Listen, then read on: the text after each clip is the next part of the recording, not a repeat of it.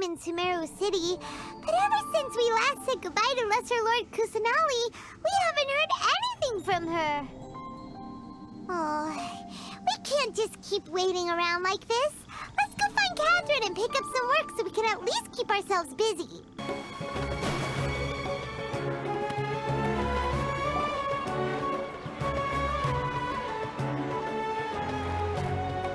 Ad Astra Avisask. We meet again, you two. Hi, Catherine. Do you have any commissions for us today? Commissions, huh? Let me think. Oh, how about this? Please attend the Academia's Academic Symposium this afternoon and recite a love poem on stage. Wait, say what now?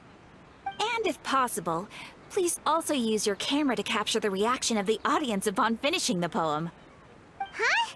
What kind of commission is that? I see. It appears that you're not interested in this commission.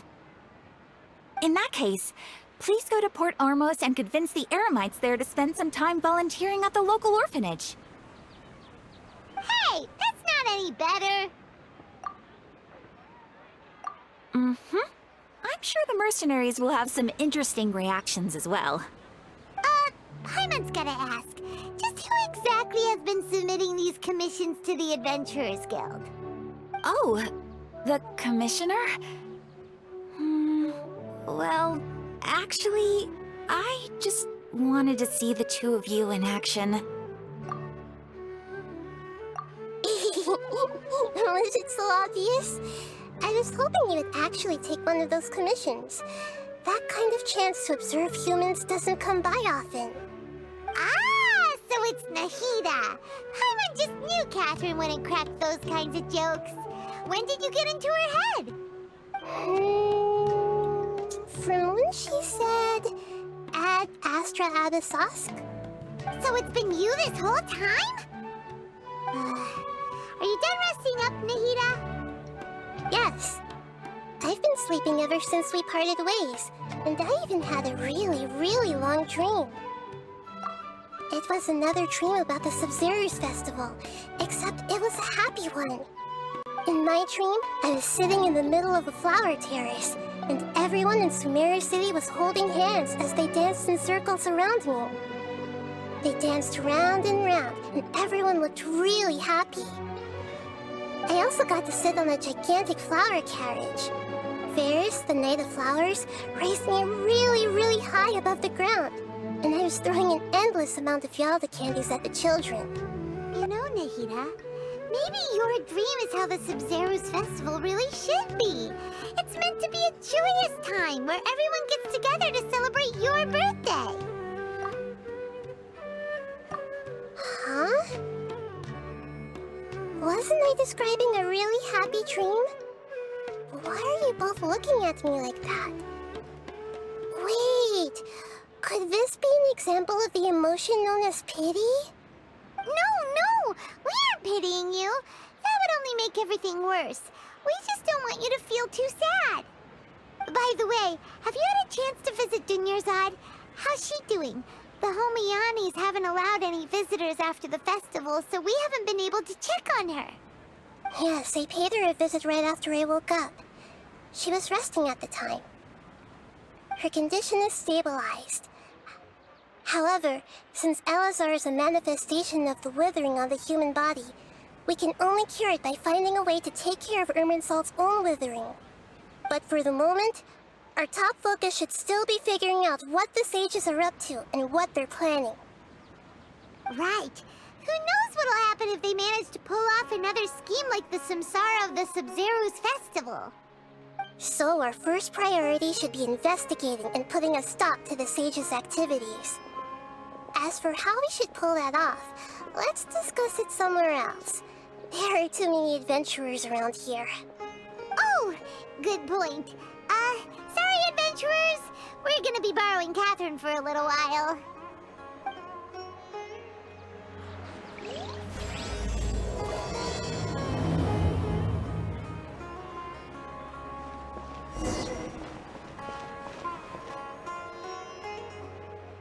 let's continue our chat here. Okay, so do you have any ideas on how we can investigate the sages, Nahida? Actually, I've already done a little bit of work on that. But for now, I want to hear your thoughts. We're in the dark as of now. Since we still don't know anything about their goals, any rash move could tip them off and lead to terrible consequences. After all, every person in Sumeru City is one of their hostages. I've already tried that, but all the key members of the Academia, even the core of 30 guards, intentionally avoid wearing their Akasha terminals. It seems that from the very beginning, they've been guarding against info leaks from the Akasha. Of course, it could also be because they're wary of me. Have you already caught the sage's attention? I'm guessing not yet, but distrusting me would make perfect sense if they've ever paid attention to the urban legends about me. In any case, I probably can't take over their minds directly. No way, that's too risky. You mean it'd be too easy to get caught? No, it's not that. We shouldn't involve innocent students in this. A single mistake could completely ruin their lives. Doing that would be ignoring the safety of my people for my own selfish goals. How is that any different from what the sages are doing? That's a good point. Spoken like the god of Sumeru. Are we really out of ideas? Nahida, you're super smart, so you already have something in mind, right? Don't keep us in suspense. Spill the beans already. According to a popular theory from the Vahumana Darshan of the Academia, rejecting impractical motions at the beginning of a planning session will give more weight to the actual proposal. Okay, but aren't you the god of wisdom? You don't have to use that kind of gimmick to make us take your ideas seriously. Well, I've been thinking that if I can't directly possess the leaders, and if I can't get ordinary people involved, then I should find someone who's already involved, but hasn't decided to side with the sages. You're saying we should recruit a spy? That does sound like it could work. Oh, before coming back, we met someone named Alhaitham. He seems like he acts alone, and he likes doing stuff behind the Academia's back. They probably aren't in cahoots. Actually, I already have someone in mind. Do you still remember that female scholar named Setaria? Setaria. Paimon remembers now. Isn't she the one who's always trailing behind the Grand Sage of the Academia? We ran into her basically every time the Sub-Zero's festival repeated itself. You could even say we're old enemies by now. Paimon still remembers the smug and mean way she always spoke to Nilu. I've always liked observing all kinds of people, and Setaria has always stood out from the crowd. She was born in the desert and was hailed as their greatest genius. Her academic gifts allowed her special admission into the Academia, and also gave her the opportunity to serve as the sage's assistant. Oh, Paimon didn't know she was from the desert. She must be pretty special then. Paimon feels like most of the desert dwellers around the city are working as mercenaries. The name Setaria means star. When she lived in the desert, she shone like the brightest star in the night sky. Later on, she was chosen by the sun. The star was given a place in the daytime sky to complement the sun's dazzling light. Soon after, the star witnessed the sun scorching the earth, which brought forth many disasters. The star began to waver. Instead of staying beside such a sun, wouldn't it be better to return and light up part of the night sky? But in the end, she couldn't give up the radiance of daytime. To cope with her shame, the star buried her guilt and closed her eyes. From the sound of it, Setaria's just hung up on the research opportunities here. But she doesn't really support the Academia. She still feels guilty about not doing more for the desert, right? She's just running away from her problems. Indeed. When they are presented with complex moral issues, many people will simply plug their ears and go with the flow until the problem can't be fixed anymore. She's suppressing a lot of guilt, but before she realized it, she had already become the sage's accomplice. She can't deny her part in their schemes anymore. Right. We must somehow make her face her problems again. That way, not only can we get useful intel from her, but she can also use it as an opportunity to redeem herself. From my past observations, Setaria will take a day off from the academia every 10 days to do some shopping in the city. Tomorrow afternoon just happens to be a shopping day for her. That'll be our chance. To prepare, let's go check out some of her favorite spots, and have a quick chat with a few of the vendors there.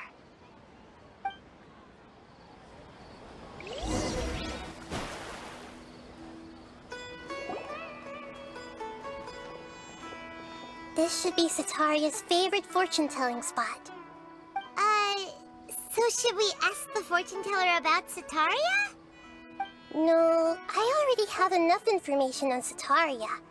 The most important thing now is for you to pay attention to the vendor's talking style and key characteristics. Talking style and key characteristics? My poor lost lambs, have you become troubled over your fates? The divine voice of wisdom often echoes between mine ears. If thou be blessed today by the gods, I may be able to show you the way. Huh? Really? Nagita, you've been whispering things to her? Shh! My friend here has some doubts regarding his future. Can we get a fortune reading for him? Of course, of course. In that case...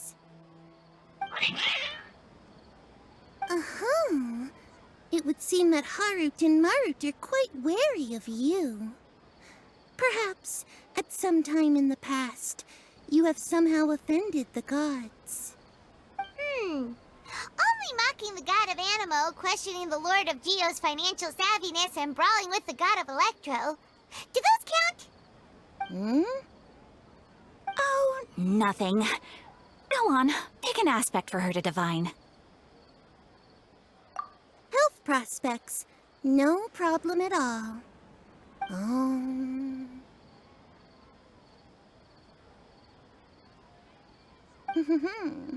The gods have spoken. The truth shall be revealed. Your life shall continue on for... many tens of thousands of years? Impossible. Harut, Marut, did you two spoil my divination? I've never read a fortune so absurd. Actually, Paimon thinks this is probably the most accurate fortune-telling you've ever done. I admit that the orientation of today's celestial matrix is, suboptimal. As such, there will be no charge. Is that so? Well, that can't be helped. If you were to bring some food offerings for Harut and Marut on your next visit, perhaps they could help you reverse the wheels of fate.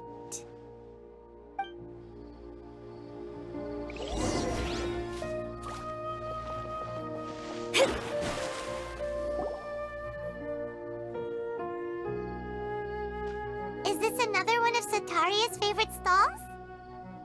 Yep, it belongs to a king. His father helped Setaria a lot when she first moved to Sumeru City, so she still comes by whenever she has time. When I start talking with him, listen carefully to the details of our conversation. Ah, dear customers! Would you like to look at some pottery?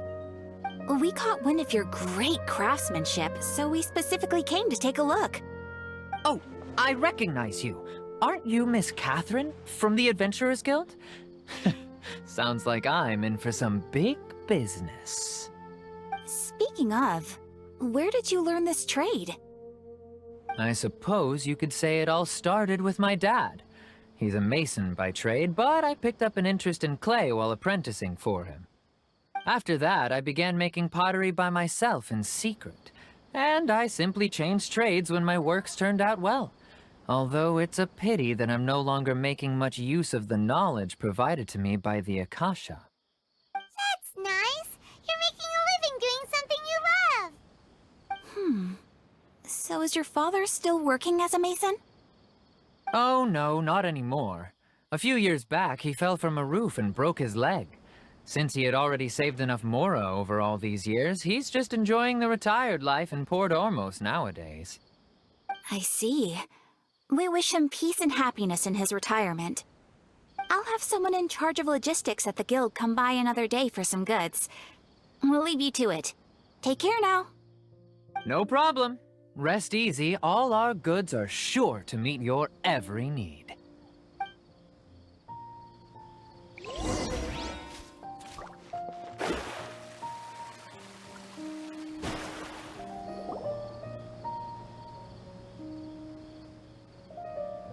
This should be our final stop. Setaria's always thinking of this restaurant when she's working at the academia, so she always comes by whenever she's out in the city. Nahida, you've really thought of everything.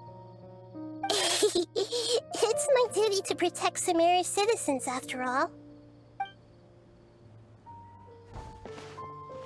Hi there. I feel like I've seen you down by the docks before. Huh? Sorry, I don't quite remember. If I recall, you were having a discussion with someone about shipbuilding at the time. Ah, that's right! I've always been really interested in feats of marine engineering. After all, I grew up in Liyue Harbor and spent my entire childhood staring at the ships going in and out of the port. I came to Sumeru to study, but failed to make it into the academia due to my lack of talent. But I'm still discussing all kinds of problems with different scholars, and I'm continuing to study and perform research from the restaurant's basement. I'm sure I'll get into the academia after their next round of exams. What an admirable spirit for learning! Amazing! Sure, but you'll find hardworking people wherever you go. So this restaurant has a basement as well? Huh. First I've heard of it. That's right. It's not usually open to patrons. Most of the time, employees use it for breaks or to hold private events. I see. Guess that makes sense. Well, good luck with your studies, Miss Chishan. Thank you so much. As long as I can make it into the academia as an official student, I'll be happy.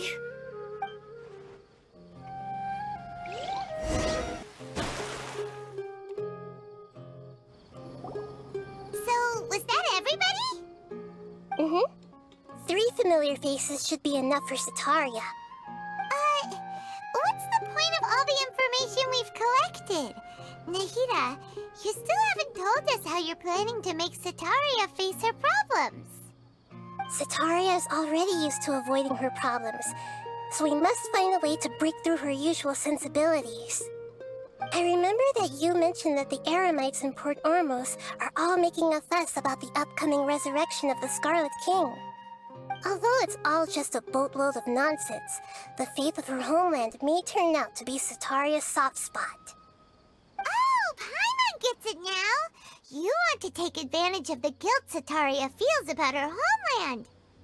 Although she knows she should return home to help the people of the desert, all she's done is conspire with the sages.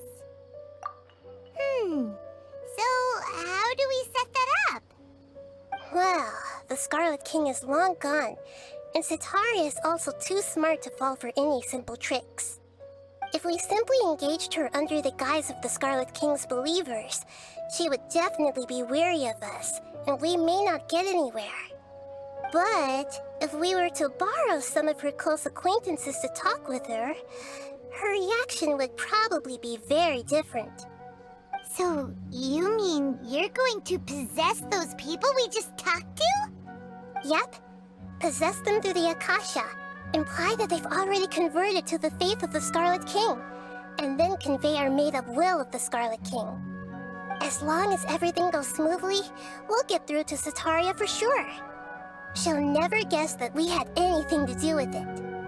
Ah, so that's how you're going to use all the info we collected on these people. It's so that you won't slip up and break form. Possessing them will only work if you can manage to pass off as them. Exactly. So, best of luck with impersonating them. Huh? Best of luck? But we don't know how to possess anyone. That's no problem at all. I'll just share all their senses with you once I've possessed them. As long as you're also wearing an Akasha terminal, the effect will basically be as if you've possessed them yourself. Huh.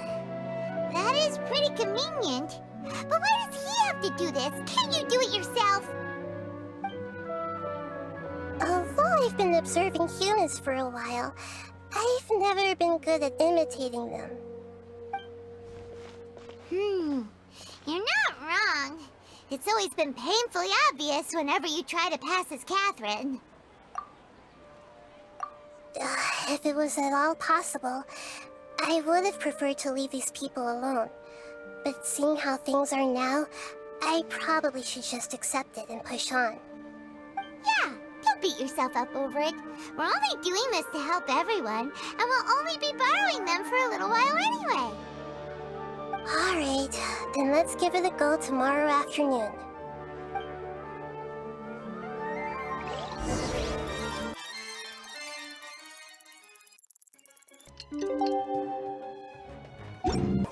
Astrologers must rid themselves of material desires.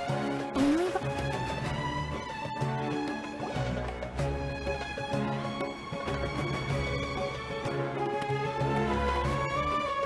Oh, here she comes. Satari is here. Let's quietly follow her. Once she starts talking to her acquaintances, we'll find a safe spot to begin possessing them. As for how we'll sway her to our side, I'll leave that to you. I trust you'll know what to say. Paimon's starting to feel kinda nervous. Okay, let's go. Looks like they've already started talking. Let's find a hiding spot and get started.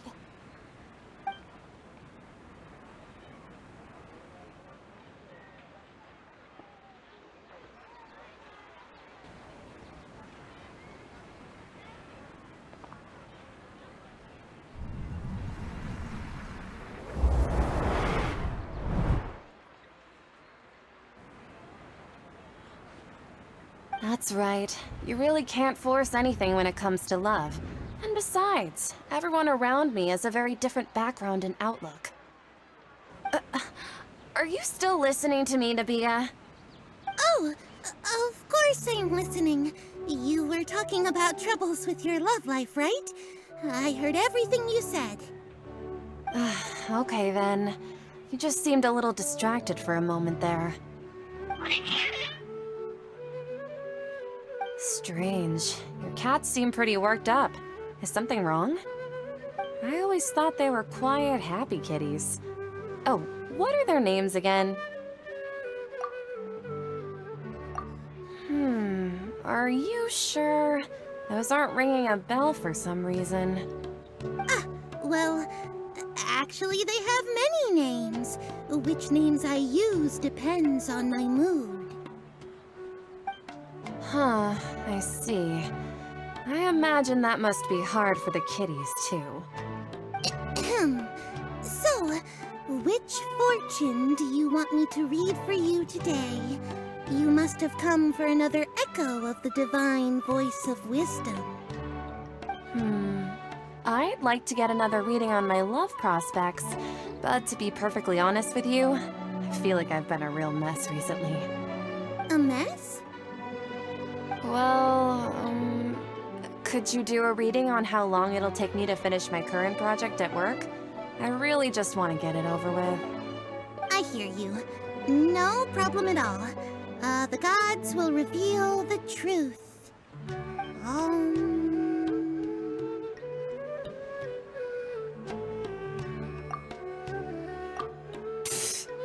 Sorry, your new laugh is just so hilarious. I couldn't help it. Oh, please pay no mind to those kinds of details. The gods are asking. Sitaria, why haven't you gone home? Why haven't I gone home? Do the gods really know everything I've been thinking about? Sitaria, why don't you just go home?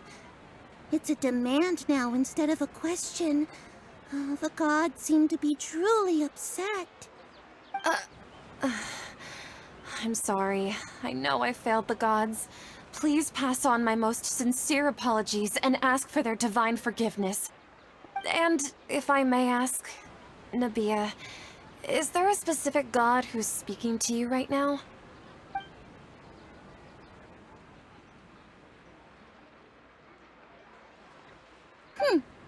What an inconsiderate and naive question. The god who is speaking to me is, of course, the wisest and mightiest of all, the Scarlet King. The Scarlet King? No wonder he would make such a demand of me. Oh, wait a second. The Scarlet King passed away a long time ago. Even though news of the Scarlet King's resurrection has been spreading like wildfire, it's all just a misinformation campaign from the academia. How can the Scarlet King still exist in real life? What insolence! I am the Scarlet King's most loyal believer. Do you wish to refute his voice of wisdom? Oh, no. As a child of the desert, I am only reveling in his power upon learning that his divine glory has touched even this city. I will think very carefully about his demand of me. I'm sorry. I must go now. Wait!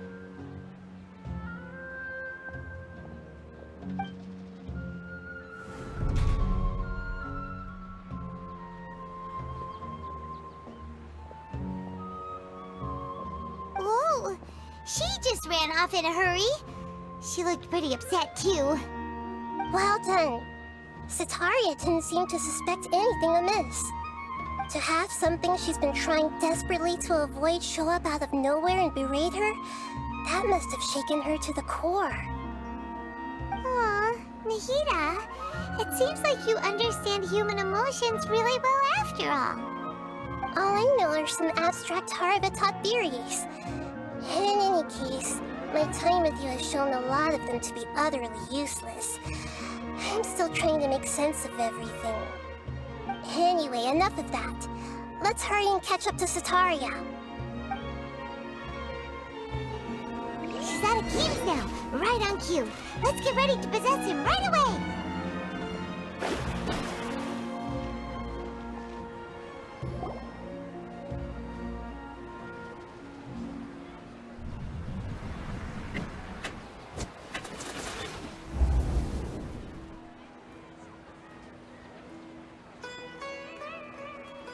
It's okay. I just got caught up in something. Oh, actually, didn't you ask me to help you look for work? What kind of work were you looking for again? Gardening? But don't you hate everything to do with plants? I still remember getting mad at you for secretly throwing away the bonsai that I gave you as a present. You see, a friend told me that the secret to self-improvement is to work on things you're not so good at. Fair enough. I didn't think that was something you would consider. Speaking of, how's he doing? Is he feeling any better? Oh, that's good to hear. I've been thinking a lot about him. If I could get some more time off, I'd love to pay him a visit. Actually, while we're talking about him, is he still living in Port Ormos? Yeah, he's been retired there for a while. If you could find the time, please write him a letter. Please pass on that recently, faith in the Scarlet King has taken root in Port Ormos and has begun to spread across Sumeru. He has a quick temper and has always been a devout follower of the Genshin Archon. I don't want him to get into a fight with those Scarlet King believers because of a difference in beliefs. Oh? So who are you siding with in all of this? The Academia or the Scarlet King? I'm so jealous of you. You were born a child of the desert, yet you chose to betray the Scarlet King, and now you spend all your time with those crooks from the Academia. Akeem, you don't mean you've also become a believer of the Scarlet King? What's so strange about becoming a believer of the wise Scarlet King? In fact, aren't you the strange one? The one who still can't pick a side? Can't pick a side? Me? Whoa! Paimon had no idea you'd be so good at this! You really zeroed in on the issue and put it right in front of her. It might feel a bit overwhelming for Setaria. But once everything is over, I'll be sure to pay her a visit to her mind and explain everything. Anyway, let's keep going.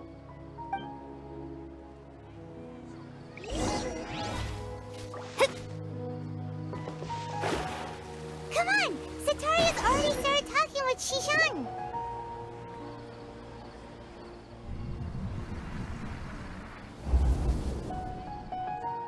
So, Shishan, have you noticed anything weird in the city lately? Like, as if someone was trying to preach to you about something? Oh, right. Speaking of strange things, I celebrated the Sub-Zerus festival so many times that I lost count. That was really weird. Wait, how could you be aware of that? That should be impossible. Nothing in the report indicated anything like that. Are you still failing to realize that the Academia's lowly tricks could never deceive all of Sumeru's citizens? Shishan, don't tell me that you've converted to the Scarlet King as well! What an absurd question. You make it sound like I should be ashamed for becoming a believer of the Scarlet King. In reality, shouldn't you be the one who is ashamed? You, who works side by side with the Academia, and treated people as nothing more than experimental subjects? Please, please stop! Even now, Setaria's still trying to run from her problems. She can no longer justify everything to herself. Hey, she's trying to talk to the guards! What should we do? This is the most important part of all. Quick, get ready. Mercenary, you're a member of the Corps of 30, correct? Please help me pass a message to the Matcha right away. The situation in the city is getting out of control. Please, try to remain calm, miss. Tell me what's happening in the city. Heretics are infiltrating the city, and they've already converted many residents to their side. Heretics? What kind of heresy are you talking about? The Scarlet King! Many people I know have suddenly started believing in him, but he's long dead. It's impossible. Miss Setaria, nothing is impossible. You know my name? The Scarlet King is immortal, and all who defy him will one day pay the price. You must face the truth, Setaria. You tread a treacherous path, and the longer you ignore it, the tighter the Academia's grasp on you will become, and the deeper you will be ensnared. Child of the Scarlet King, never forget that the desert that belongs to you lies elsewhere. What's so strange about becoming a believer of the wise Scarlet King? In fact, aren't you the strange one? The one who still can't pick a side? What an absurd question. You make it sound like I should be ashamed for becoming a believer of the Scarlet King. Setaria, why haven't you gone home?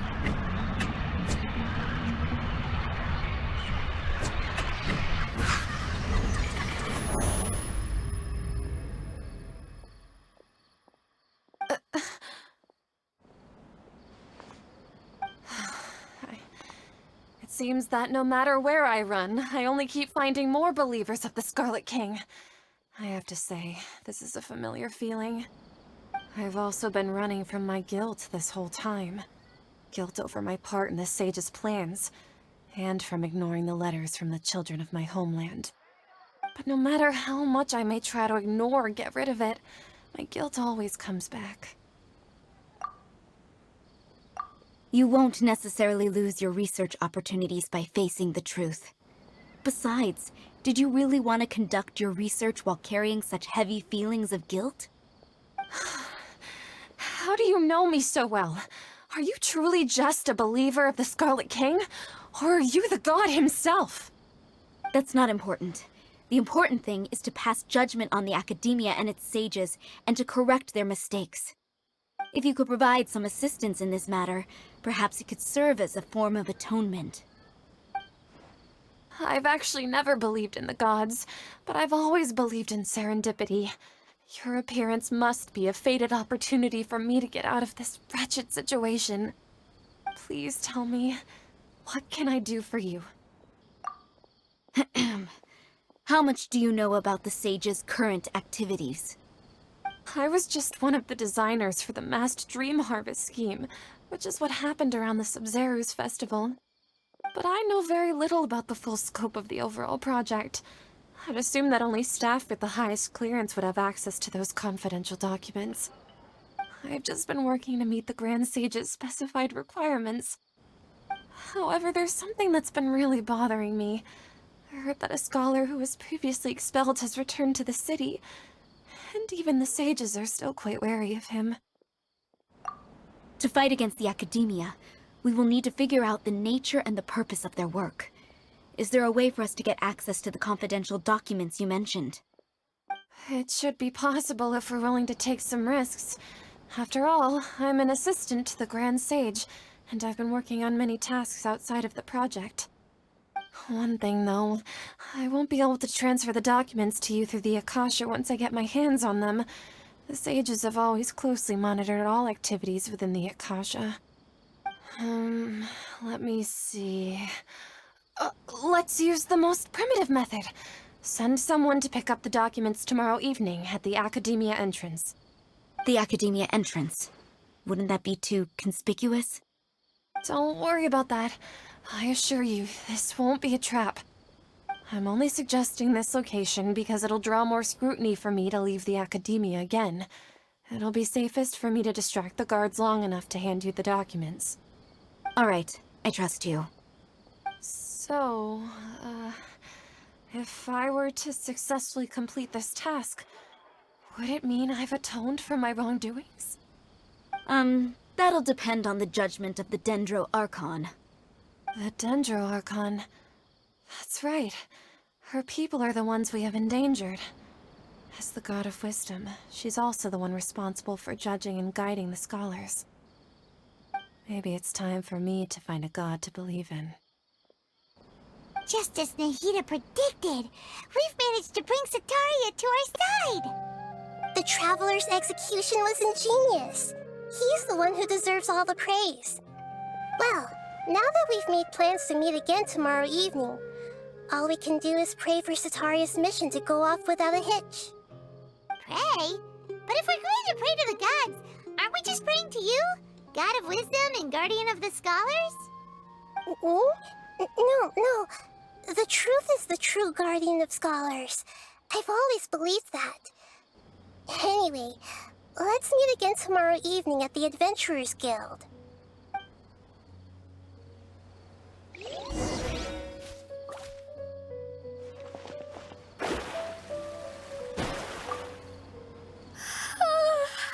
I seem to have dozed off just now.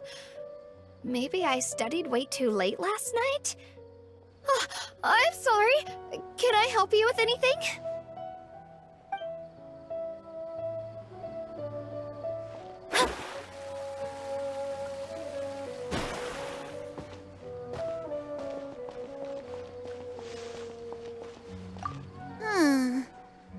What's gotten into Haru and Marut? They seem terrified of me all of a sudden.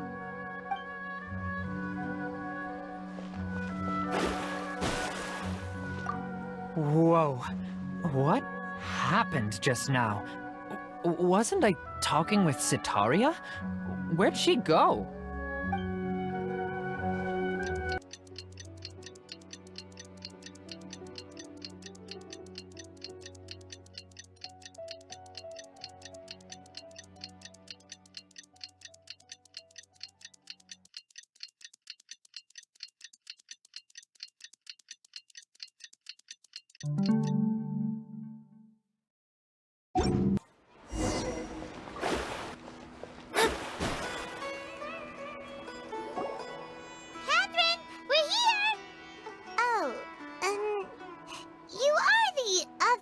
Catherine, right? That's right. I suppose I'm the other Catherine in your mind. Shh! We're on a secret mission tonight, so we need to protect Catherine's identity. Yep, Paimon's right. We cannot fully rule out the chance that the meetup tonight is just a trap. If something were to happen, my existence may be the only trump card we'll be able to play. After all, the Academia should still be unable to confirm the existence of my consciousness in the outside world. Yep, exactly, just what Paimon was thinking. Anyway, enough about that. Let's just make sure to be on our guard. Off? What do you feel is off? It's the middle of the night. Of course it's quiet. You're not getting paranoid, are you? No, I think he's right. It really is a lot quieter than usual. If you look around, there seems to be fewer people on the streets. I'm not sure if this is the case for the entire city, though. Huh. Maybe it's just a coincidence. Maybe Setaria figured out a way to not only distract the guards, but also to get everyone to go to sleep early, just so we can exchange the documents in peace. I also can't quite figure out why things feel a little off. But now that we're here, let's go ahead and meet her as we planned. Well, regardless, as long as you're here with us, Paimon feels a little safer.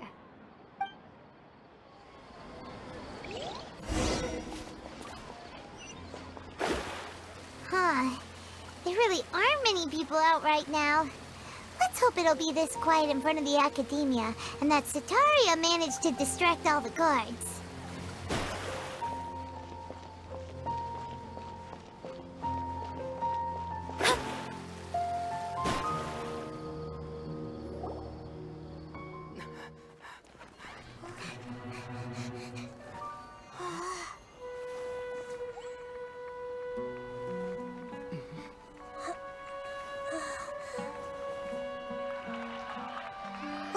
What are all these people doing here at this hour of the night? Ah, the triumphant hero returns at last. And to a rather spectacular welcome, even if I do say so myself. You're the outcast, expelled from the Academia. Indeed I am. Although these days they tend to call me the Doctor.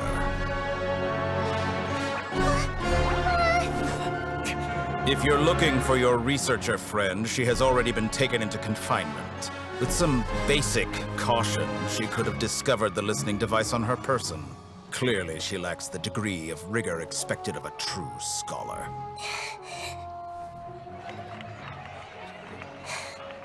The people of Sumeru City. What have you done to them? I simply made some minor adjustments to their Akasha terminals. Now they can deposit information directly into the subconscious. As you can see, all these lovely people now believe this traveler is a hero who has just saved the world. My experiment is a success. And now it seems they can no longer hold back their sheer adoration. Oh no! What should we do? These are all just regular people! Leave now. You need to get out of here. But that guy's a Fatui Harbinger! We can't just leave you here! Nor can I abandon the people of Sumeru.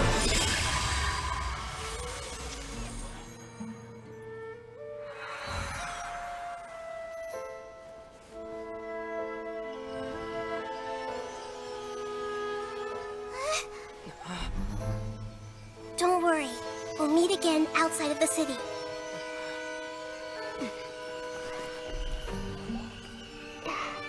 I see. You appear to have overridden their mental faculties with your own consciousness. To possess such a powerful mind, you must be the god of wisdom.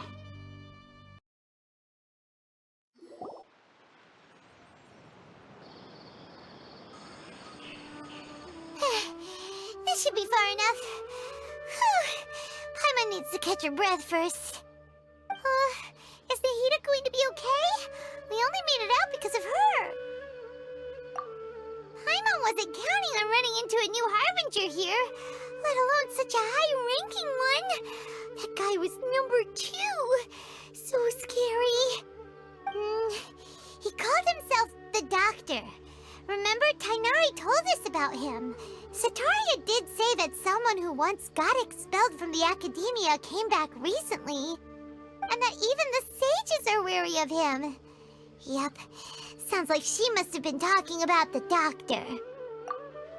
Yeah, now that the Doctor's in the picture, we're no longer just dealing with the Academia. They're in cahoots with the Fatui. But what are the Fatui after this time? Another Gnosis? Yeah, things would be a lot easier with Nahida's help. Nahida said we'll meet again outside of the city. But we can't just keep waiting around, right? You mean... Oh, right! Wasn't he invited by the sages to work on some project when we were staying with him in the Avidia Forest? That has to be the same project! Even though he turned it down at the time, he might still know something. There's no time to lose. Let's go to Gandharvaville.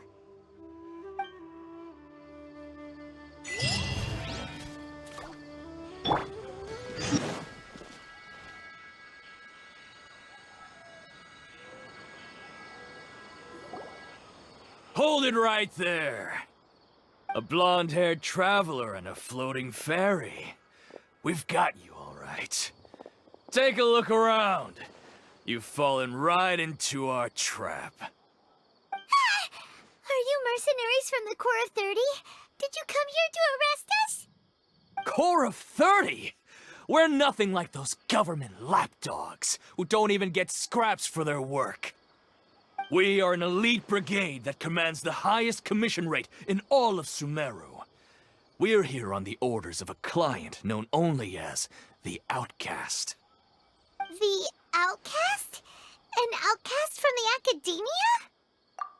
But why wouldn't the Doctor just send the Fatui after us? Still wasting time on idle chit-chat. We'll shut you up soon enough. Get them! You're up, Traveler! Following orders. Gather new punching bag. Right here. Emerge. Right now. One with nature. The wind knows new punching. It isn't over yet! Here comes reinforcements!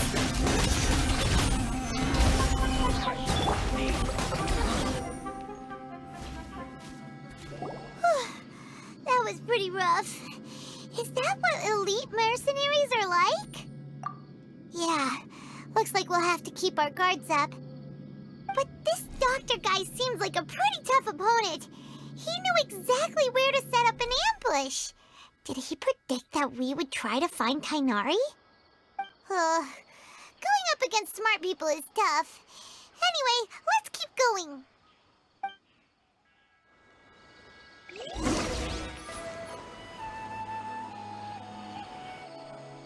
Oh, it's the Traveler and Paimon. What are you two doing back here? Kale, it's nice to see you again. Are you doing all right? To be honest, I'm not doing too well. My Elazar has been progressing at a faster rate lately. I'm finding it harder to complete more intricate tasks. As a result, Master Tainari is taking me off the patrol schedule. He will only allow me to stay here and coordinate other people's tasks. Oh, Kale.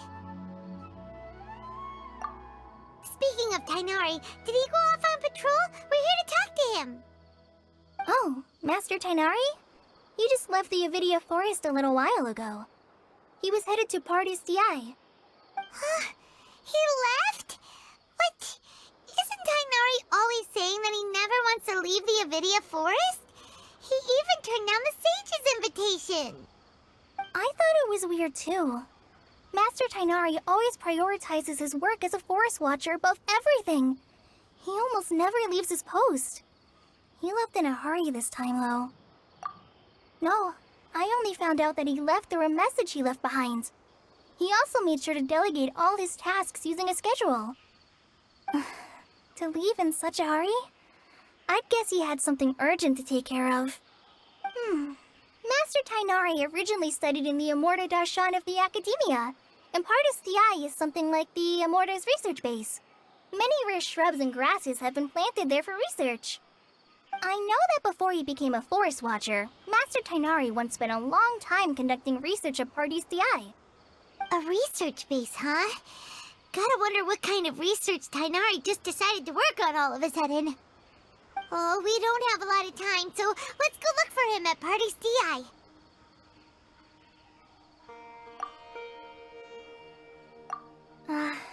Don't worry, I'm fine. I'm used to living with Elazar by now. If you run into Master Tainari, please send him my regards. Got it. Will do. See you later, Kale.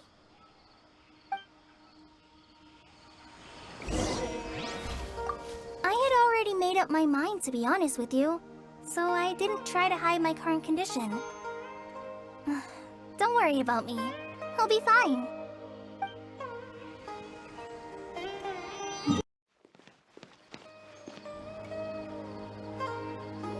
Wait! Look who it is!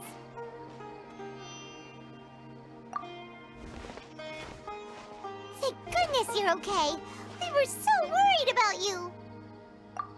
Hey! This was supposed to be a touching reunion, but you're ruining the moment! Actually, it's very smart of the Traveler to be wary of me right now. After all, the Doctor has shown that his technology can apparently even control human minds. Plus, it's not like you could have known what happened after we split up and I was facing the Doctor by myself. Even a pool of stagnant water after a torrential storm can occasionally pass as a patch of sky. Paimon feels like only the real Nagita could come up with such an obscure analogy. Huh? But I wasn't trying to win your trust or anything. All I wanted was to clarify my point. Well, we understand that point now. Please, Nahida, tell us more about what happened. Are those poor people all right? When you left, I was still in the middle of restoring everyone's minds. Thankfully, when the Doctor mentioned depositing information into the subconscious, he didn't mean engraving information into their minds. Instead, he did something closer to creating hallucinations. That was still within my power to fix. Luckily, I managed to finish my restorations and mind jump away from him just as he was about to capture me. Whew. What a relief. The Doctor sure pulled out some hidden cards, but good thing we had Nahida with us. I wouldn't be relieved just yet. I gave away my true identity when I restored everyone's minds, which means we've lost another one of our trump cards. Also, the Doctor is already an expert at modifying Akasha terminals. Maybe it's only a matter of time until he captures my consciousness inside the Akasha. Would that mean you'd no longer be able to jump between minds? Then how do we stop him? He's still at the Academia, so it's possible he already started messing with the Akasha. Ugh, it feels like he's toying with us. What a nasty piece of work. Plus, the Doctor's combat ability alone is apparently enough to make him worthy of being number 2 of the Fatui. We shouldn't give up hope just yet.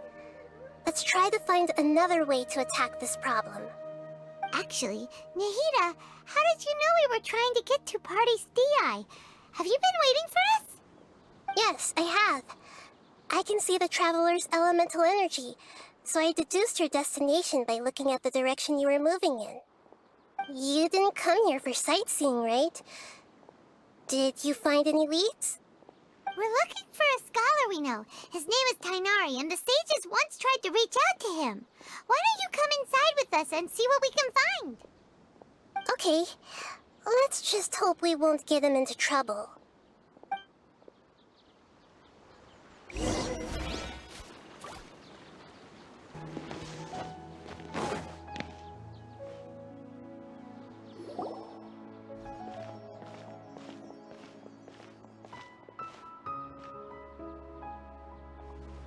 traveler?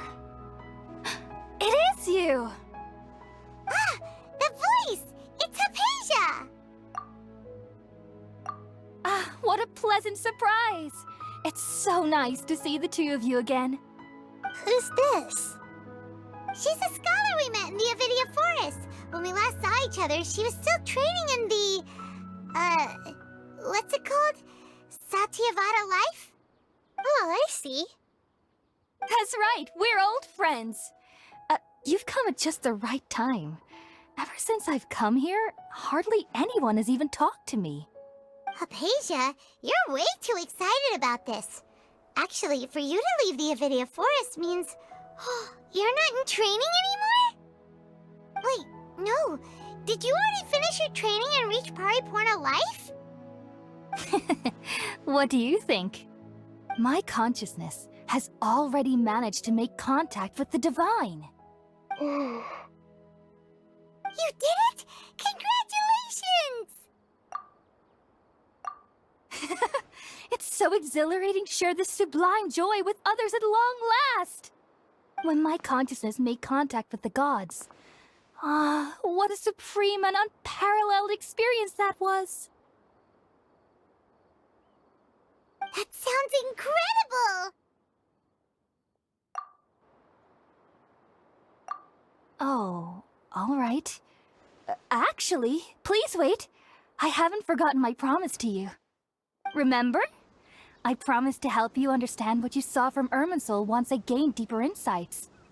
My current self has not only gained true insight, but I can even help you establish a direct connection to the consciousness of the divine. You can do that? I've never heard of anything like that, but if you want to give it a try, I'll do my best to protect your consciousness during the process. Hold on. I brought some spirit borneal with me. This is still a crucial part of the ceremony. We're using that incense again? All right now. Hold my hand. I'll help you establish a pathway to connect your consciousness. Okay. Ready?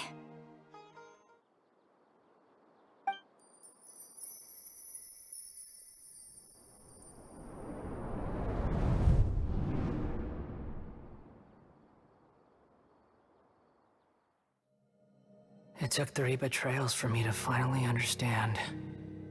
The world is just an elaborate tapestry of lies.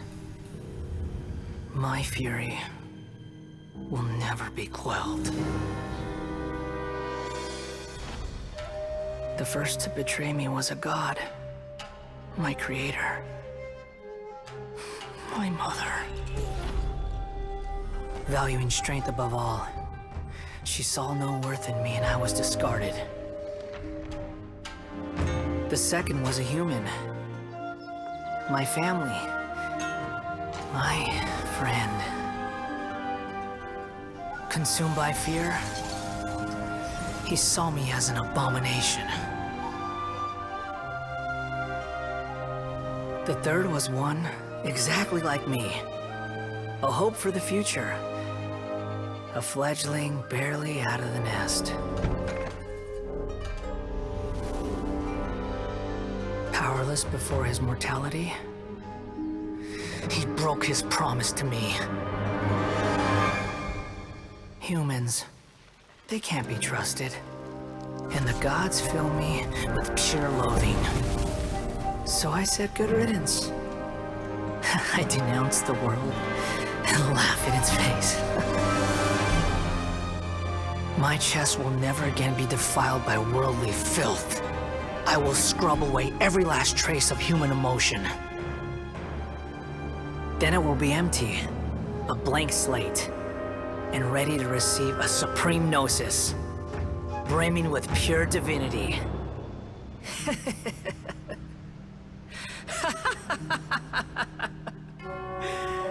There is no need to fear. The pain will be brief. Your era is coming to an end.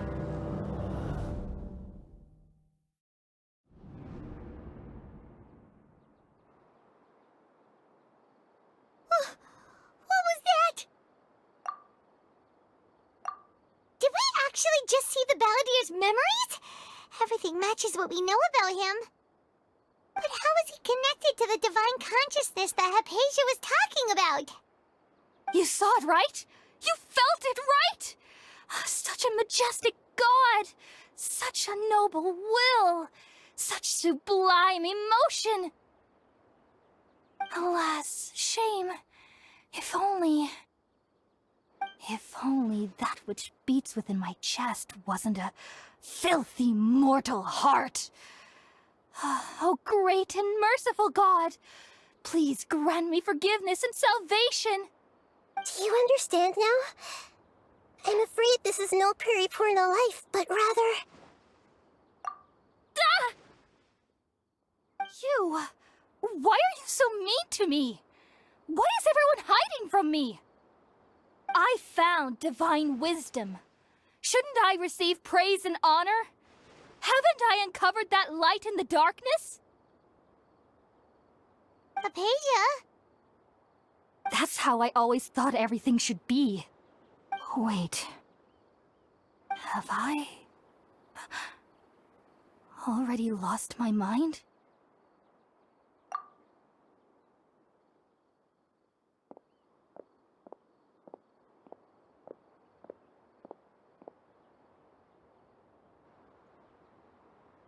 Wait, something isn't right!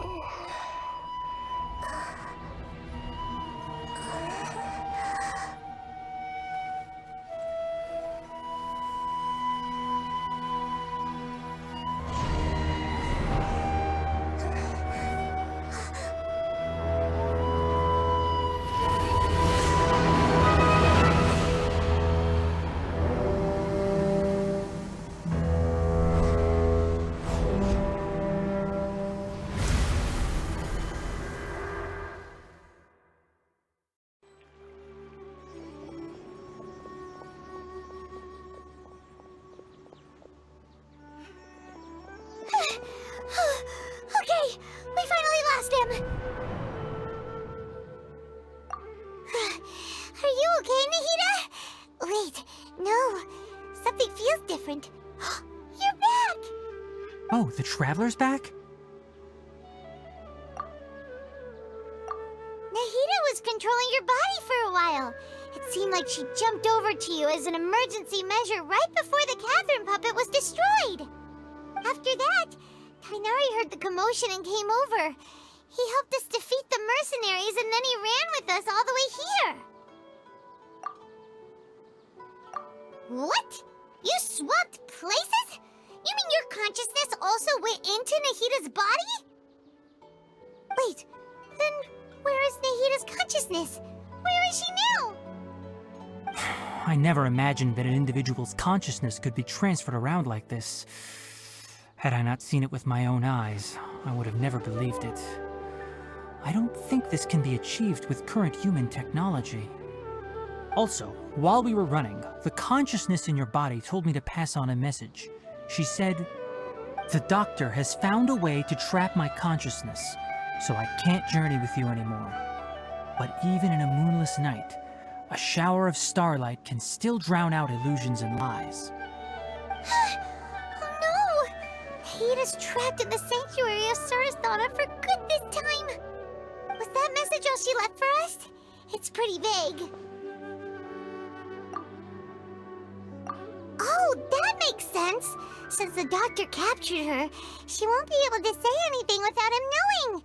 She's being extra careful. Even in a moonless night, a shower of starlight can still drown out illusions and lies. Huh. Paimon knows the moon illusions and lies are from the alchemical divination at the Sub-Zero's festival. Didn't Nahida use a starlight analogy before? It had something to do with Sataria.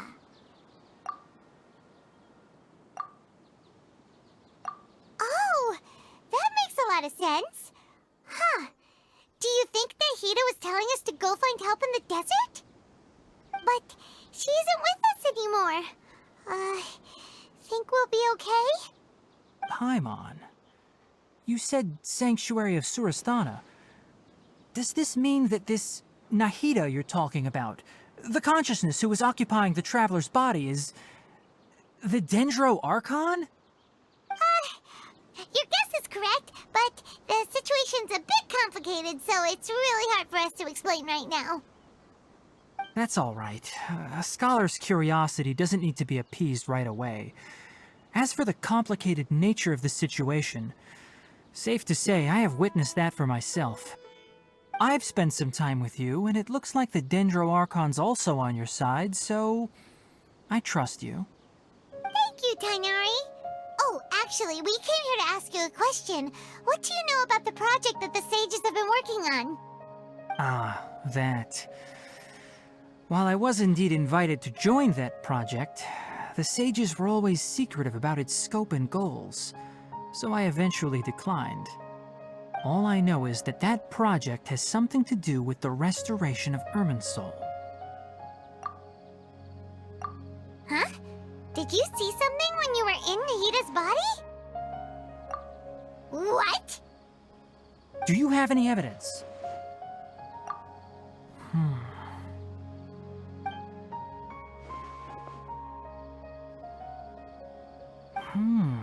So that's what happened. That explains why Hypatia's symptoms were different from those of the other scholars who went mad. It's because she made contact with the consciousness of a new god who is still in the process of being born. Tainari, did you leave the Avidia Forest because of Hypatia? I did.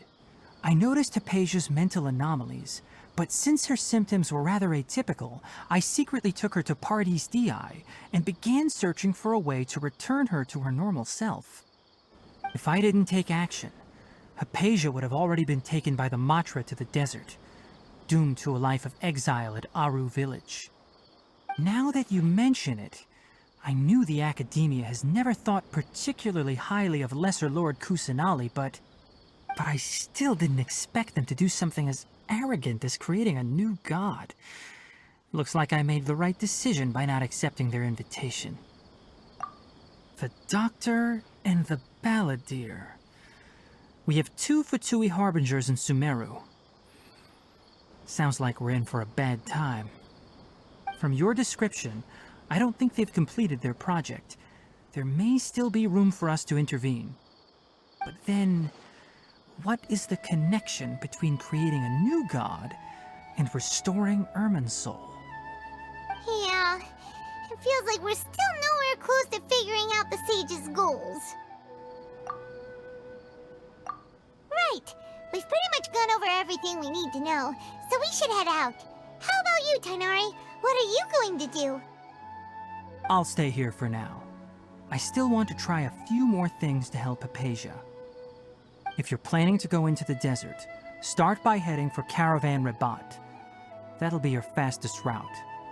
Come find me here if there's anything else I can do to help.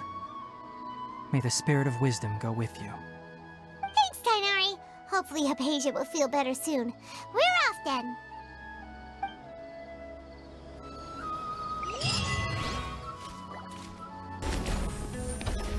Because things are so they are such.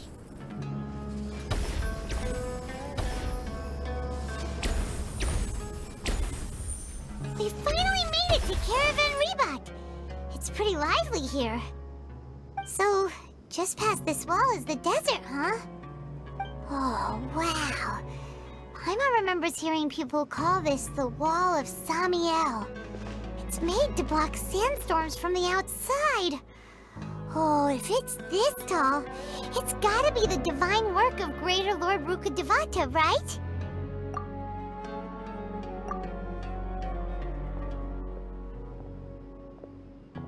Enough gawking. Come on, follow me. Huh? Over here.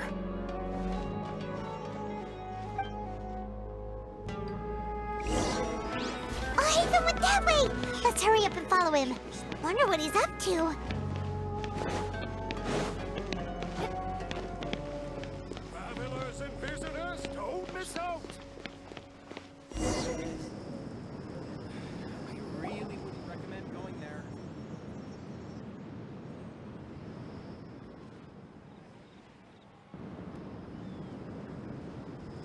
What the... Where did he go?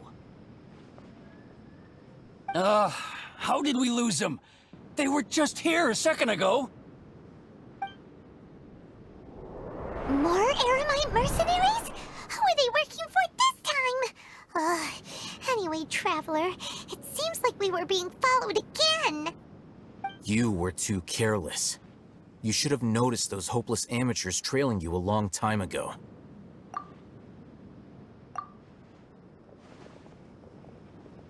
There's no need to thank me. I've never cared to keep track of personal favors. All I did was correct a mistake I happened to come across. It's a habit I developed at the academia. You really gave Paimon a scare, Hatham. We never thought we'd run into you here. Last time we met at Port Ormos, didn't you say you were going back to the academia? Wait, don't tell Paimon that you're here to take us back on their orders. Oh, so you've already landed yourselves on the academia's hit list. I can't say that I didn't expect it. However, had I wished to turn you over to the academia, don't you think you'd already be the Eremites' honored guests by now? Oh, right. You do have a point. I have no interest in running errands for that project. As a scholar, I've always belonged to the camp that promotes researcher autonomy. And these days, you're more fascinating than anything the sages can offer. Not quite. To tell you the truth, I'm still investigating the Divine Knowledge Capsule. Unfortunately, I've run into some difficulties. Everyone says the capsule originated in the desert and was eventually moved to Port Ormos. If I am to get to the bottom of this, I must understand how the capsule first came to be. Which brings me back to you, and why you're so interesting. The leader of Ainul Ahmar used the Divine Knowledge Capsule right in front of you, and upon seeing him, your expression became perplexed, and you were lost in thought for quite some time. To have that kind of reaction, I think you must have realized something. Are you interested at all in sharing what you've been hiding from me? Hatham, you really have a ridiculous eye for detail. What kind of person even notices or remembers stuff like that? So that's your answer. Well, I do work for the academia after all. So considering that, it is indeed wise to keep your cards close to your chest. But that does prove you do have some undisclosed information about the Divine Knowledge Capsule. Am I right? No matter. Rather than simply learning the answers from you, I'd still prefer to investigate on my own. Speaking of, you two are also headed to the desert? That's right! We have the same plan as you! But we don't really have any concrete goals at the moment. Then I'd suggest starting with Aru Village. It's the largest settlement in the desert, so it'll probably have more resources and intel than anywhere else. Well, would you like to head there together? It's always better to travel with someone you know. Let's go!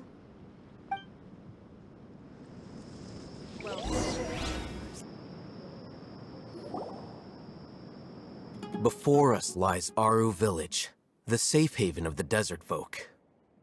Whoa, this landscape is really something else. What a cool place! Let's go check it out!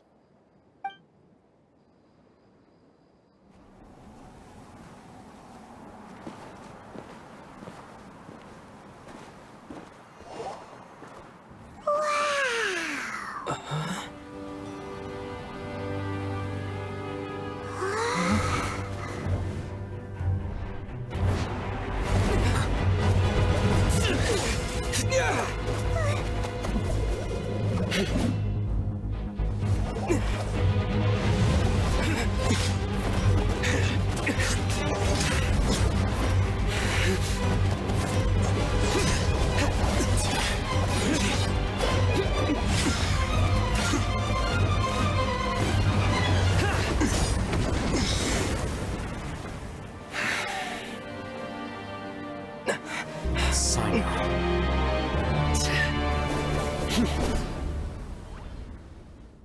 Unless my memory fails me, we have barely spoken 2 words to each other before now at the Academia. Would you care to enlighten me as to when and how I invited the General Mahamatra's wrath? Oh, Hatham. Do not think you can escape my judgment, just because you managed to escape my attack. Judgment? So that's how you'd characterize your actions here, is it? Or would elimination perhaps be a more accurate description? Had I used my full strength, not even this traveler would have been able to stop me. Though styled like an assassination, I sought only to ensure that my target would be unable to flee or resist. Standard practice for the Matra, as well you know. Seemed to me more like your own personal touch. Who is that, Alhaitham? Did you call him General Mahamatra? Yes. General Mahamatra Sino, head of all the Matra at the Academia. He's a formidable hunter, and the ultimate nightmare for any who have committed academic crimes. You seem to have placed a lot of trust in Alhaitham, to the point of blocking an attack for him. If I were you, I'd never choose to side with him. I wouldn't believe a single word that comes out of his mouth. I have been pursuing this scribe for a long time. I urge you, stand back and do not seek to defend him any longer. Otherwise, there will be consequences. Has Alhaitham done something wrong? Paimon doesn't think he's as bad as you've made him out to be. I won't waste my breath explaining things. Alhaitham, I saw it during our fight. Take it out. The divine knowledge capsule you're hiding on your person. Unless you want me to retrieve it for myself. Very perceptive of you. Nothing escapes a Matra's senses. Wait, the divine knowledge capsule? Didn't it fall into the Matra's hands in Port Ormos? No wonder you speak with such confidence, Sino. But I must admit, I'm very curious. What does this capsule mean to you? And why, as General Mahamatra of the Academia, are you all alone in the desert? As far as I'm aware, the other Matra have been speculating about your disappearance. Have you been given a mission that's, let's say, morally dubious? If I was the real target of your mission, what was stopping you from simply using your authority and resources to judge me within the walls of the Academia? I should have known you'd be difficult to deal with. You two? Ugh! What you would do, Traveler? Paimon feels like we can't trust either of them! Ahem. Well, look at you two, acting all tough and self-righteous over there. Wait, Dia?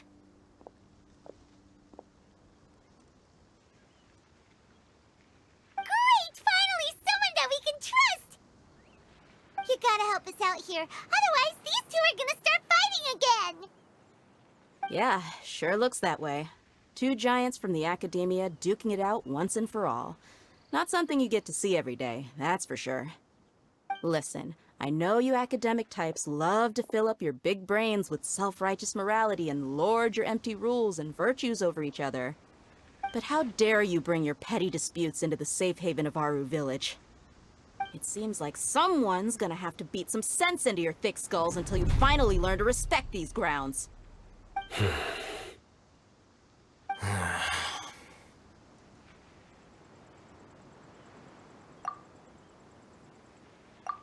Hey, did either of you hear a word I just said?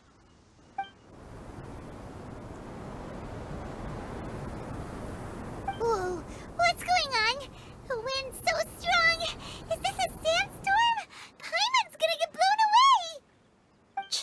Another sandstorm? What's up with these recently? Hey! All of you, over here, quickly! We have to take cover! Someone's calling for us! Oh, this wind is too strong! Let's get over there! That sounded like Candace. come on, you two. Jeez, are all of you academia folks such hard work? Move it! All right, stop yelling.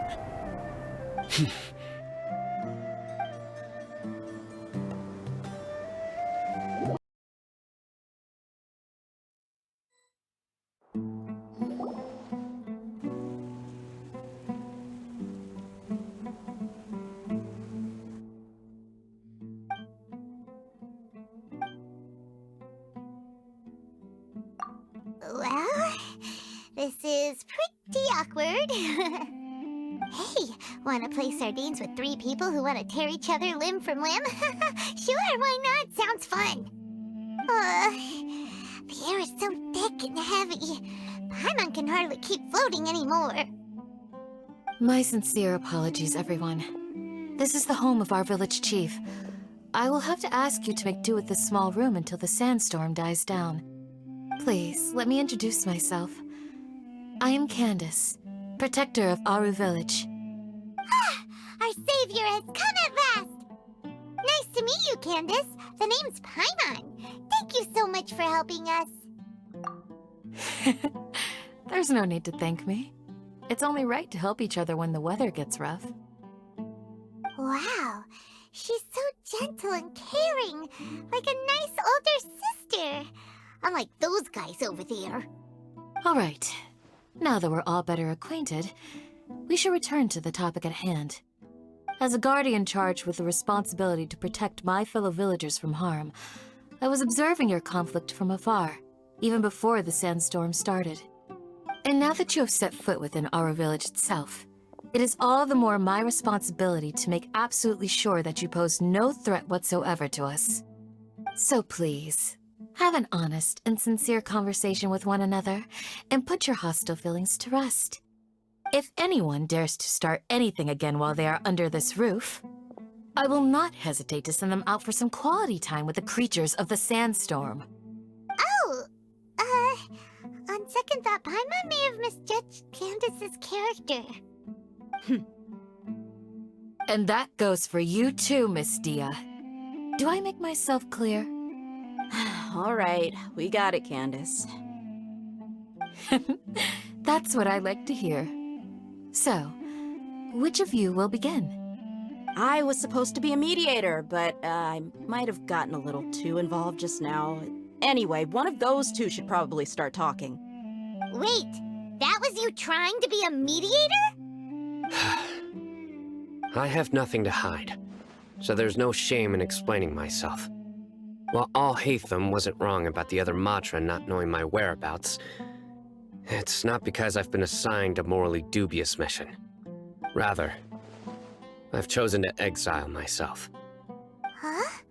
Exile? A little while ago, I discovered that there was data missing in the Academia's project planning and development files.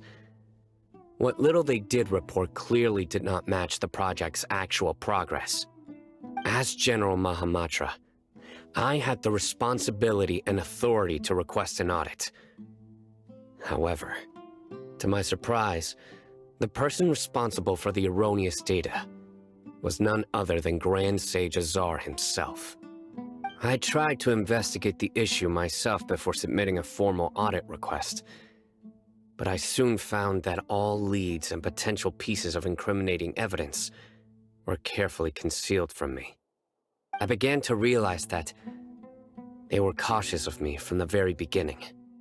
Unsurprisingly, the Grand Sage rejected my audit request as soon as the submission reached his desk. He even said to me, "The power of the General Mahamatra is granted by the sages. You have no right to judge us." So they really are up to no good. I realized then that to the Grand Sage, the Matra are nothing more than tools for the sages to assert and maintain their control over knowledge. The vows that we took, the principles that we strive to uphold, they are meaningless to the academia of today. I believed it would be wise to flee the academia before the sages had a chance to take action against me. This way, they can no longer see nor predict my actions. I will never give up on this investigation, There's no need for someone else to give me power or authority. Once I find the truth, I will administer judgment by my own name. Sino seems to have the same goal as us. We're all investigating the sages. Plus, now that he's no longer the General Mahamatra, he somehow feels a lot less scary. Well, Sino, if that's your story, then why did you see Alhaitham as a target? When I was investigating the matter in the academia, I overheard a conversation between Alhaitham and a sage. The sages asked you to investigate a blonde-haired traveler. Do you dispute this, Alhaitham? What? Like many parts of the project, this assignment was undocumented. Now throw in your suspicious behavior with the Divine Knowledge Capsule, and I think we deserve an explanation. Yes. I was indeed tasked with investigating the Traveler. After all, the promised reward was so great that hardly any scholar could have refused. The sage told me, once you've completed this assignment, I can give you a glimpse of divine knowledge. A most enticing offer. Unfortunately, those academics don't know me at all. Their words contained one key piece of information, namely that divine knowledge indeed exists. That gave me all I needed to know. From my perspective, the sages are far from trustworthy. Think about it. Isn't it a little strange they're so willing to share divine knowledge with anyone, even as a reward? So, I began my own investigation following the lead of the Divine Knowledge Capsule. In the end, I realized my wisdom in committing to this rather than collaborating with the sages. Had I been less guarded, I probably would have ended up like that Ainul Ahmar mercenary, incapable of remaining sane for long enough to hold a conversation. You mean that the sages originally planned to dispose of you, using one of those capsules that drive people insane? I'd already given up on the assignment by then. I only told the academia I was waiting in Port Ormos for you to appear so they wouldn't suspect anything. So it came as quite a surprise when I encountered my erstwhile target while investigating the Divine Knowledge Capsule. Criminals do love to talk about coincidences. Even though I ran into the Traveler by chance, I had no intention of providing assistance to the academia. Also, you should remember, you were the ones who decided to follow me and strike up a conversation after I left that tavern. That's true. Alhaitham helped us out at Caravan Rebat as well. Maybe he's telling the truth. I'm willing to apologize, if that's worth anything to you. I took the Divine Knowledge Capsule behind your back because I judged its existence to be a significant risk. I felt that it would be best for no one to interact with it before it had been properly studied. After all, curiosity often proves to be the most dangerous thing in this land. You should be well aware, Scribe Alhaitham, that curiosity can also lead you to danger and suspicion. Answer me this. Did the sages share any information about their project with you? Have I not made myself clear? You and I are both distrusted by the academia. Do you really think they would tell me anything? Fine. Although you haven't completely proven your innocence, I won't regard you as an enemy, for now. As you wish. Good. I'm glad to see you two clearing up your misunderstandings. And now you, Dia. I believe it's your turn. Oh, sorry. Whatever the boys were talking about must have been so boring that I spaced out. My situation is pretty straightforward. My employer, Dunyarzad of the Homayani family, is friends with the Traveler and is currently recovering from her illness at home. I had nothing going on, so I decided to return to Aru village for a visit. I was actually looking forward to a pretty exciting time getting back together with everyone here. But then I saw these two random guys in the middle of a pointless argument. It ticked me off, and things went downhill from there. Is that all? Well, I will admit that definitely sounds like your style. In that case, Welcome back, dear. That's more like it. I missed you all so much, Candace. Whoa! What was that sound? No need to worry. Now that you're no longer at each other's throats, please make yourselves at home. I'll take a quick trip outside to clear out some of those creatures in the sandstorm. Creatures? In the sandstorm? Are you sure you don't want some backup? Fighting in a sandstorm is not for the faint-hearted. Anyone without extensive training in these conditions is at a disadvantage. You needn't worry. Yeah, just leave him to Candace. Don't worry, she's as tough as they come.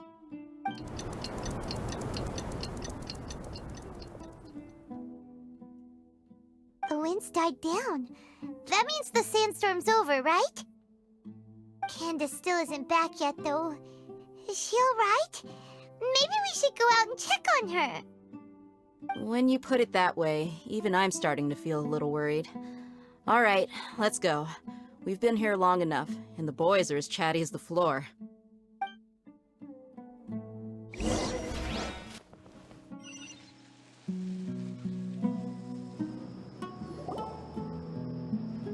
Whoa! Candace, you're still fighting? You've been out here dealing with these creatures the entire time? Yes. They just keep coming in waves. I've lost count of how many I've defeated. Before I realized it, even the sandstorm had stopped. Ah! Here comes another wave! Leave this round to us. I got interrupted earlier, but now I have something to take my anger out on. It's been quite a while since I've seen the Flame Mane in action. I'll leave these to you then. I'll be sure to put on a good show. Let's go! Stabilize! Emerge, right here. The wind knows me. Here comes another wave! When are they ever gonna let up?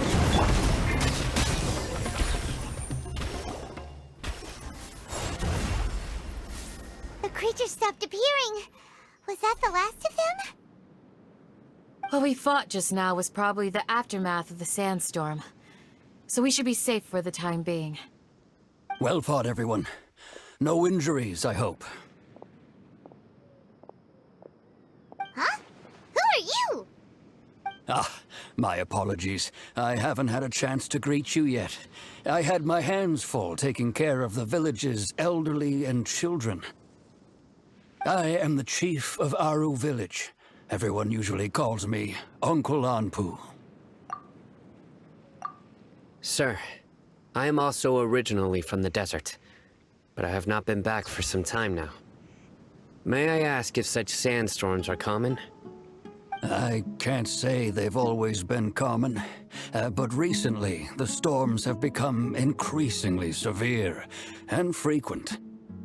Besides sandstorms, we also occasionally get earthquakes. According to an investigator who stayed in the village a while ago, these unusual natural phenomena are related to the withering of Irminsul. Another effect of Irminsul's withering. So, Irminsul's withering causes withering zones in the forest, and sandstorms and earthquakes here in the desert?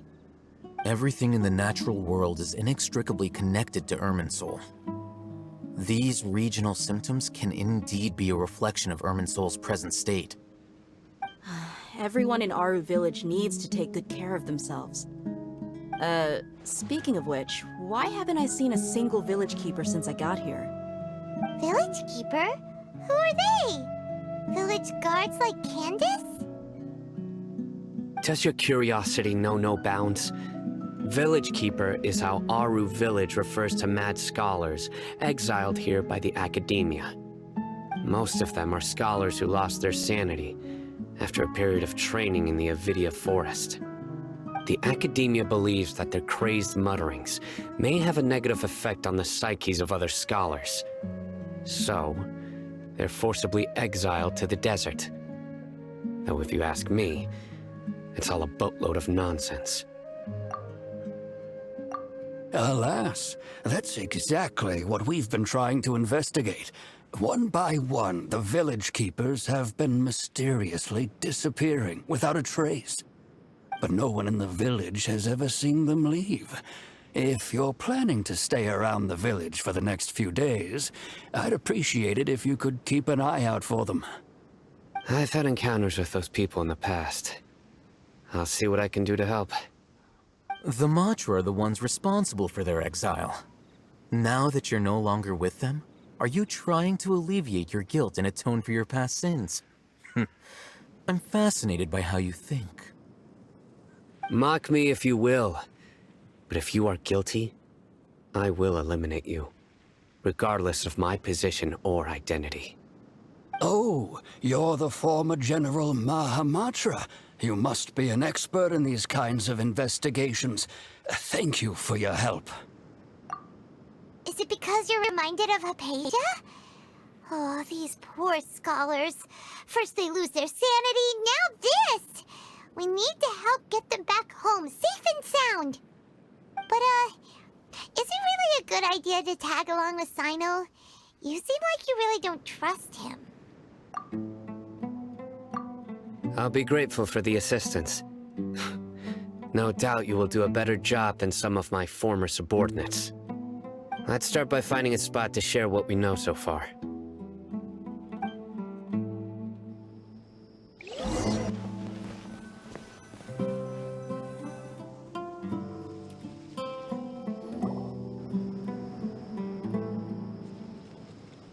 Although I've sent myself into exile, I'm still doing essentially the same things as before. Do you still have any questions for me before we start our investigation? One of my former subordinates told me that this title has its origins in a strange incident. The Academia has long exiled mad scholars to Aru Village. A mysterious phenomenon exists here. When mad scholars first arrive, they are as incoherent and deranged as before. But after spending some time here, they invariably begin to calm down. Initially, the people of Aru Village greatly resented having to take in the mad scholars. But a strange incident one night changed that. Aru Village was struck by the strongest earthquake in living memory. Seeing buildings on the verge of collapse all around him, the then chief of the village was preparing to take everyone to safety. Suddenly, he noticed a mad scholar crouching in a corner, caressing the ground with his hands. A soft, green light radiated from him, like a divine glow against the backdrop of night. Despite the powerful tremors that ripped through the ground that night, all the houses remained upright, almost as if they had grown roots reaching deep into the ground. In the end, not a single building collapsed, and no one was hurt. After that, the people of Aru Village treated the mad scholars with greater kindness, and began to refer to them as the village keepers. A soft green light? A mad scholar protecting Aru Village? What do you make of it, Traveler? Paimon thinks so too.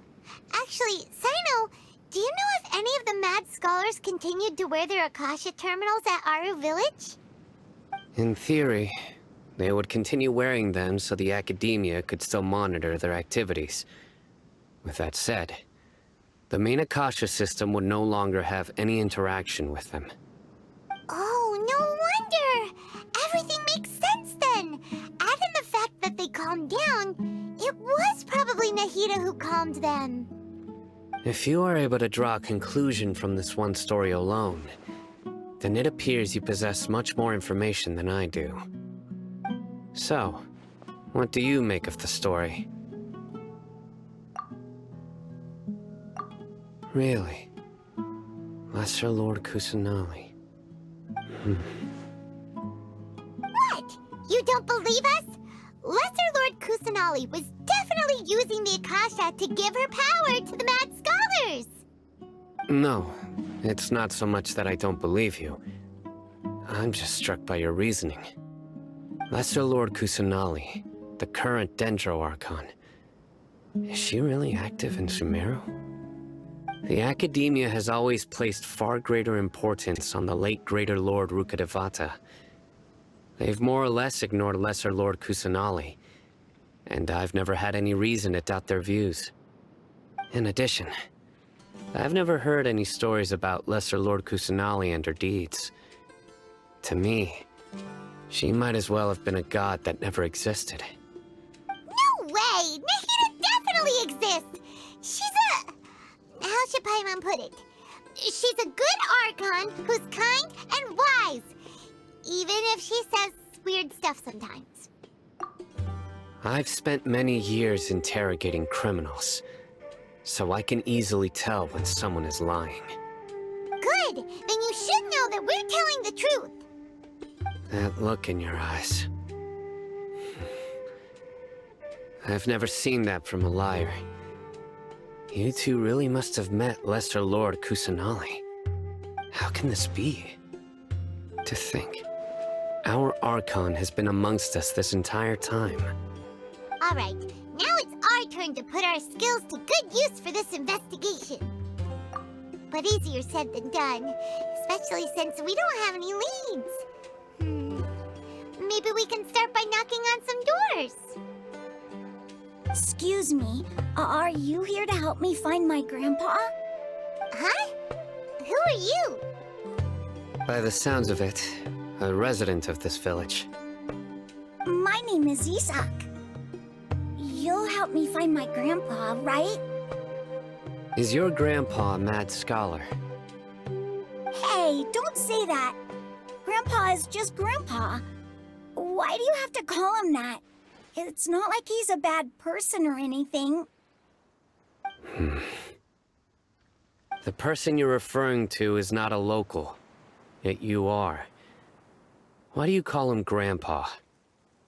Grandpa is just Grandpa. He's my family. I heard everything you said to the village chief. Please, you gotta take me with you. I want to find my grandpa. I swear I'll help. I won't be a nuisance. Ah, so you're the one who was eavesdropping on us around the village chief's house. I was planning to go out and take care of whoever it was, but I had a vague feeling that they didn't harbor any ill intent. Whoa. Hatham wasn't kidding about Matra having sharp senses. Sino, he's just a kid. All he wants is to find his grandpa. Let's find a way to help him. Sorry. I was only listening in because I wanted to know where Grandpa went. Honest. If you don't believe me, you can ask Miss Candace. All right. But first, let's confirm the facts with Candace.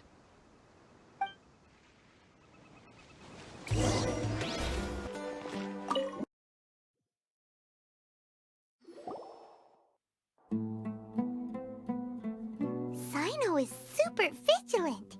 Is this what all the Matra are like? Ah, you're back already. We just wanted to confirm something with you. Do you know a boy by the name of Isak? I had a feeling he'd go looking for you. Huh? You knew this would happen? Yes. Although he tried his best to stay hidden, I still noticed him eavesdropping outside the window. He really wants to get his grandfather back. Isak's parents were both Aramite mercenaries who rarely returned to the village after finding employment in the city. He was raised by his grandfather. Unfortunately, it was only a few years before his grandpa passed away.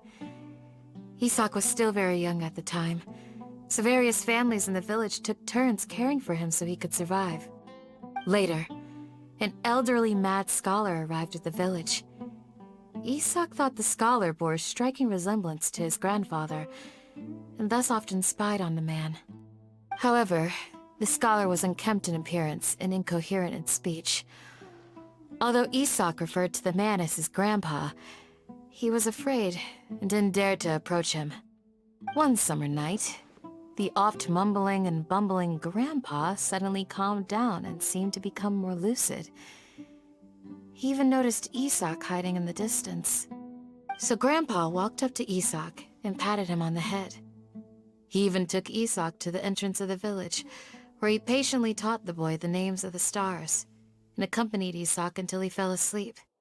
The next morning, Isak woke up and wanted to go find his grandpa again, only to realize his grandpa no longer recognized him. However, even so, Grandpa retained his calm expression. It's said that those who saw the scholar claimed he no longer appeared to be crazy, but appeared to be living in his own world, almost as if he were sleepwalking. Isak was thrilled that his grandpa was able to find peace, and would follow him all the time, asking him things like, "Grandpa, want me to take you somewhere fun?" Or, "Grandpa, could you tell me stories about the stars again?" All this somehow just makes Paimon feel really sad. It seems like they both deserve so much better. Perhaps. Nearly everyone who lives in the desert has some form of hardship or regret. But even so, we must still continue on with our lives. It's also my reason for fighting. I must continue to protect this land.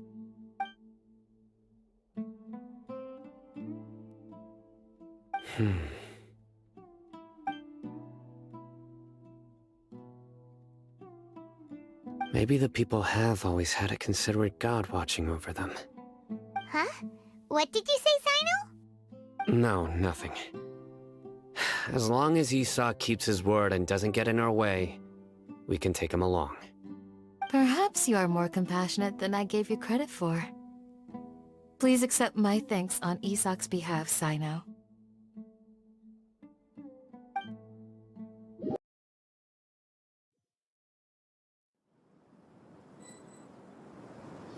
Hey, Isak! Oh, it's you guys! We've cleared everything up. Let's go find your grandpa. Really? Wow! Thank you so much! Yeah! Alright. Let's ask the local residents some questions first.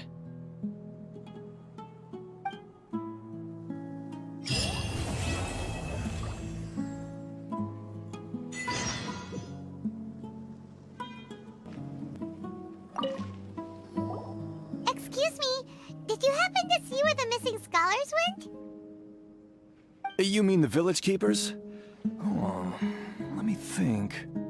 When I was eating dinner the other day, I saw one of them by the side of the road, muttering away and eating mushrooms and tree roots. They shouldn't go around eating that kind of stuff. Okay. Did you notice anything else? Anything else? No, I think that's all I have to tell you. Sorry.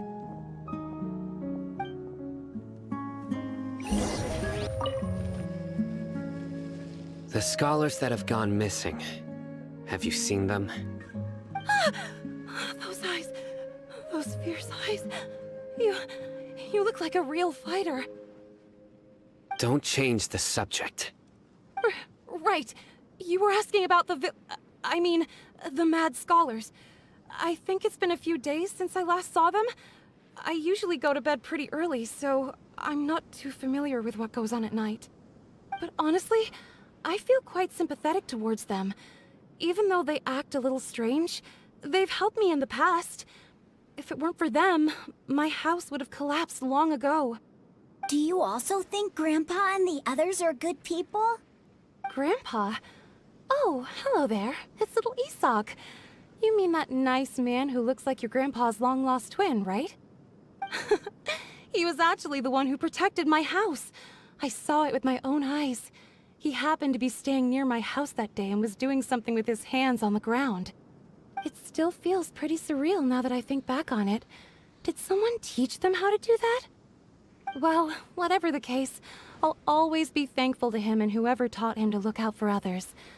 I'm pretty sure that if I ever went mad, I wouldn't be able to do anything like that. Gotcha! Thank you!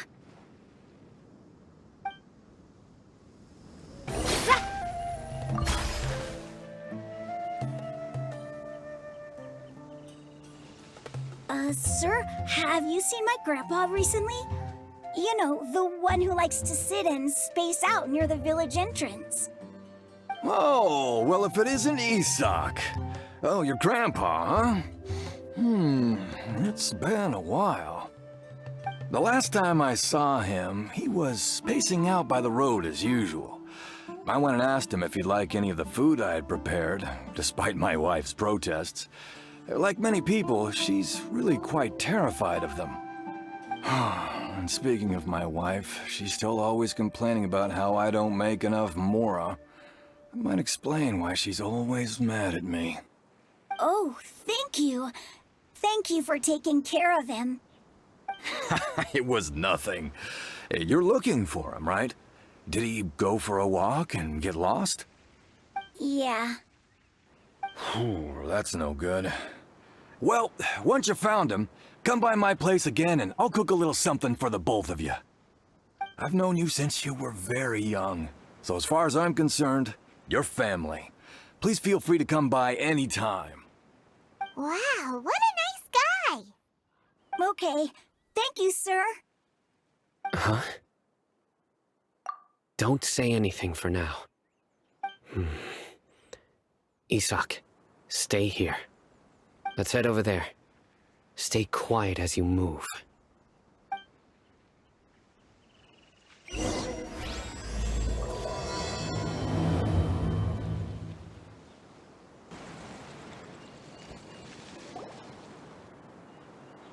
Listen, see if you can make out what they're saying. Have you heard? The mighty Scarlet King, the sovereign of our faith, will soon return to this world. Yes, of course I have. The Scarlet King is the one and only true ruler of this land. I've never believed in any other gods.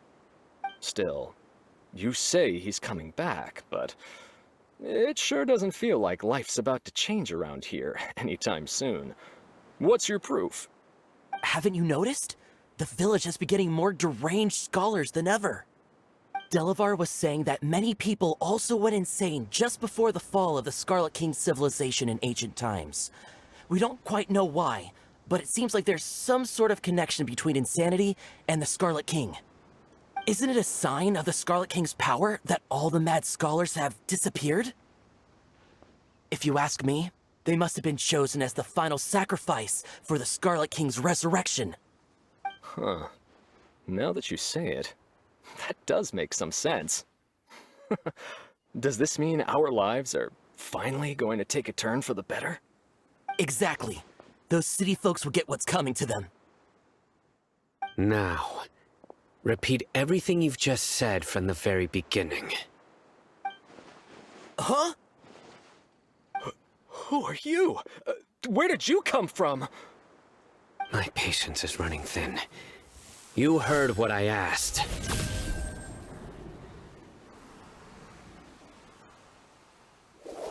Yeah, bro, this guy's something else.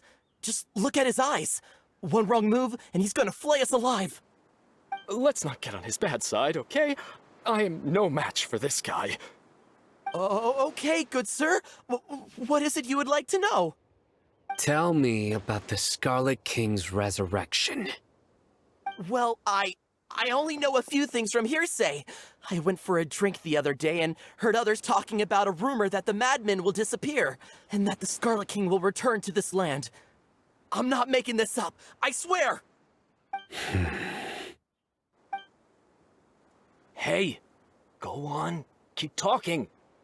It's true. It's all true, sir. We desert folk have had more than enough of those people at the academia. They keep sending us all their mad scholars and won't let us have a good life. Would you want to live like this if you were in our place? The radicals were even more thrilled than me when they heard the news. We're all praying for the Scarlet King's speedy return. Delavar also said that once the Scarlet King returns to our side, it's only a matter of time before we conquer the land on the other side of the wall. They're all willing to serve under the Scarlet King and fight for a share of the glory. Is that so? Seems like he still wants to know more. Keep talking. Got it. At first, I told myself it was just the drink talking, but then all the mad scholars vanished without a trace, just as the rumors said. Please don't beat me up just for mentioning these rumors. If I'm guilty, then everyone else around here is also guilty. I'm just saying what the others said. The people here really like the Scarlet King, but dislike the Dendro Archon. Where is this radical person you talked about? I haven't run into him over the past few days, so he probably hasn't been around the village. What about you, man? Have you seen him at all?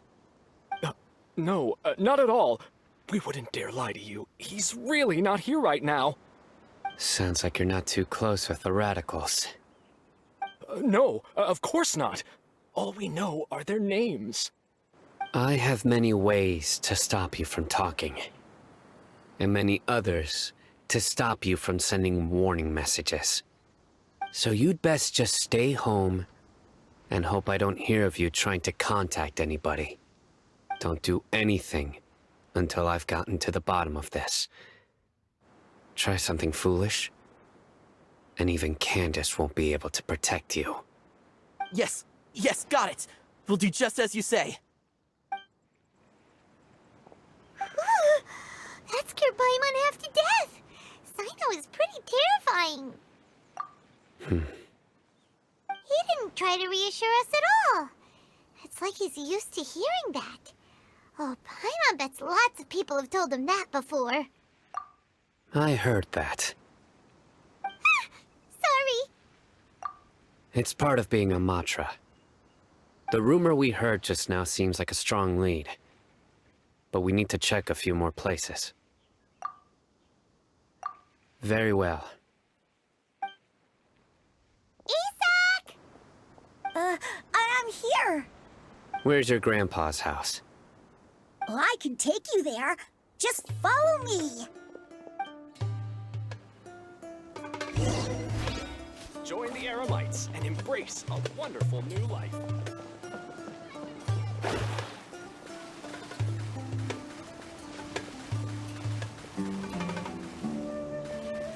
Grandpa?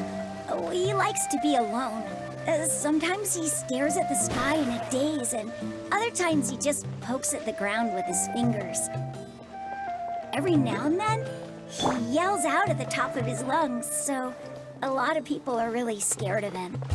But he's a good person, really. I know he is. I swear, he's just like my real grandpa.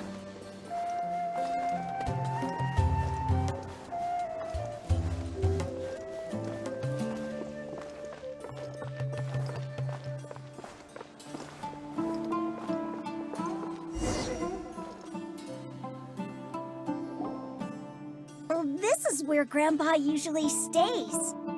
There sure isn't much here.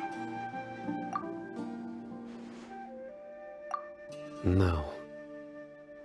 Incense? Please don't say it's the same one as before. But are you okay? Are you getting dizzy or need to lie down? There's a scent that you can sense, but I can't.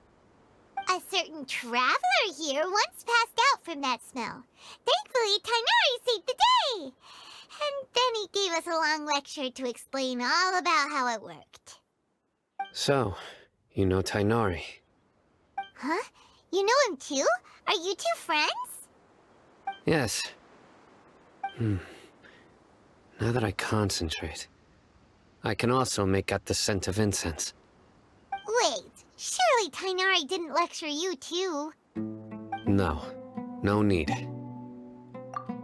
Did you first encounter this scent at Tainari's house?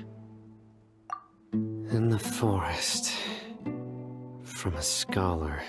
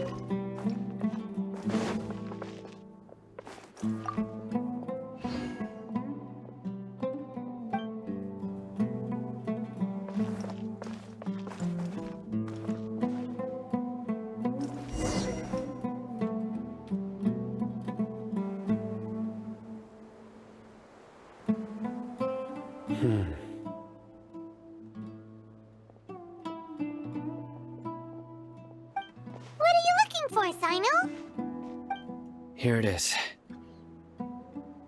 Take a look right here. Paimon doesn't see anything. Although the traces have been completely buried in the sand, there are footprints here. From the size and shape, they belong to an adult male. This pattern is a common one from this area. Local shoes. This was probably someone from the village. The scent is quite faint, but still extant. The footprints head in the direction of the door. But who would come looking for Grandpa? He doesn't have any friends. We'd have to ask whoever lured him away with the incense. Huh? So you can lure someone away with just a scent? Hey! What's wrong with liking good food? Everyone's got something they love in life. Exactly. Most scholars are fond of incense, since the smell supposedly helps them clear their minds and discover new knowledge.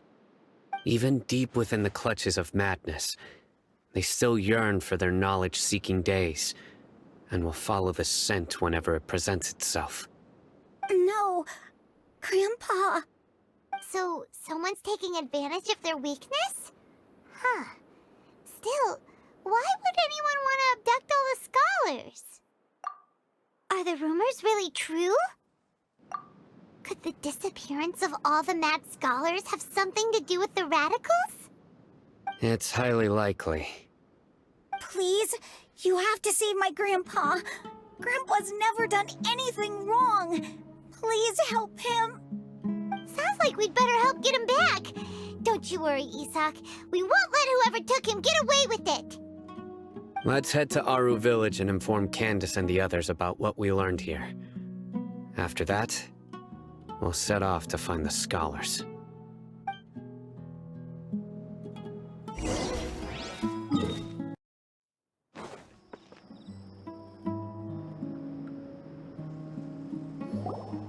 Right. The darker fabric definitely looks a lot better. That'd be my choice, too. We're back, Candace! We've got a lot to tell you. Ah, welcome back. Sounds like everyone's friends already. Oh, Dia's here too! You bet. So, everything goes smoothly? Reasonably. Alhaitham didn't go with you? We haven't seen him at all. Huh. I saw him around the village entrance earlier and figured he was investigating with you. I guess he must have gone off on his own. Did you find out anything useful?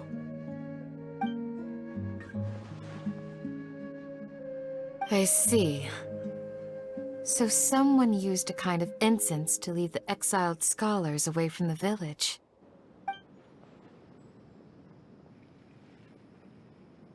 The resurrection of the Scarlet King? First I've heard of it. Far as I know, the kind of incense you just mentioned is only popular beyond the wall. Scholars are fond of it, but as you can see, there aren't many scholars still studying around these parts. No seller would be able to make a profit here. Not to mention making incense is a labor-intensive process. You won't see anybody in the desert with the patience to make or sell something that requires that kind of effort. It seems someone from beyond the wall must have been supporting this. Makes sense. So what should we do then? Do we go back to the academia and search for leads there? If it was any other day, that would be your next logical step. But today, you've got me on your team, so you get an extra tip. Didn't you say that the villager got his news from the tavern? Well, I also like to drink at the tavern, so I know a thing or two about these radicals he mentioned.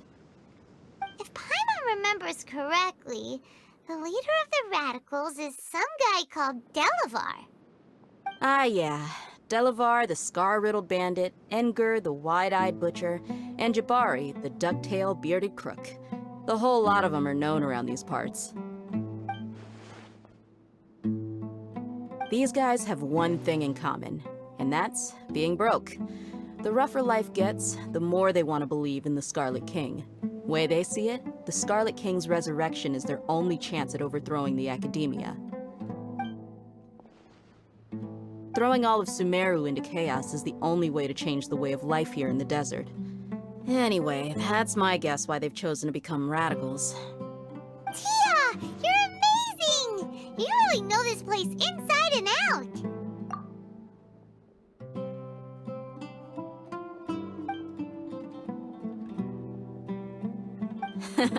No merc can afford to slack off on gathering intelligence. Every mora I've spent in the tavern has been a valuable investment. Let's head out. Now hold on, you're staying right here, Sino.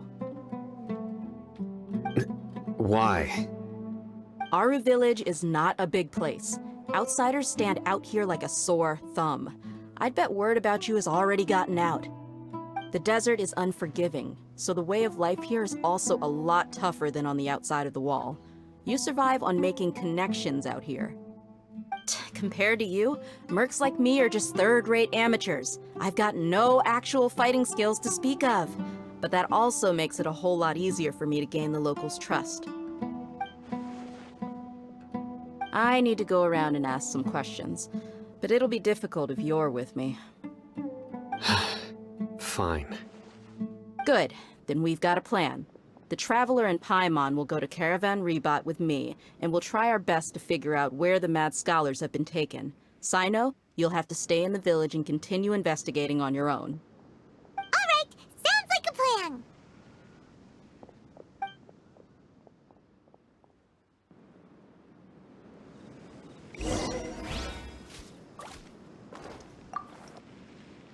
Sino, please don't take offense.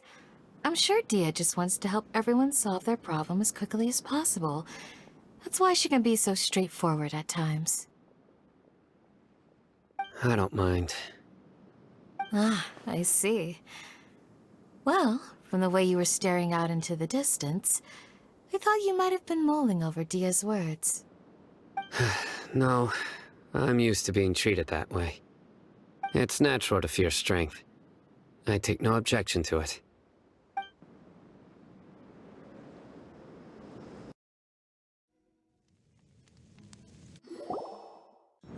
Well, here we are again!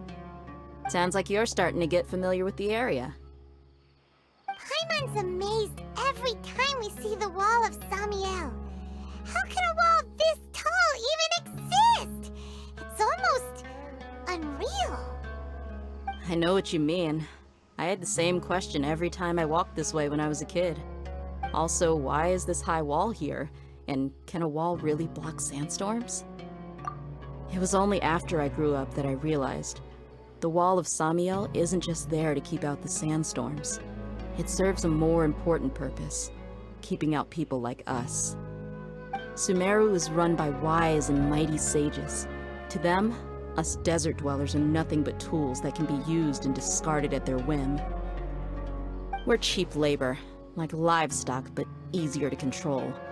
Nothing more. Even if a child from the desert got the chance to obtain an Akasha terminal, almost all their requests for knowledge would be denied. The academia believes we're underserving. Geniuses like Sataria are 1 in a million. The other children never get a single chance to try and rewrite their fate, even though the academia knows very well that we're humans, just as they are. That's terrible. I would tear down this wall with my own hands if I could.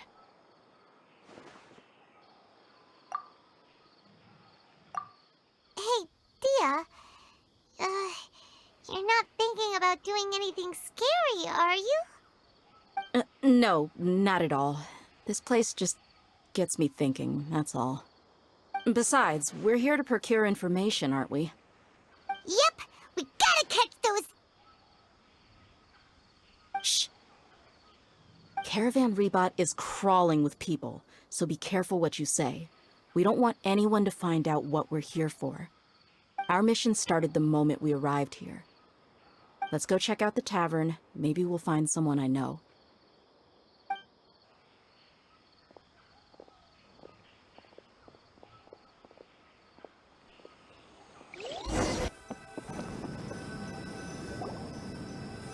Just our luck. None of them are here today.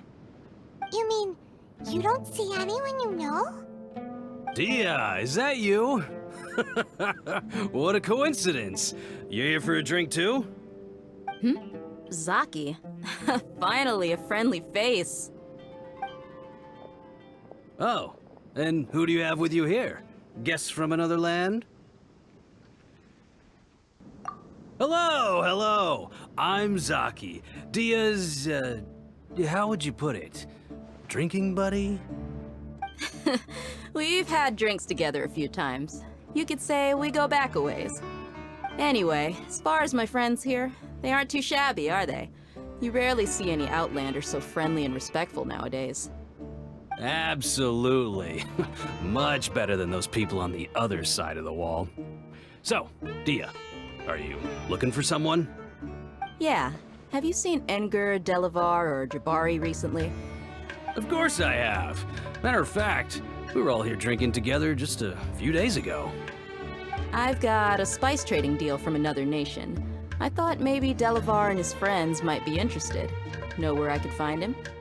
Ah, how thoughtful of you. Then I assume you also know that Delavar's been having a hard time making ends meet these days. So, you came here to help him out? Hey, keep it down. Let's just say I prefer to keep this deal a secret. Y'all at Caravan Rebot are like family. If there's more to be made, why not do it together? Besides, Delavar and his friends have muscle. They'd be a good fit for escorting the goods. Yes, how considerate of you. Delavar's my friend too, so of course I can take you to him. Come with me.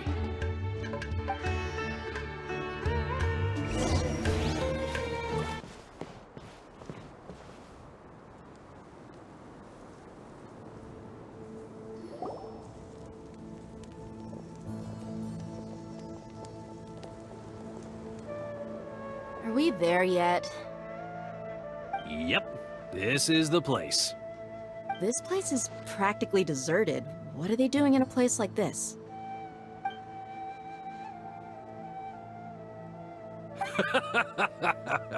Why don't you take a guess?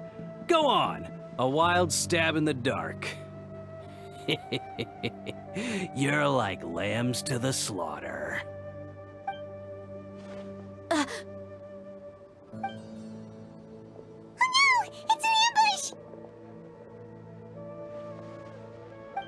What's this all about, Zaki? Come on, Dia. You really think we didn't hear about what you said back in Aru village? The boys have kept a close eye on you from the moment you set foot there. Not only do I know that you're looking for Delavar, I also know that you've teamed up with people from the Academia to look for the missing scholars. So, you've been watching us from the very beginning? Uh-oh. I knew leaving Sino behind was a mistake! And you left the strongest one in the village, didn't you? Who do you think you are? You really thought we'd fall for your little business deal nonsense? So you and Delavar have been partners all along. Dia, I guess it's only natural for a traveling mercenary like you to be out of the loop. Those of us who hang around the tavern have stronger bonds than you think. But you got one thing right. We're all looking forward to an uprising in Sumeru. There's nothing more we'd like to see than the desert folk overthrowing the Academia. If that's the case, then I'm sure Delavar wouldn't miss a second of it. I'll be honest with you. If it weren't for what you said in the village, your little monologue about the Wall of Samiel would have convinced me that you're one of us. Delavar. And Enger. You're here too, huh? Long time no see, Miss Mercenary. You should have known the traitors are what us followers of the Scarlet King despise the most. Dia, I thought that you, a fellow desert dweller, would understand that the Scarlet King is greater than the Dendro Archon.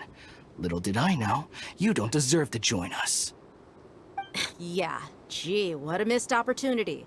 Adopting radical views and kidnapping innocent scholars, all because of some baseless rumors.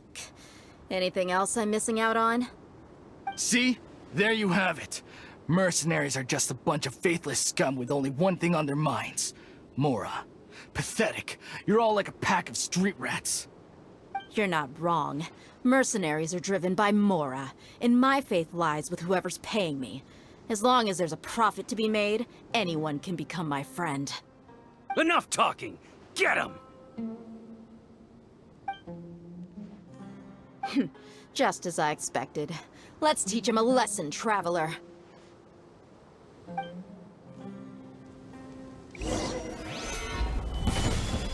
Following order. Right here, right now. Emerge. The wind knows me. One with nature.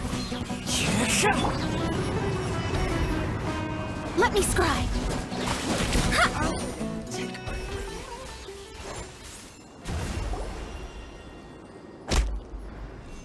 Impossible!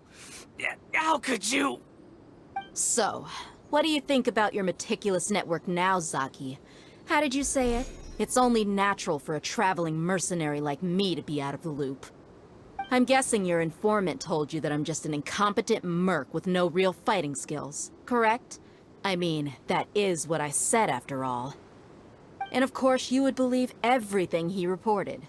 The only thing you know about me is that I'm a mercenary, but you've never seen me in action. Even though you heard we went to handle monsters together, you believed that Candace was the only one doing all the real fighting. That so-called Flame Mane is just a fraud. She admitted it herself. She just uses her connections to gain the trust of others. That's what you thought, right? Ugh. You lied in the village because you figured that we'd have people watching you. And you were stupid enough to fall for it. I figured as much the first time we drank together. You all thought you were so smart. Pathetic. Okay, that should be all of them. Whoa! So you've been planning this since we were in Aru Village? No task can be done without preparation. I just happened to notice a couple suspicious-looking people while you were out investigating. Oh, but instead of catching them right away, you let them report back! Those two who were snooping around were just a couple small fries. If we want to get the real catch, we have to be patient and give it some time. Oh, you mean the funny name she mentioned back in Uncle Ampu's house? The wide-eyed butcher, scar-riddled bandit, Paimon can't remember them all. That's just a bunch of drunk talk. Edgar and Delavar like to talk themselves up when they're drinking. Edgar, the wide-eyed butcher, and Delavar, the scar-riddled bandit, are the nicknames they came up with for themselves. Alcohol has a way of making people share what they really think. So Edgar and Delavar are always rambling in the tavern about how the Scarlet King is a superior deity. What about Zaki? He's just a numbskull who fell right into our trap. Zaki was probably the best hidden of them all. My initial plan was to find Delavar first, and then try to track him down. That's what you wanted to ask when we were at Uncle Anpu's house, right? Jabari is one of the villagers you talked to. You know, the one who wanted to treat Isak and his grandpa to some food. Wait, so he's a radical too? No, he isn't. I just needed to tack on a random villager name to make the eavesdropper think that I was making some wild guesses based on my impressions. Wow, what a genius idea! Well, that's an expert mercenary for ya. Ah, you're too kind. It was straight from the usual playbook, if I'm honest. So, that thing you were saying before, is it really true? About what?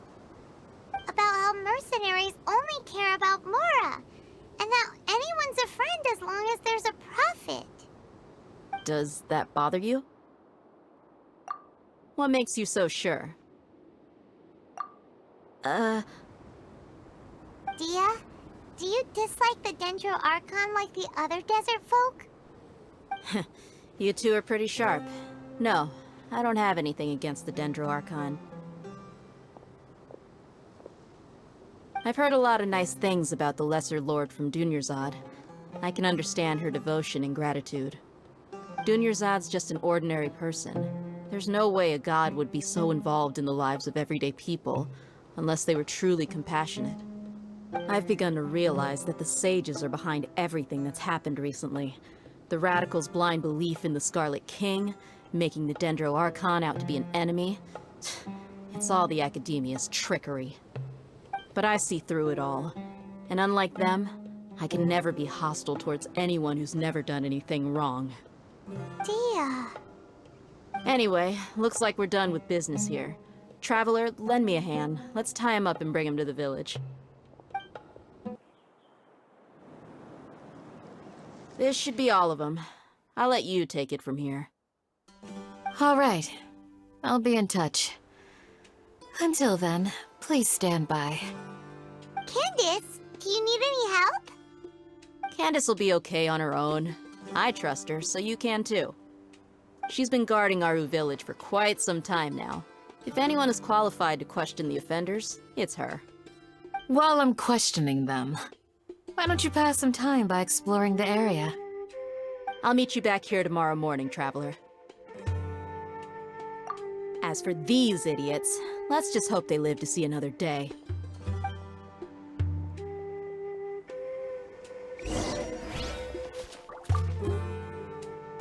Candace is an expert at dealing with people like this.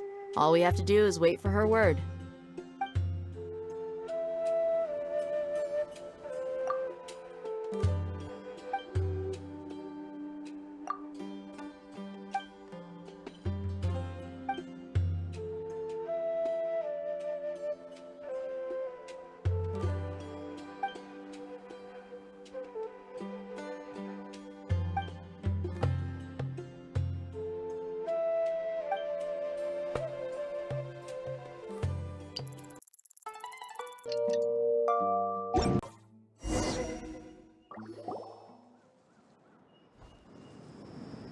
Hey, Dia! Right on time. We'll know any moment now. Paimon's been wondering. You seem to know Candace pretty well. Have you been friends for a long time? We've known each other for some time now. She's a pretty interesting person. Even though she's an extremely strong warrior, she never misuses her powers against others. Oh, Paimon knows what you mean. Like a lot of martial artists say, never take the fight outside the ring. Yep, I guess you can put it that way. It takes strong convictions to be as dedicated as she is, and shoulder that kind of responsibility. Us mercs, on the other hand, we pretty much live from one day to the next. Well, Paimon thinks you're great too. Really? Thanks for that. Oh, Sino's here, and he's pretty early too. Yes. I was here yesterday to help out a little. To help out? By doing what? Sharing some interrogation techniques. Oh, you mean you taught Candace some more persuasive methods? Right. Come on in, everyone. Come on, let's go inside.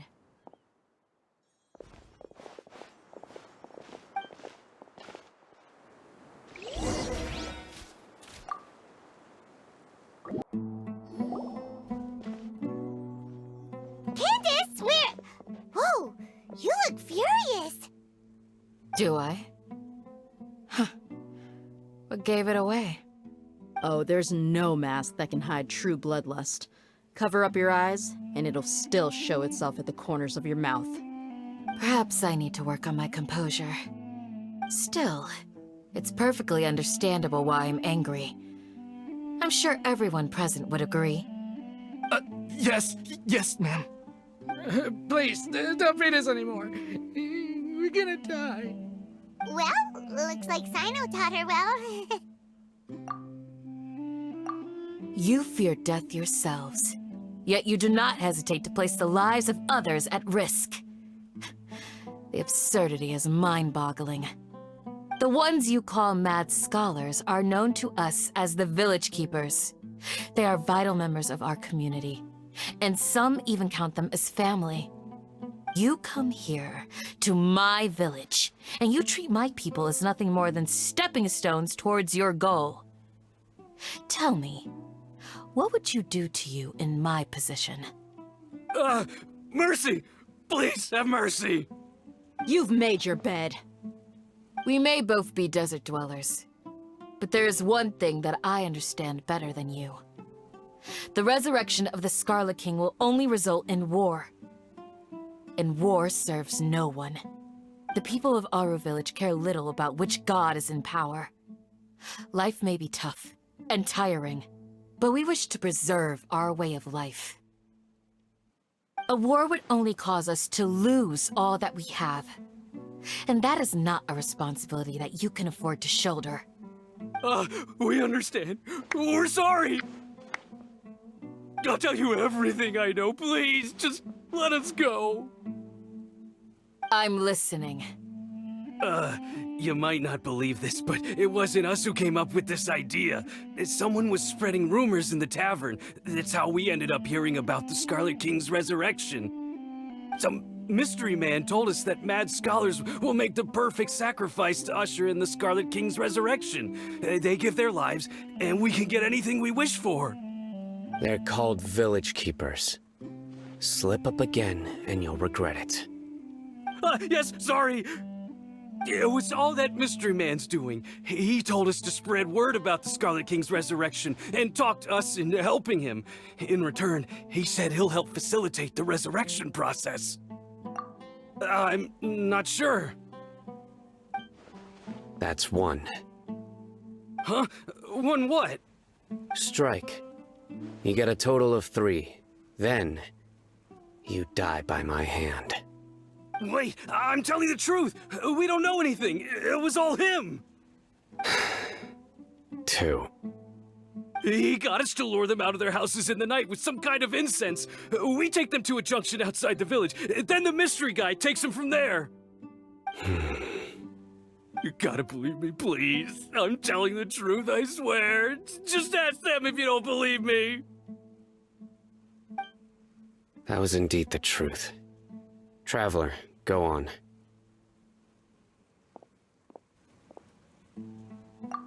You have to believe me. If I knew that, I would have told you his name right away. I'm not risking another beating to keep his secrets. No way. That guy, he wears a cloak, and he's always careful to cover his face. He calls himself the Scarlet King's envoy. I believe I may know what's going on. Uncle Anpu? What do you mean?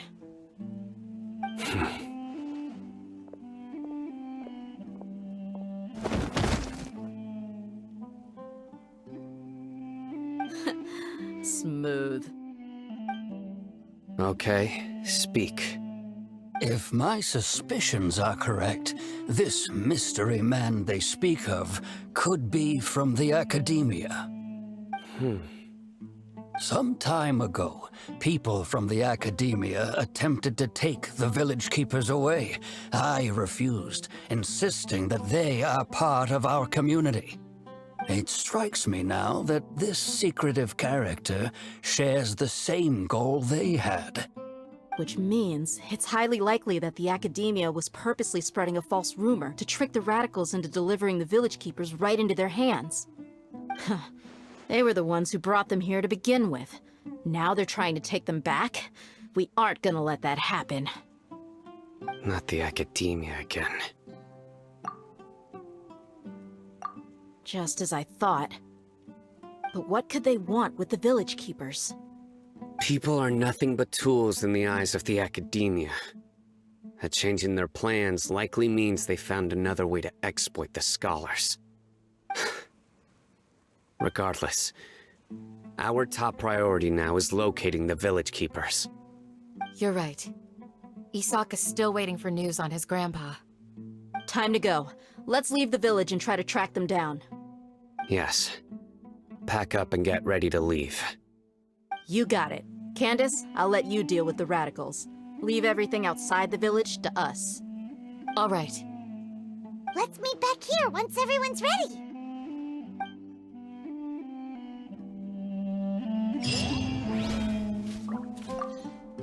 What scheme is the Academia brewing now?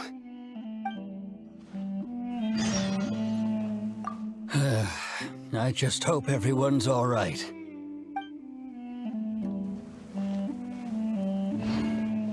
You look worried. Thinking about the village keepers? Yes. I'd look for them myself if I could. As members of our village, each one of them is very important to me. You have a strong sense of belonging here. I guess I'm the opposite. Mercs are stray dogs, wherever they go. Dia, don't say that. You can be a part of this community too. Thanks.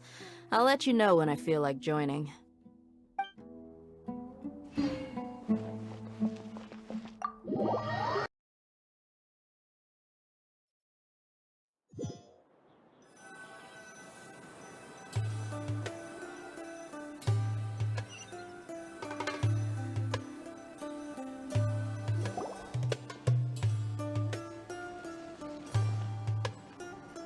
Let's get some food in us and then we'll... Whoa!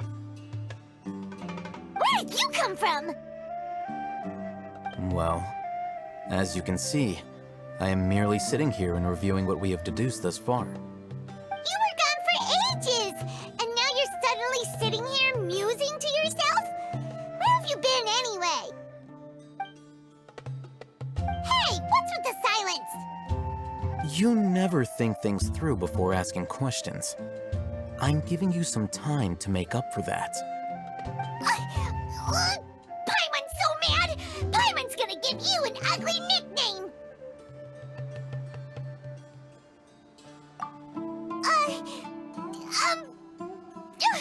Never mind! Paimon's got nothing. There's just nothing super obvious to pick with this guy. It makes it so hard. Well, you've heard nothing to suggest I left this whole time, so clearly I stayed in the village to investigate. Anyway, you plan to leave Aru village and keep searching for the truth of this matter, yes? Yep. We're not gonna find out anything more by staying here, so we thought that we might as well take the search elsewhere. Enough with the silent treatment! No. I'm just surprised that you decided to team up with him. All Hatham, you haven't helped us out at all ever since we arrived at Aru village. Bold of you to question our choices.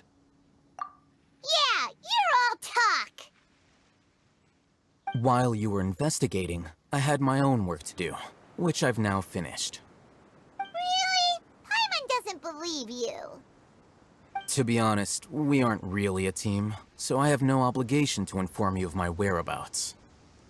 Not to mention that going separate ways allowed me to find some important information that you all had missed. Huh? Right here in the village? Correct. What did you learn? I'm going to take you to someone. But before that, you need to understand where she's coming from. What does that mean? How do you think the residents of Aru village feel about what we're doing? In other words, do you truly believe every single word the villagers tell us? You mean, some of them lied to us? Hiding the truth does not necessarily equate to lying. Again, these people have their reasons. Remember what Gandis said? Most people in Aru village don't necessarily care which deity is in charge of Sumeru. That's because whether the Scarlet King or the Dendro Archon has power is of little significance to them. By contrast, the perils of their daily lives are ever-present concerns. They won't simply share everything they know with you without good reason. That's why you believed there was no further information to be found in this village. Glad you're following along. Among those you have talked to, there's someone who was consciously keeping you out of the loop. In fact, she's been observing your every move since you arrived. The reason being, to someone who only wants to live their life in peace, any external factors introduce unpredictability into the equation. Those eyes, those fierce eyes. You look like a real fighter. Don't change the subject. It's quite obvious that she's intimidated by Sino's authority and strength. Right. You were asking about the mad scholars. She corrected herself mid-sentence because she's aware that there are Scarlet King fanatics in the village. If she sounds too friendly towards the village keepers, she could easily make herself the radicals' next target. I think it's been a few days since I last saw them. I usually go to bed pretty early, so I'm not too familiar with what goes on at night. Remember? She made a point of denying her involvement in anything that occurs at night. But honestly, I feel quite sympathetic towards them. Even though they act a little strange, they've helped me in the past. If it weren't for them, my house would have collapsed long ago. After speaking to the village chief, it became clear that the village keepers had protected Aru village at night. In other words, the young miss was very much awake during that time. Then why would she lie? By getting involved with an outsider, she risks drawing unwanted attention to herself. As for why she might be so wary about all this, maybe you should ask her. I'll pass on this one. You said that she is afraid of me. If so, it's best if I stay out of this. We're on it!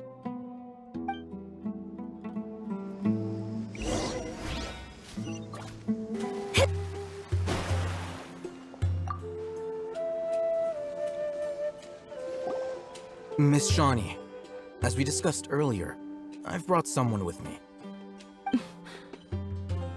Mr. Alhaitham, I'm aware of where you stand, but how can I make sure that your friends think the same as you?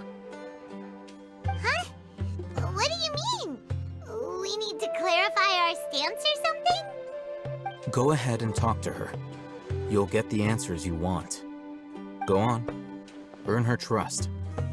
Is it really that simple?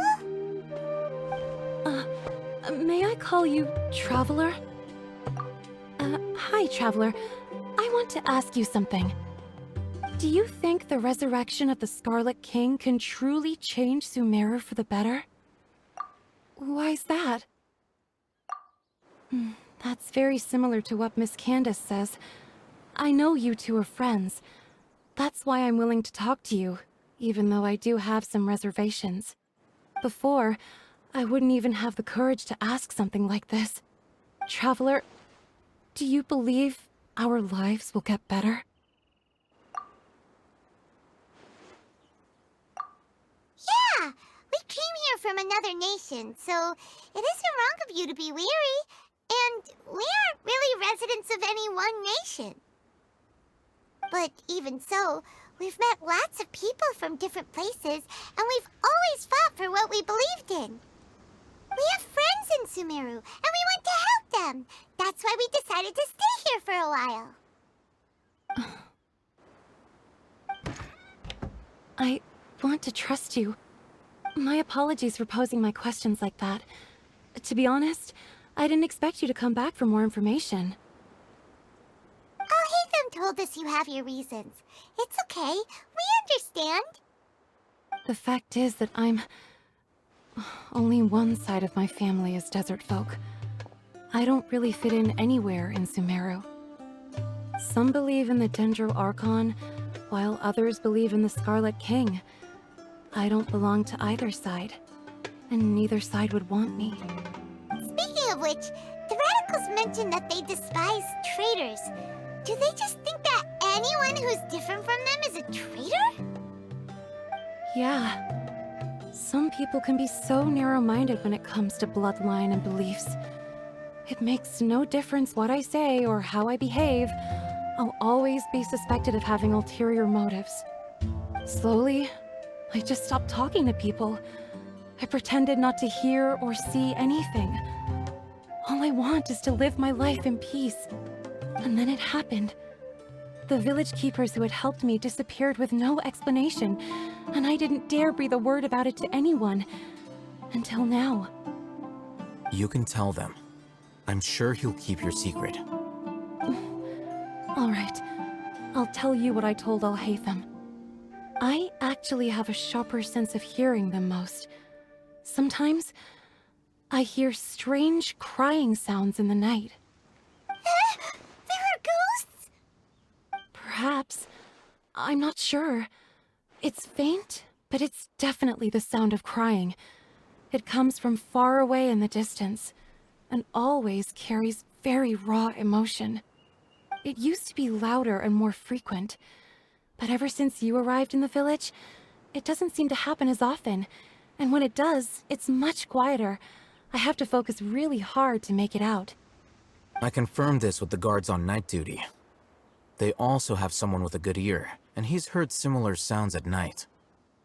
But, because we're in the middle of a desert, he would rather believe that they are the cries of beasts than ghosts. There's really nothing around these parts, except for an old hospital not far from the village. I think they used to use it for treating Elazar, but it's been abandoned for years. Yeah, let's go!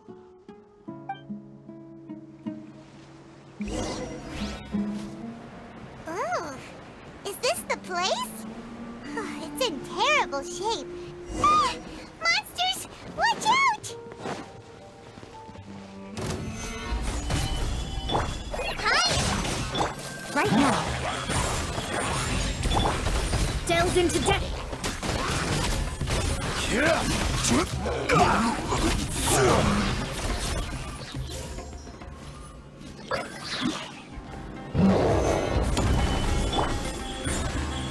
Right here.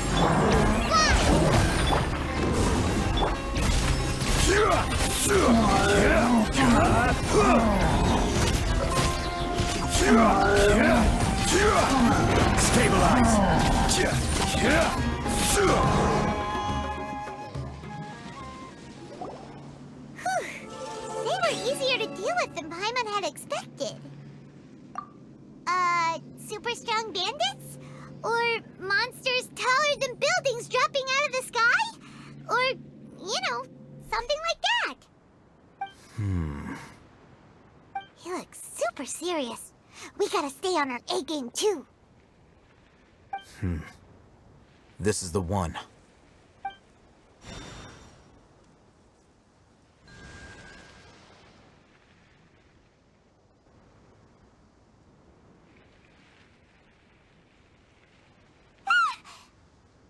Let's go in and take a look.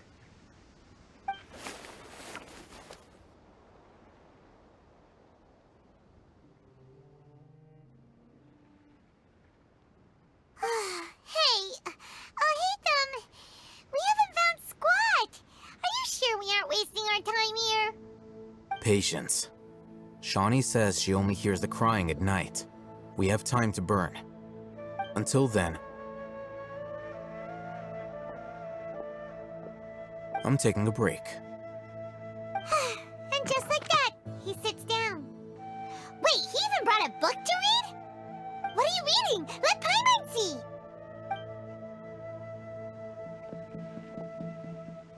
Okay, sure.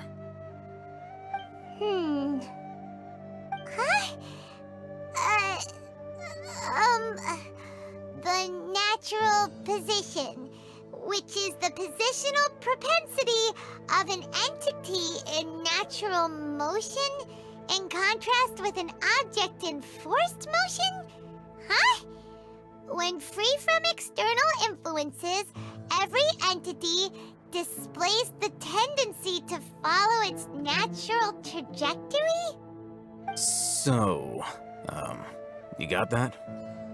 Oh, Paimon gives up. You keep reading your book. See ya!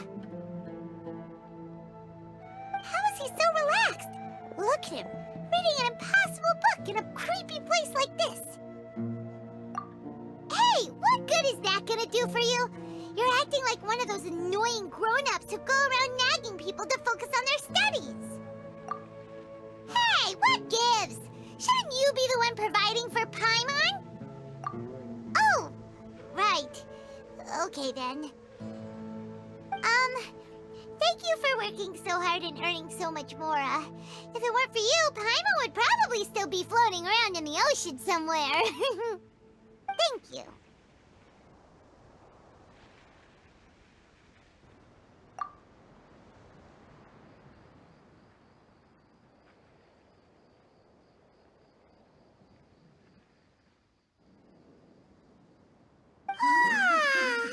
Paimon's getting so sleepy. Huh? What was that sound? There it is. It's coming from that direction.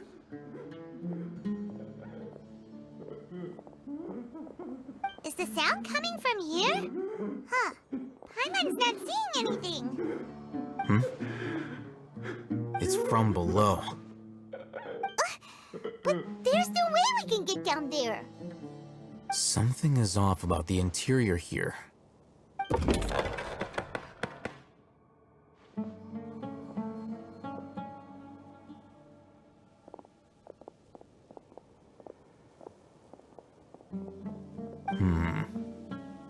As I thought, there's a hidden structure. Wow. It's like they tucked another hospital into this one. Oh, it looks like there are other mechanisms around here. Let's keep exploring.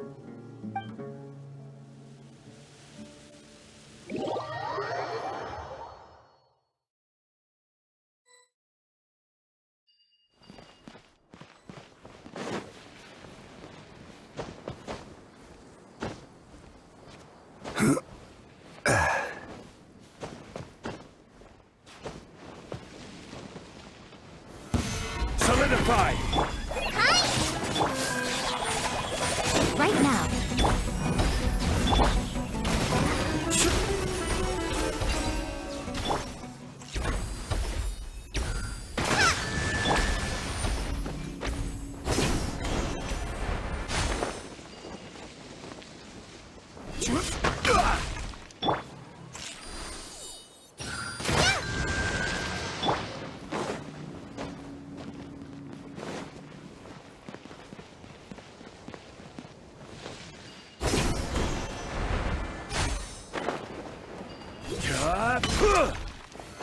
Stabilize! Right here. Shadows of...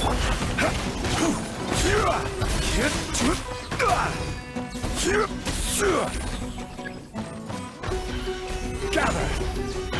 Emerge. Right now. Let me scry.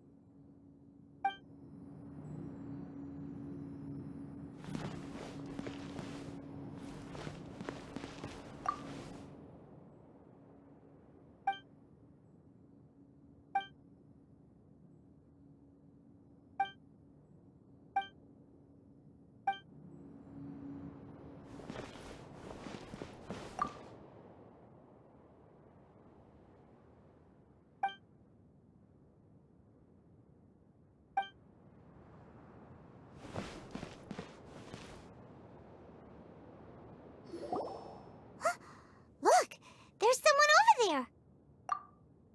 Good idea. Let's approach him slowly without alarming him.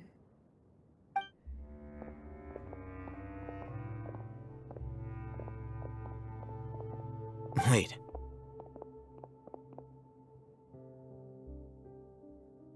You're...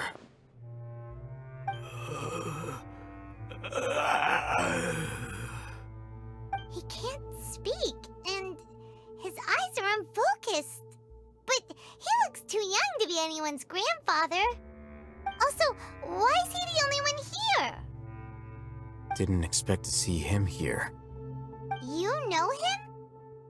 He's Razak, a senior of mine at the Academia. He's a scholar too? Is he the kind that holes up in a forest and mumbles stuff about training? No. And that's the problem. Razak was never involved in any of those things. He never trained in the forest, let alone reach Satyavada life. Leaving that question aside for the moment, him being here alone means that we might be too late. Looks like they've already taken everyone away. For whatever reason, they left Razak here. Perhaps they simply didn't have time to come back for him. There are drag marks on the ground. They're clearer by the doorway. Someone was forcefully drawing a cart that was loaded with something heavy. Loaded with people? That is one possibility. It looks like they were in a hurry, as if they were afraid of being caught. In their haste, they failed to notice Razak hiding in a corner.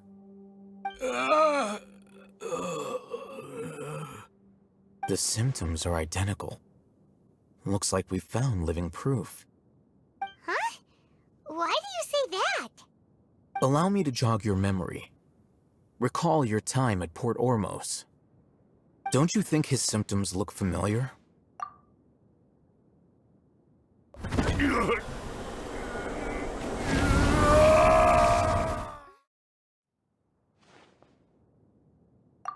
Oh, now that you mention it, they're acting the same way. Correct. The Academia is behind all of this. It isn't difficult to deduce their rationale.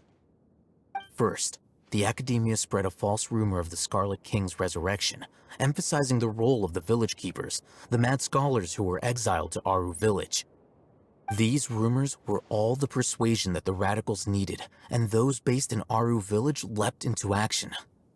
Unbeknownst to them, of course, through rounding up the scholars, they were actually helping the Academia. As well as being able to exploit the radicals for their own ends, this scheme has one further advantage to the Academia. All the risks and responsibilities are offloaded onto the Scarlet King's followers. Life for the desert dwellers has been brutal ever since the Scarlet King's death all those years ago. Beneath the surface, feelings of desperation are widespread. Many would give everything they have for the prospect of something better. Anyone looking to exploit that for their own ends simply needs to make a few empty promises. Even if complications arise, people will see that those involved are all followers of the Scarlet King and look for no further explanation than differences of belief. A deep-seated mistrust of the desert and everyone in it by the rest of Sumeru will make sure of that. The notion of an Academia plot wouldn't even cross their minds. It may seem like a simple strategy, but it is able to work wonders under Sumeru's current circumstances. Oh, that makes a lot of sense. It's in line with the village chief's theory, too. But there's still one very important question. Wasn't it the Academia that brought the scholars to Aru village in the first place? Why does it want them back now? Throughout this process, one thing has changed: the scholars' identity. First, they were scholars. Then, they became lunatics. After that, they were exiles. And finally, they become missing persons. An exile is still patently a living, breathing human being. But when someone becomes a missing person, that is brought into question. If you can't find someone, you have no way of knowing what exactly happened to them. That makes missing people an ideal resource. Resource? For what exactly? One possibility is that the information in their brains could be extracted into knowledge capsules.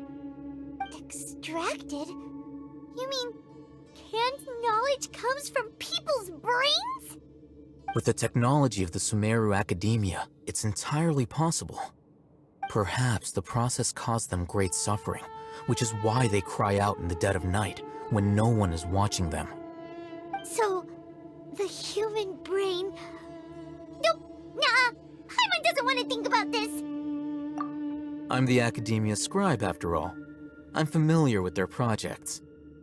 Anyway, judging by Razak's state, the contents of a divine knowledge capsule were extracted from his mind, but something went wrong in the process.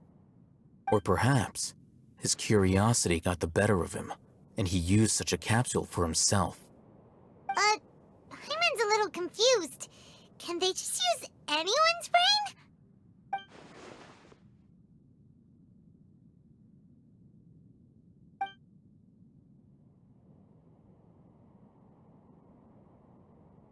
The look on your face tells me you've realized the answer.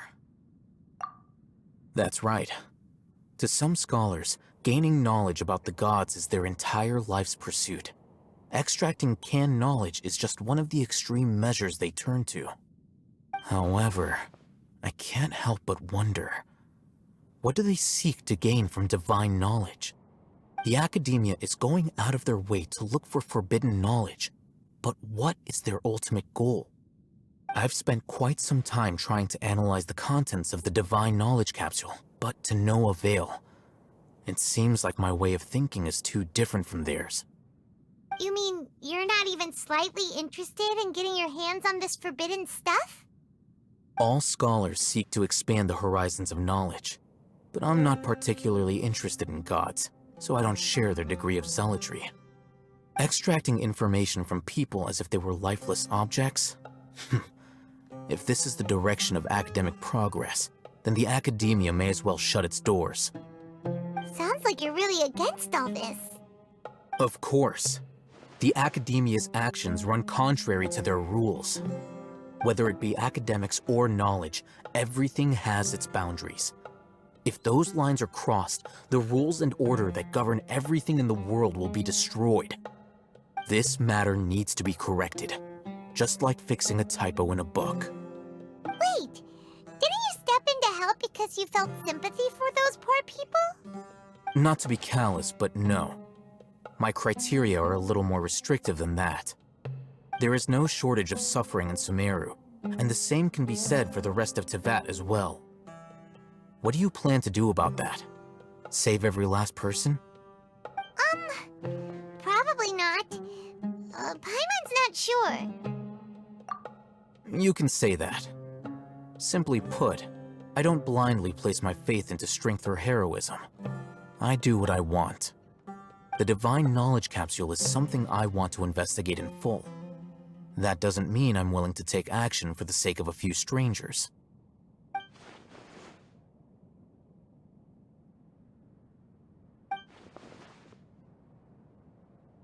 Paimon's been wanting to say this for a while. There are a lot of bad guys in the academia, but you're not one of them. You're their weirdo.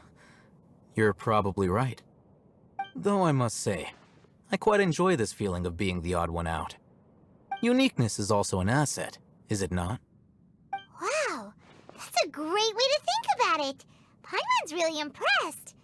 If only Miss Shani had a similar mindset, her life would definitely be a lot easier.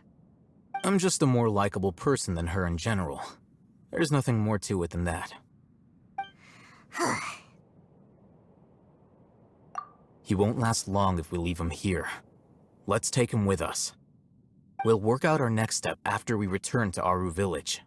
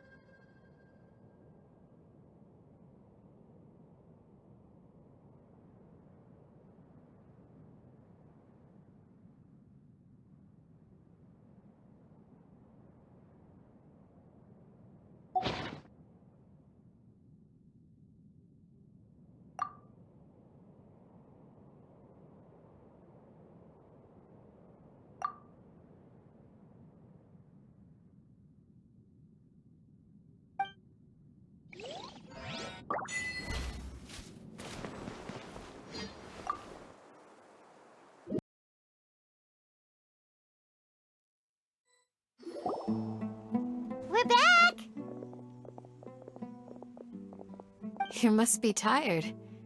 You should rest and take some water. What's the situation? Who's this? Unfortunately, somebody who's too young to take on the role of Isak's grandfather.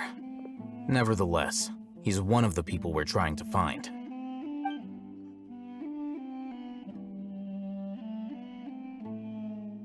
So, at one point in time, the abandoned Elazar Hospital served as the Academia's site for extracting divine cant knowledge. Yep, pretty much. Their plan must have been implemented at some point before we arrived at Aru Village, since divine cant knowledge has been in circulation for a while now. Yet, they fled once we were headed to the village, almost as if they knew we were on their trail. Why is that? Yeah, why is that? We may have a mole in our midst. One of us could be secretly revealing our whereabouts to the Academia. Huh? Are our friendships that shallow? Looks like none of you have realized wherein lies the issue. Sino, you're the reason why they can predict our movements. Wait, what's that supposed to mean? Choose your next words very carefully. It is simply a logical inference. I have my reasons. So what you're saying is, Sino's the mole. Interesting. And here I thought you were the most suspicious one, Alhaitham, since you were always acting alone. I know. You have a point.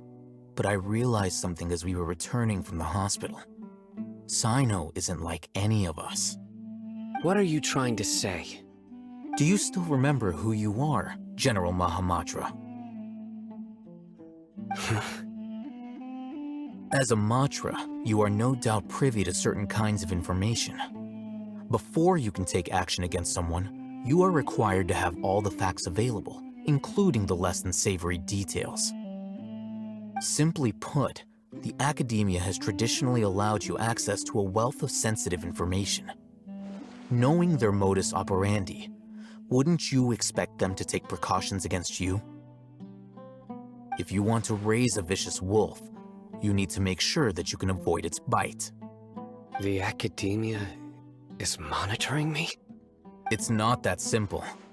The Academia has eyes all over Sumeru, but they have a special protocol for dealing with you. Every so often comes a Nyagarbaha Day.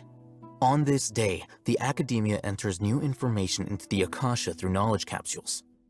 I remember seeing a thick notebook next to the control panel once. Its contents were all about the General Mahamatra, his activities throughout the day, preferred methods of enacting judgment, everything. You're saying that the Academia entered my information into the Akasha too? But what's the point in doing that? My actions aren't important enough to be added into the Akasha. The Akasha is capable of computation. The Akasha's algorithms are entirely capable of predicting your movements using the data entered. When you would depart, the route you would follow, your destination. It knew all of this. It predicted my every move. The Academia has been watching you longer than you think. So that's how it is. Sino adheres to his principles so strongly that he's actually a thorn in their side. Tenacity of will and steadfast faith are worthless to the Academia. They need scholars who are easily pliable and mindlessly go after anything they can profit from. Sino, don't take it to heart.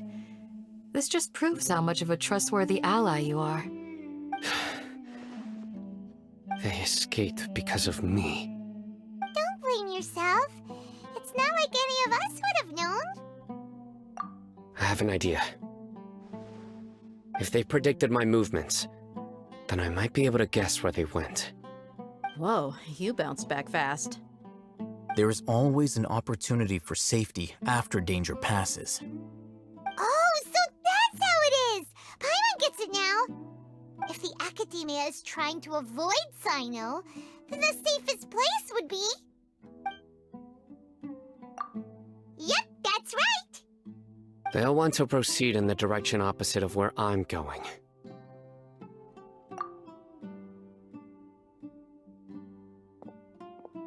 I must go. There's also something I want to investigate. Let's go, guys! After him!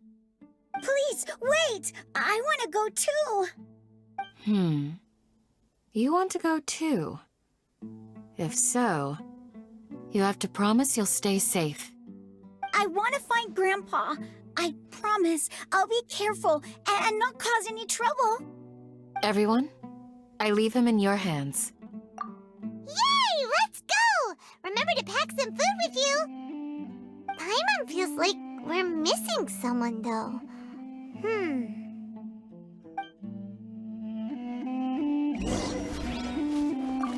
I'll be awaiting your good news.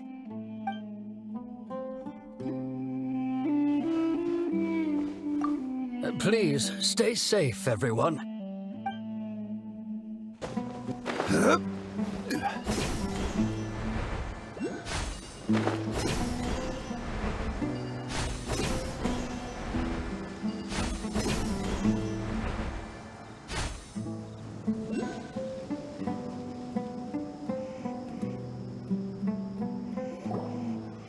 So, where do we go from here? Yes. After leaving the village, we should head straight toward the desert.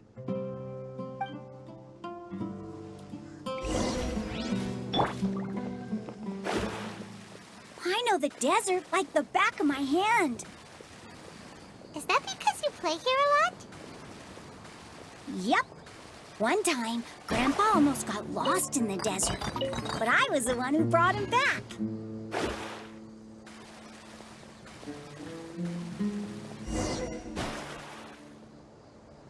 There's something here.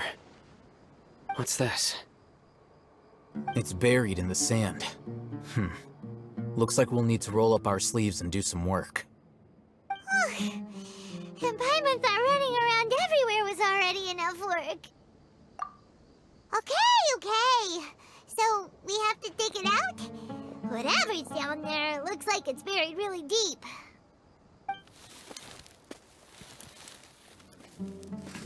These are likely fragments of an Academia-developed device, something akin to a headset. Looks like there were more than one village keeper. They must have been escorted this way because there are device fragments scattered around here. Let's split up and search the area. Chances are that we'll find other things nearby.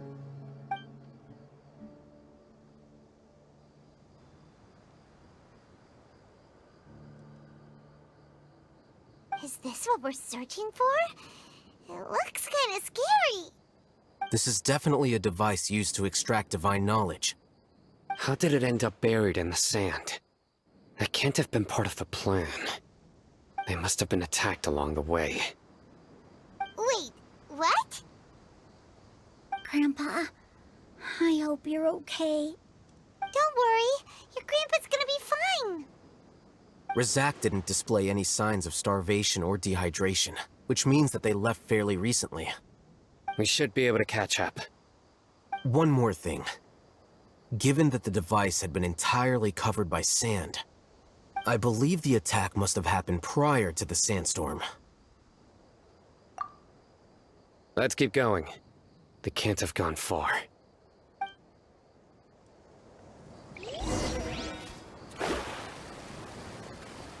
Ugh, but running on sand is so tiring. But you're flying, aren't you, Paimon? Is flying over sand tiring too? Ugh, of course it is.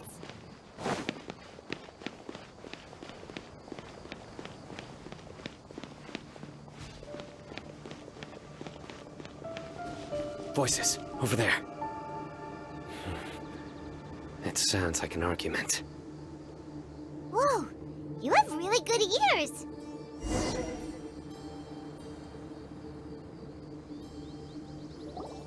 Don't get any closer. They'll notice us. Dia's talking with the Eremites? Very interesting. Let's listen in. If you had informed me sooner, there'd be plenty of room for us to... You're one of us. We would never lie. scholars. You don't know as much as I do. Need me to... I knew it. That's our Dia. Dia? Why would you... Dia! Hey, what are you doing? Huh? Didn't you say you'd help me find Grandpa? Why are you on their side? Well, look who's here. Ain't that something? This complicates things. You've betrayed Aru village? So, this is the great General Mahamatra. Dear, you'd be better off as my assistant than hanging around with this motley crew. Seen for yourself, I have the means and methods, and my ideals are far more admirable than theirs. I'm not the type that's easily swayed, Raman. You of all people should know that. Wait, what's going on, Dia? Whose side are you on here? Shut it, Paimon.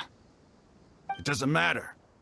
Whichever side you pick, nothing could deter us from the grand mission of resurrecting the Scarlet King. Once our Lord of Old returns to this land, we will have a new beginning. Face the facts, Raman. It's not gonna happen. You should understand that more than anyone. Have all your years as a merc taught you nothing about placing hopes in a ruler? I'm a desert dweller and a proud follower of the Scarlet King.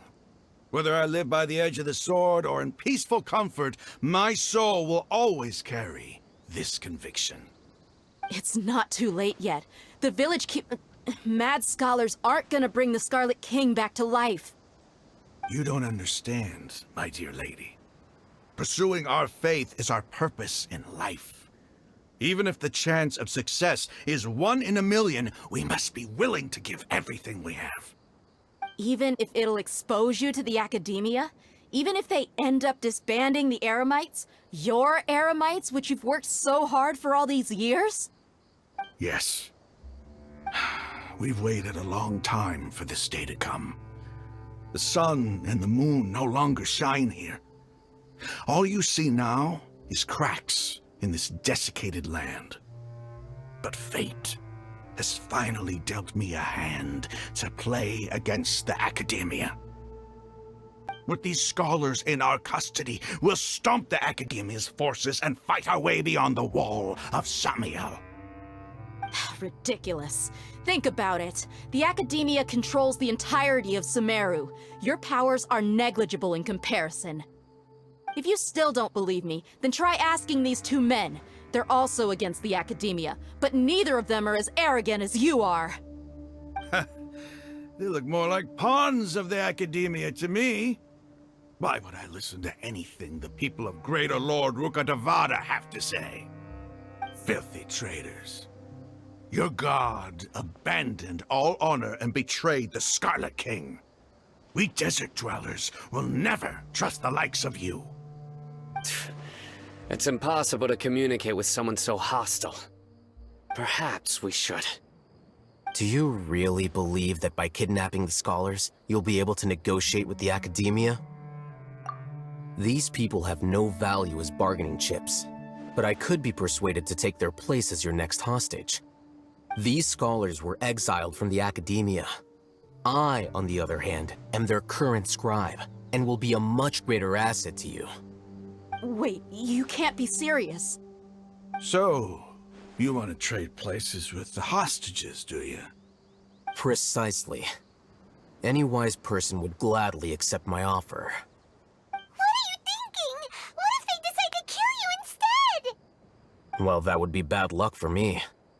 However, I'd get the chance to observe the scholars, perhaps even find out the truth. Think you can talk me over with that confident look of yours? I'm not trying to persuade you. I'm using this as a means of joining forces against the academia. You are the scribe. What do you have against the academia? Not all desert dwellers believe in the Scarlet King, and the same applies to the academia. Why must all knowledge seekers approve of the academia's way of doing things? You Academia scum! Every last one of you is nothing but a hypocrite, just like everyone else on the other side of that wall. I've made myself clear enough. I won't listen to another word from the Dendro Archon's people. Not so fast. I'll hate them. Do you stand by everything you just said? I never make empty promises. You know you're making a dangerous decision, right? I do. Good. Raman, hear me out. These people are my friends. Maybe you can't take the followers of the Dendro Archon at their word, but what about me? Do you trust me? We've known each other for years. Of course I do. In that case, I'm willing to vouch for their honesty with my right arm. Come on, Raman, don't be a coward. If you're serious about taking on the Academia, you need to steel yourself. You can't be afraid. An arm from the Flame Mane. You've piqued my interest. But what if you refuse to oblige? What should I do then? No one's a fool here, Dia. We're mercs. And mercs don't tend to live long unless they have their wits about them. You're not wrong, but this is different. I promised my friends that we'd bring back the Village Keepers together. Let's do it right here then. Give me your right arm as proof of your resolve. Don't listen to him! He's not even trying to negotiate! He just wants to make things more difficult! That's fine. Are you crazy? We came here to save lives. One arm for that many people is still a pretty good deal, if you ask me. Raman, I'm holding up my end of the deal here. You'd better not let me down. Sure. Go ahead and cut off her right arm. No! Dia! What are you gonna do? Think of something! You don't have to go this far. That's not for you to decide. Do it!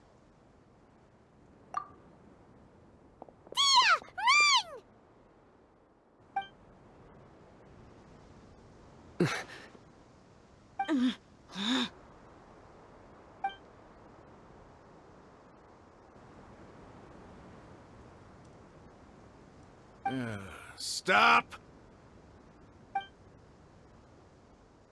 What's wrong? Can't do it?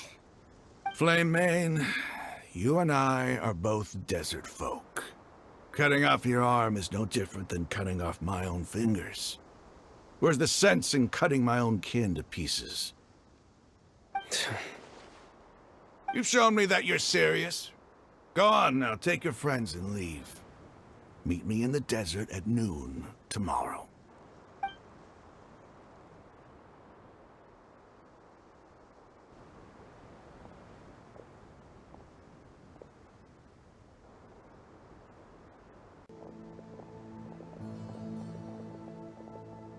Phew. I was really counting on him not going through with it. Dia! That was crazy! Have you all lost your minds? What if he'd actually cut your arm off? Then I just have to hold my claymore with my left arm.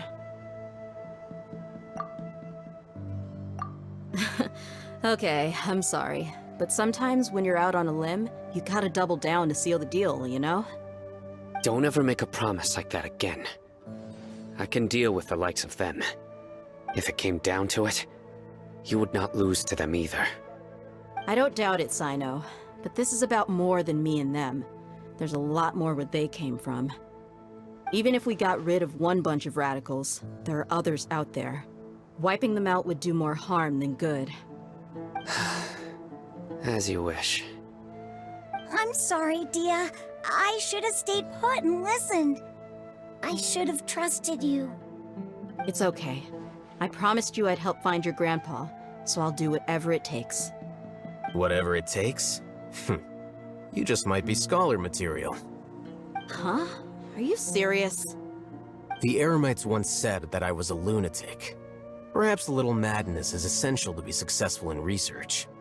Why does it feel like he's using his praise for me as an excuse to brag about himself? Okay, let's get moving. We should head back to the village and rest up. Today was just a trial run. Noon tomorrow is gonna be the hard part.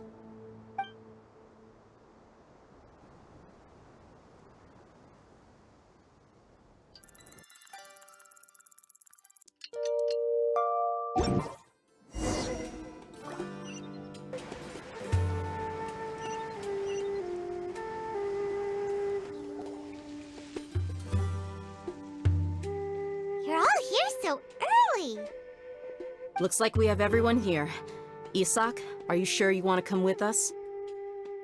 I'll watch from a safe distance. Dia, I want to be there to bring Grandpa home. Okay, let's go then.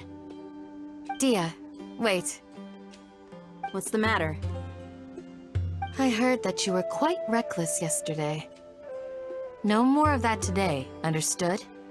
Or I'll be very upset with you. Fine.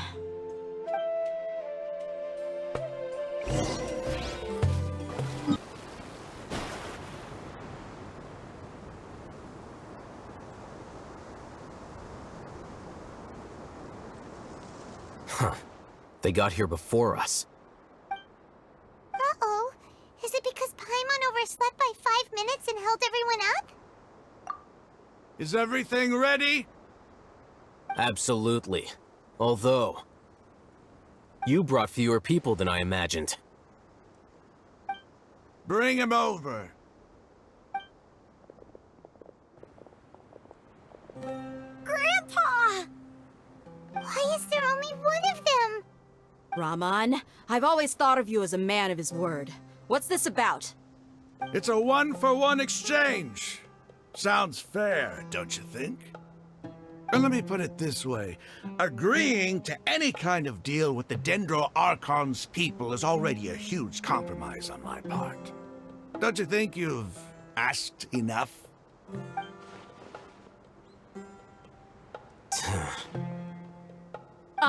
You stay right there!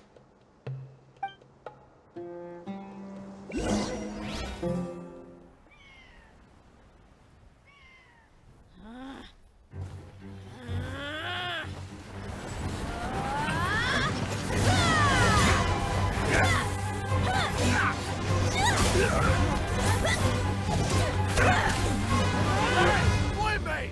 What do you think you're doing? Grandpa! Don't you see this blade here? You coward! Why are your hands shaking? Wait a second! It's a earthquake!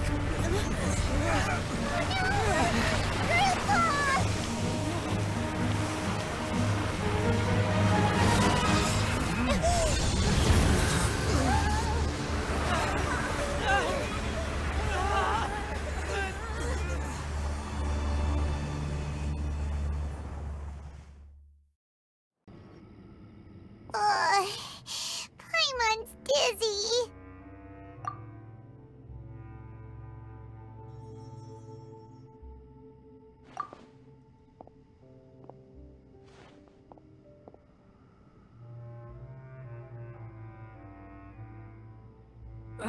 This day's going just great. What a nuisance. The sand dune collapsed. I saw an energy field. The village keeper protected us. It glowed green with dendro. Just like you said, it may well have been the remains of Lesser Lord Kusanali's power inside the scholar's body. The Dendro Archon. The present one. Grandpa? Grandpa? Oh no, he's getting confused again. Hey, look around you. Did there used to be a temple here? It seems that when the sand dune collapsed, it exposed these underground structures. The symbols on the gate belong to the Scarlet King's civilization. This structure must be ancient. Over time, the sandstorms completely buried it and left it in the state we see now. It could have been an underground palace in the distant past. Oh, a miracle. Praise the Scarlet King! What's he doing here? And his men too? They must have fallen down here with us. Pretty lucky if you ask me. Most of them seem in really bad shape. Except for him. He got off lightly. Mind your head. No, this isn't the time for conflict. Our exalted lord has shown us the way to his sacred palace. He's not actually gonna go in there, is he? As it happens, I want to take a look inside too. What are you doing? Don't you think it's curious? 1 minute, Lesser Lord Kusanali's power protects us from harm, and the next, remnants of the Scarlet King's civilization appear. 2 major deities are vying to showcase their power to us. It would be a shame not to witness them both. Paimon thought you weren't interested in gods. Indeed. In my view, gods are just a higher form of living being, or creature, you could say. New discoveries are always worth investigating. Whether they have anything to do with gods is neither here nor there. Raman, what are you gonna do about your men? I'll just let them lay here. The Scarlet King will take care of his people. Right now, I'm going inside.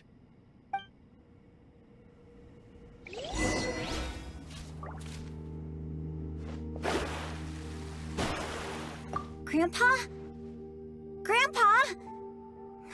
Oh no, he's getting confused again.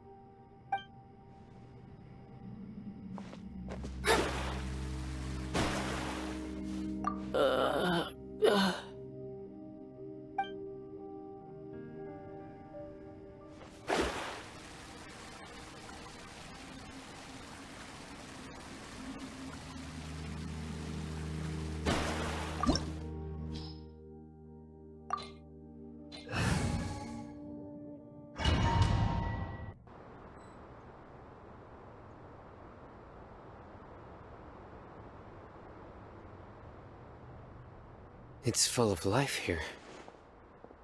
This defies comprehension. It looked completely desolate from the outside. Yet, it flows with energy inside. Yeah, and there's so many plants. It's so pretty. Sir Raman. Huh? Me? Do you see another Raman here? Are you mocking me? What do you mean, sir? Interpret it however you want, but there's something I'd like to draw your attention to. While this structure is clearly left over from the Scarlet King civilization, the energy that flows in here is that of the Dendro Archon.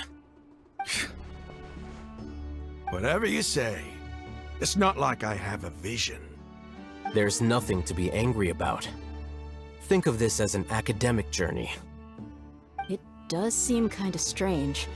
If that's true, then we might have to explore this whole area to find an explanation.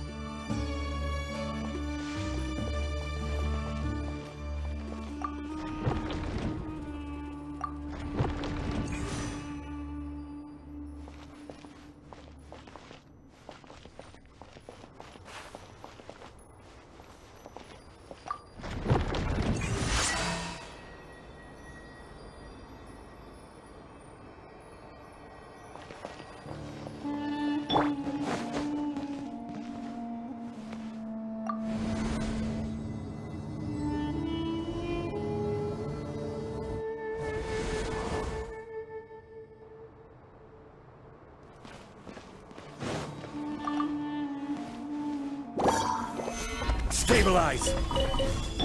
Emerge. Right here. Emerge. The wind knows me.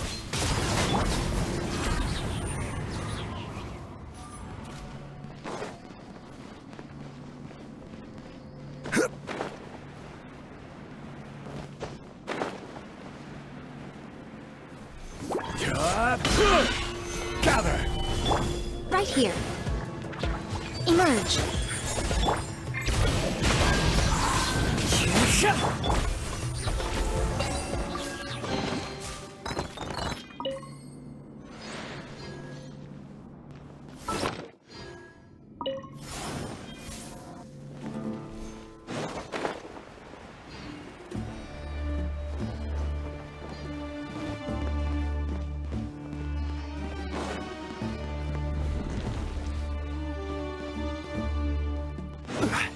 Yeah.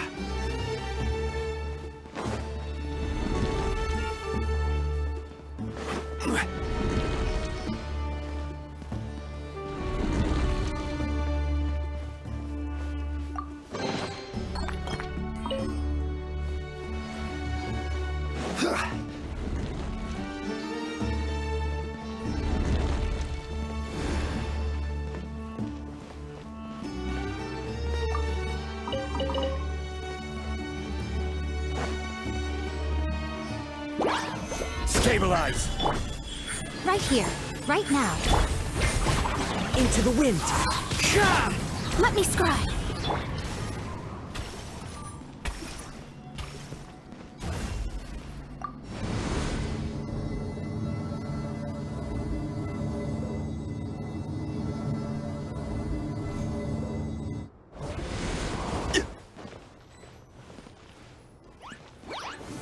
Gather! Right here. Emerge. One with nature. Shadows of fate.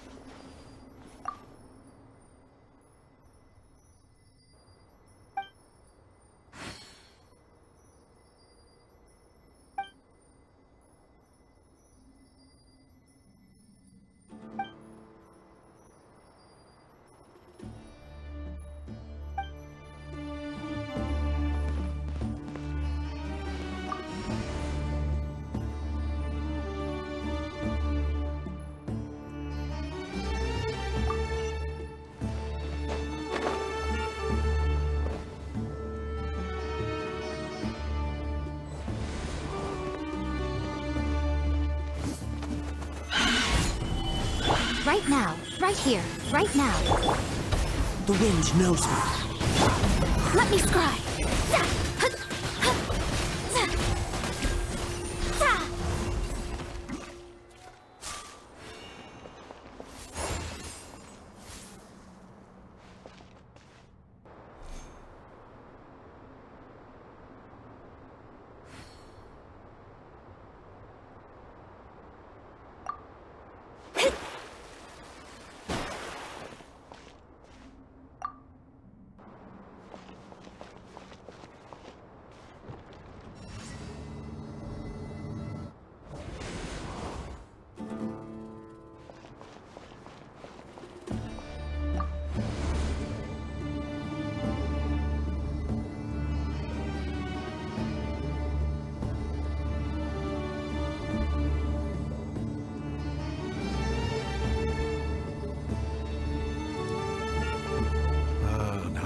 It's a sight to see. The Scarlet King's splendor surrounds us. There's so much vegetation here. It's different than what I expected. Sure are a lot of plants for a desert. That's what I call divine providence of the Scarlet King.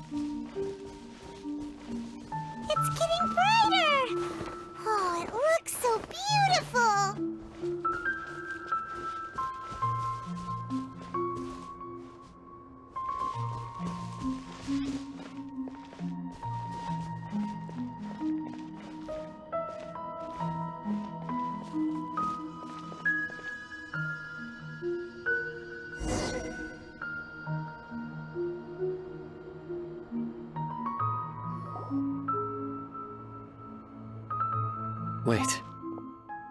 What's that?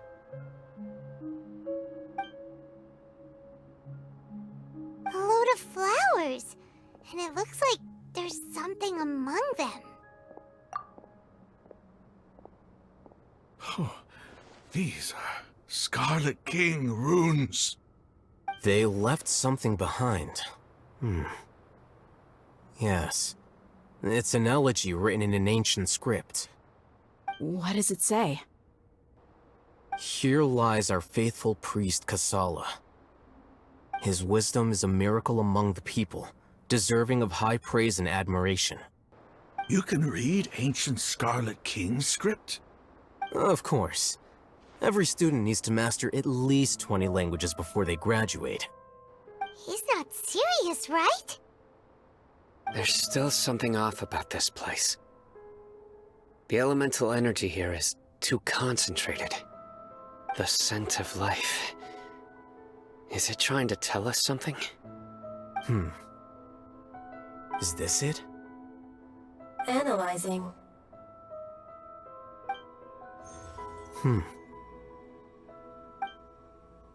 There seems to be a hidden message among these skeletal remains. Excellent. There's a device from the Scarlet King's civilization in this gravesite. I'll transmit the information over and project it for everyone to see. Isn't sharing knowledge against the Academia's rules? Yes. However, under the circumstances, I'd prefer you to see this for yourself. You'll understand after watching it.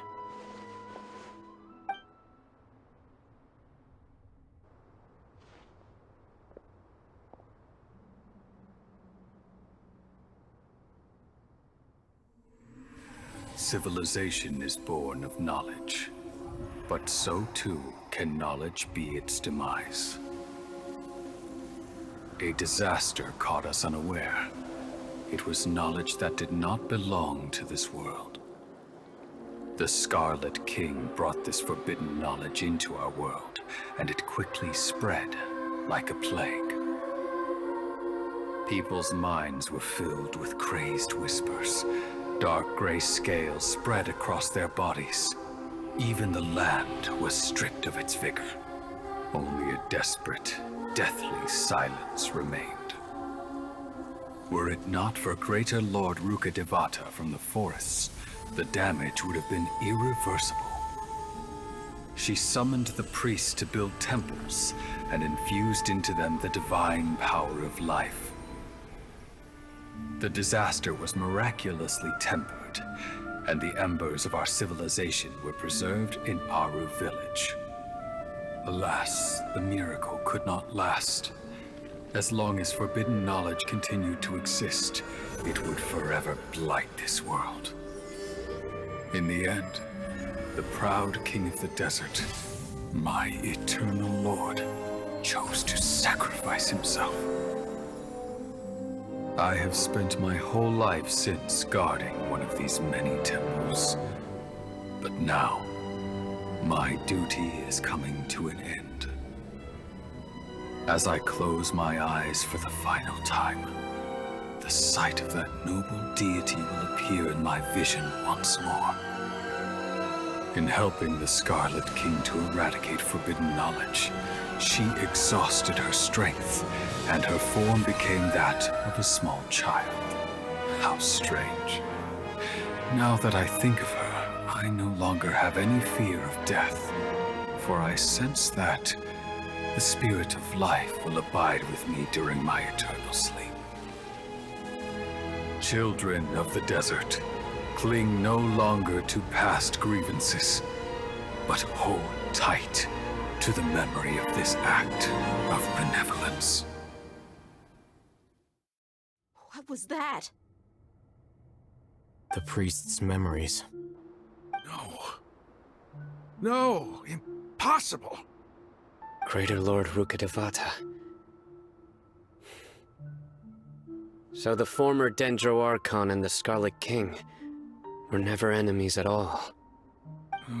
But this doesn't make any sense.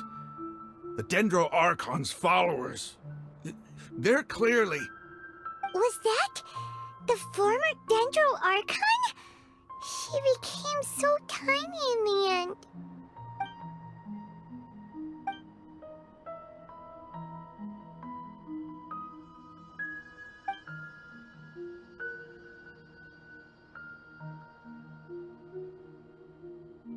You might be distrustful of the Akasha, but there's no reason for you to doubt the Scarlet King's technology. You've just witnessed his priest's last words. I've never heard about any of this before. The surviving followers of the Scarlet King all gathered in Aru village. Our god did not make mistakes. We refused to believe any of the rumors. The Scarlet King's death, the all but total annihilation of our civilization. It was all Greater Lord Rukkhadevata's doing. We saw her as nothing more than a traitor, who stabbed us in the back in our moment of crisis. Just like us humans. Fighting, feuding, double-crossing each other to survive in the desert. You were blinded by your prejudice.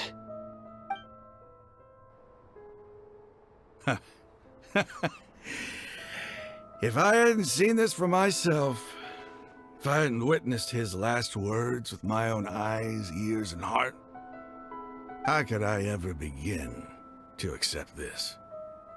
The truth is so far from what I've always known. Am I really supposed to believe that after all these years, all this time seeking revenge, suddenly now my enemy is my savior? Raman, that's enough. Give it a rest. You're starting to make a fool of yourself. Dia, tell me, my Eremites and I, what are we even fighting for?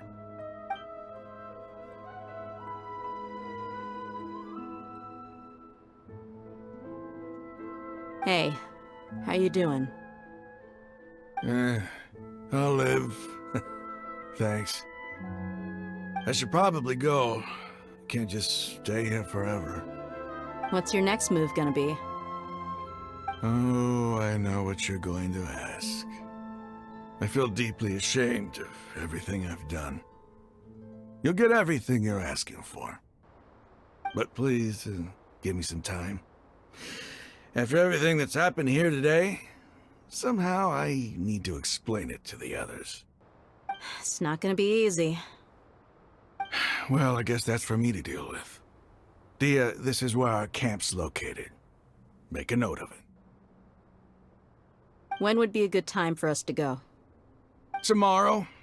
I'll convince everyone that we're all on the same side. And I'll return every last one of your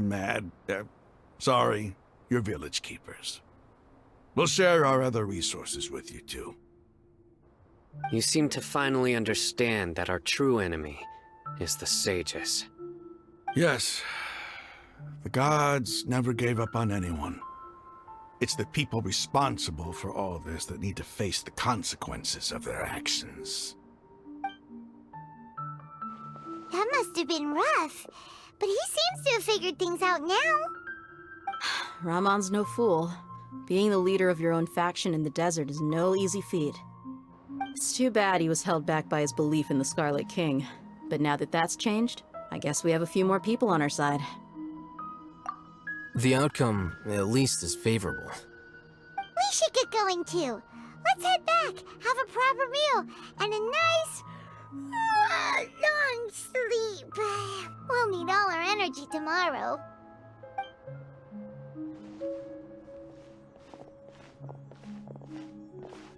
Sino, we're leaving! Stop yelling.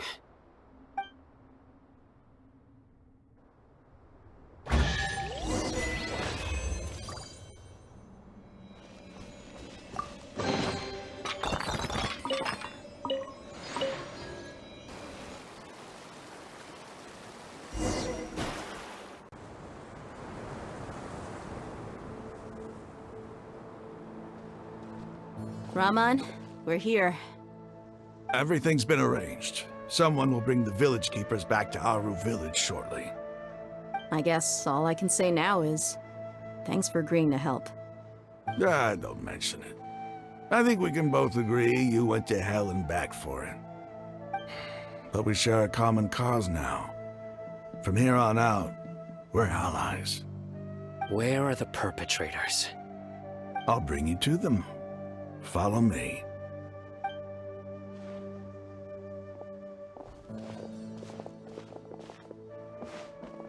So these are the people who kidnapped the village keepers. Oh no, it's the scribe! There's no need to yell. No one can help you now. We've been all over the desert trying to find you! That's right.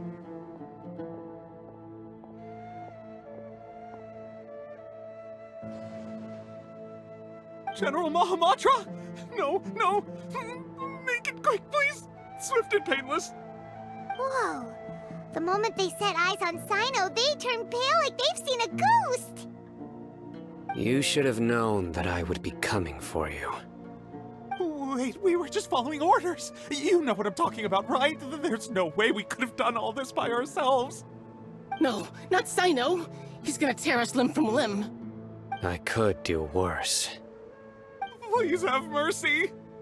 Start talking. Otherwise, I'll have to resort to other methods. So, your superiors have kept you quite busy recently. Why? What are they trying to accomplish? They, wanted to extract canned knowledge. Don't play dumb. You know what I'm really asking. They extract divine canned knowledge. Then what? I really don't know how to explain it. Well, you better start talking or you'll be sorry! You don't want to make things any more difficult for yourself, do ya? Be my guest.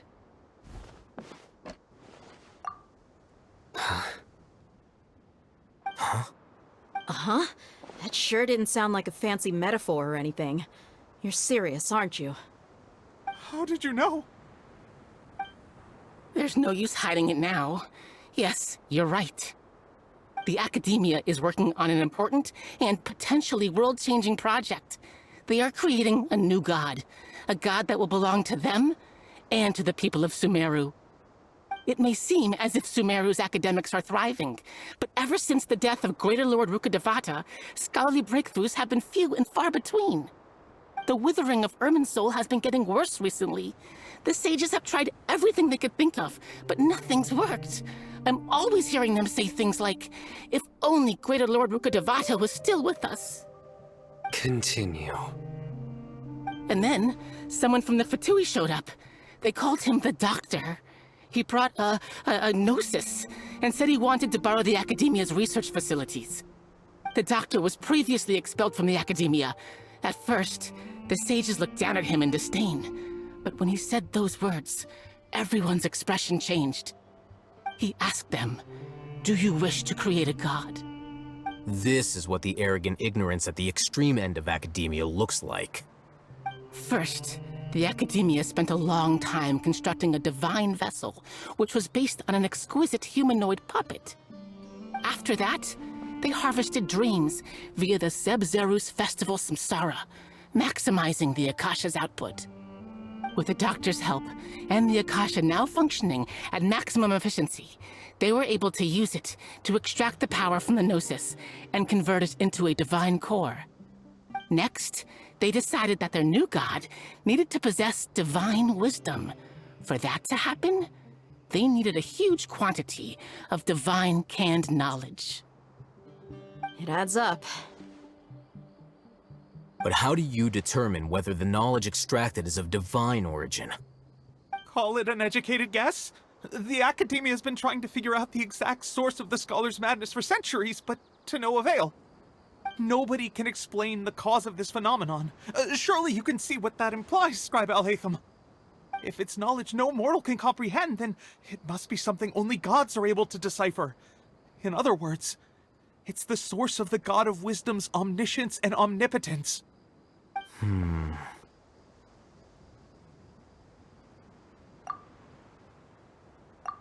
You must have noticed by now. The Academia doesn't care about who their god is. It's the ability to exercise control over knowledge and wisdom that matters. It is as if they are cursed with a desire for omniscience and omnipotence that burns in their blood. Some organisms demonstrate phototaxis, and thus orient their entire lives in respect to sources of light. For the sages, their only source of hope is the existence of a deity who embodies the acme of wisdom. This is but a form of phototaxis. For many scholars, the absence of a god of wisdom means stumbling in the darkness for the duration of their lives. Then what does Lesser Lord Kusanali mean to you? Is she not a true god present in this world? If you already have a new god, why try to create another one? From the beginning, the Academia has never treated her as a god. When the Academia first discovered Lesser Lord Kusanali, the newborn god of wisdom, the sages hoped that she would be as wise as Greater Lord Rukkhadevata. But upon evaluation, they found that at the time, she possessed no more intelligence than any ordinary human child. The sages never had a ruder awakening. This forced them to accept that Greater Lord Rukkhadevata had indeed passed away. Not to mention that Lesser Lord Kusanali's gnosis had been used to power the Akasha this entire time. By herself, she has neither an Archon's raw power, nor the spectacular insight expected of a god of wisdom. Slowly but surely, people began to forget about her existence. So, this is the path the sages have chosen.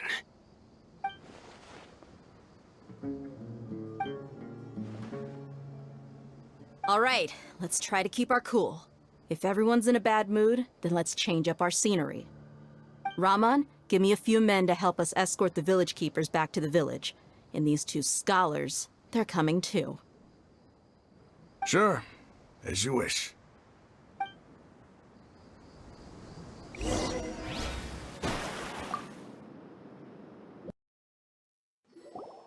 The village keepers you've found have all been returned to their homes, and each one has a dedicated caregiver to look after them. The two new scholars are being kept under close supervision, too. Really great work, everyone. The atmosphere is so heavy.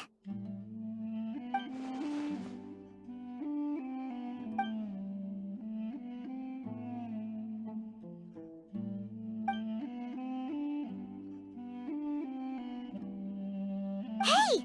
Say something! Stop spacing out! Come on, is there nothing left to talk about? In that case, let's all get some water and try to think about something else. Or I can go fetch some snacks. Oh! Paimon's so coming with you! Do you have any plans, Traveler? Gods above, you're not talking about work, are you? So you were still withholding some information?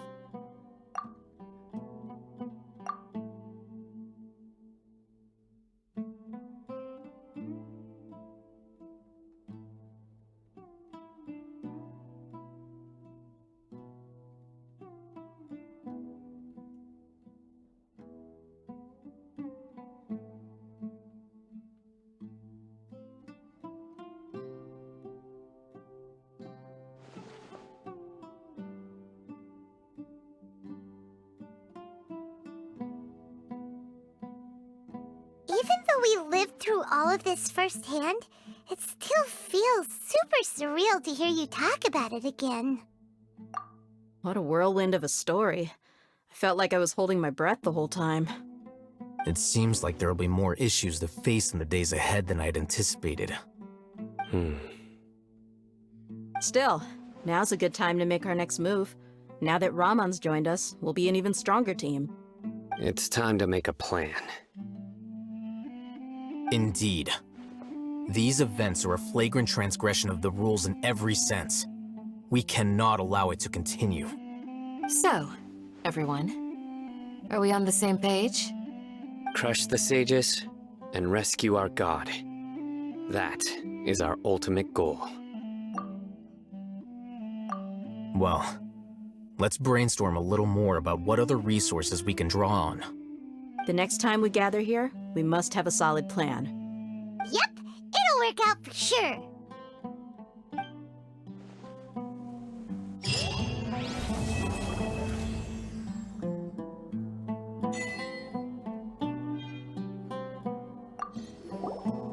Don't rush. This is a big undertaking, and the planning and preparation for what lies ahead will no doubt take some time. Take it slowly. We need to make sure the plan is as effective as possible.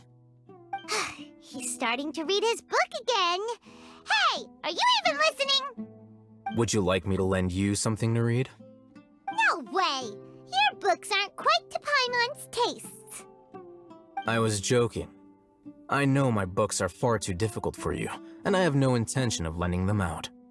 Ugh, you're so annoying!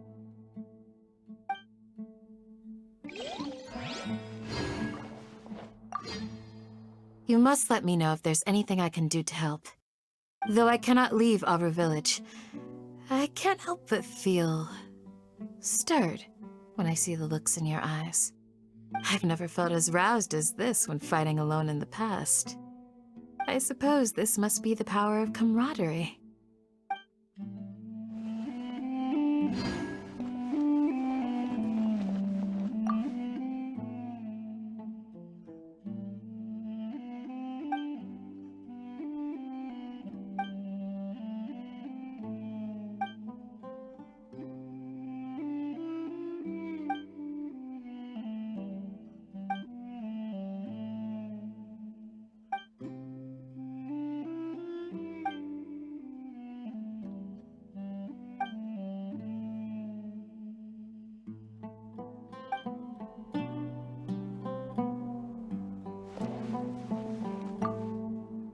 In the past, I never imagined that even the gods could suffer from hardship. If we can find a way to change all of this, will this nation become a better place?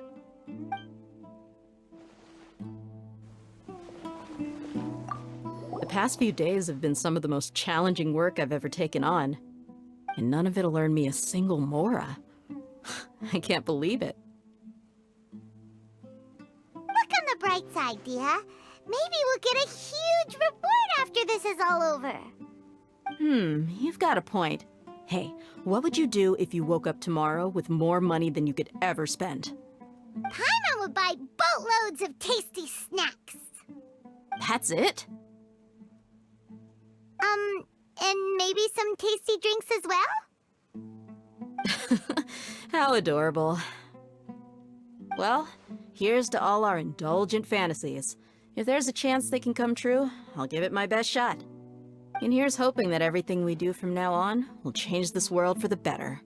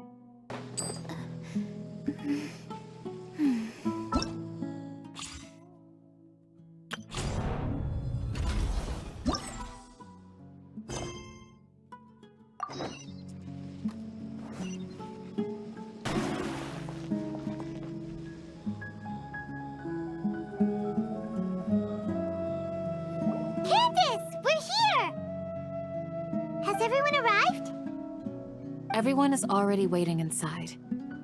Well, what are we waiting for? Let's join them! Please, wait a moment. Before attending the meeting, I hope you can promise me one thing. What do you need? Promise me that you won't commit to anything too reckless. What do you think? Okay.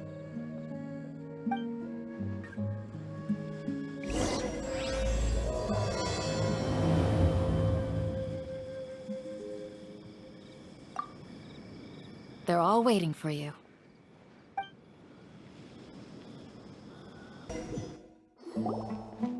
Everyone's here so early! But why isn't anybody talking? We already discussed things a bit. Hey, where have you been? I've missed you too. Are you ready? Very well. Are you sure this is gonna work? I gotta admit, it's bold. Color me impressed. It's worth a try. The point of discussion is to arrive at a solution. Let's cut the small talk and move to the next point. You're making Paimon nervous. You're finally done. I have some other stuff to take care of. Catch you all later. Come on, don't give me that face. I know what you're going to say. I'll be careful.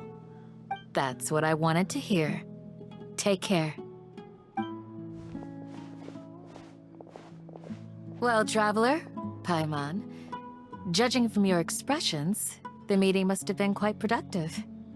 You can tell? I'm not that good at scheming or strategy, but I can sense people's emotions. And based on your reaction, things must have gone quite well. Paimon's a little worried. Hopefully nothing will go wrong. To be honest, I feel the same. But you're already some of the most capable people I know, so you have my trust. Candace gave us a compliment. Your deeds speak for themselves.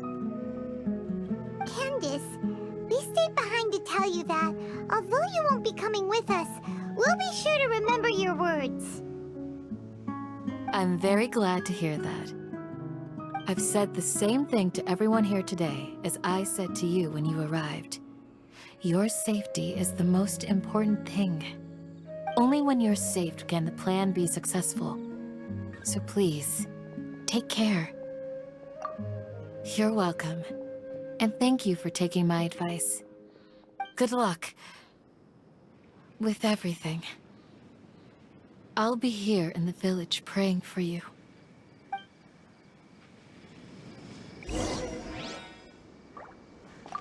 Stay safe, everyone. I'll be here praying for you. Good luck.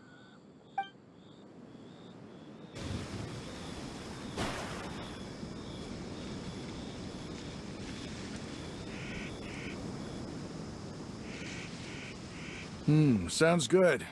I'll go make some preparations. Okay. I'll hit them! Have you finished saying your goodbyes? Yeah! Also, Candace told everyone to be careful. Yes, she did. But I think my point also bears repeating. Our plan is not child's play. We won't be able to achieve anything if we're simply careful. We must go beyond that and fully commit ourselves to it. I hope this is clear to you. Huh? Shouldn't you be saying something more cheerful to boost our morale right now? Didn't we already do that during the meeting? You can never have enough words of encouragement. In that case, Candace can cuddle you to your heart's content while I continue to remind you of the seriousness of our situation. We all have our jobs to do, after all. It's like how some people can be put in charge of logistics while others will fight on the front lines. Speaking of the front lines, you don't look anything like a soldier. Of course. Compared to the mercenaries, I'm merely a feeble scholar. But the advantage of not being a mercenary is that I get to stay in a safer place and offer my strategic insight. Just think about that mercenary who lost his mind. Mercenary groups are facing constant danger every single day. Well, being a scholar is also a high-risk occupation, and you are a scholar! I'm not like the rest of them. Even among members of the same species, some will exhibit far more potential than others. This guy. Paimon still remembers when those mercenaries in Port Ormos called you a lunatic. All intellectuals are lunatics in the eyes of fools. I'll take that as a compliment. That reminds me. Do you remember the record we saw in the King Deshret ruins? It mentioned forbidden knowledge. Wait, seriously? Remember? We went into the desert not long ago to exchange hostages with the Eremites. Once we arrived, the ground collapsed due to an earthquake, and we fell into some ruins. Still nothing? Come on. It was a remnant of King Deshret's bygone civilization, and we found some messages left by a priest of the king, and learned about the existence of forbidden knowledge. Oh, it's all coming back now! Thanks for reminding us. Forbidden knowledge has the power to drive people insane, but this fact has never been shared with the public. Even I, who has worked in the academia for some time, was never once informed of this. I think those mad scholars and mercenaries we encountered may have all fallen victim to the corrupting qualities of forbidden knowledge. But the academia has always held a different view. They have always believed that symptoms of madness are a side effect of human contact with divine knowledge as mere mortals. Come to think of it, perhaps the academia has also never understood the true nature of forbidden knowledge, and thus always approached the issue from the wrong direction. The Withering, Elazar, and the sandstorms. Don't you think what is happening right now across Sumeru is rather similar to the forbidden knowledge pollution that occurred in the desert thousands of years ago? But Paimon thought that Irminsul's disease is what caused the withering and the sandstorms. At least, that's what Tainari told us. Wait a second. Could it be that... Ah, you've connected the dots. The cause of Irminsul's illness may precisely be the pollution from forbidden knowledge. But if that's the case, what should we do? This is huge! Wait. Why do you think Lesser Lord Kusanali would have a solution to this situation? You mean, it's related to the scene you saw when you passed out in the Avidia forest? That whole, the world forget me thing? In that case, it's imperative that we rescue Lesser Lord Kusanali. Only by working with her to save Irminsul can we completely resolve the problems Sumeru currently faces. To make sure we're still on track, I would like to check on the state of some of our preparatory work. Where are we going? To an Eremite base.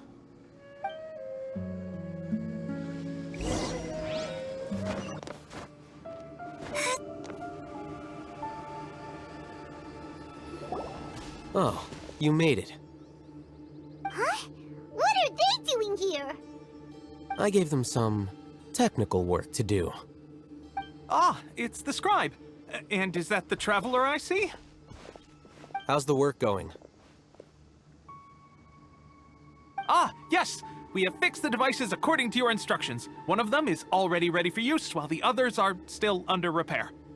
Aren't those devices for canned knowledge extraction? What are you doing with those? Look here. Huh? More canned knowledge? Are you going to put more weird stuff into his head again? What's that look on your face? Are you scared? Paimon's a little scared, but very, very furious! That's an interesting response. Anyway, we're not going to use this just yet.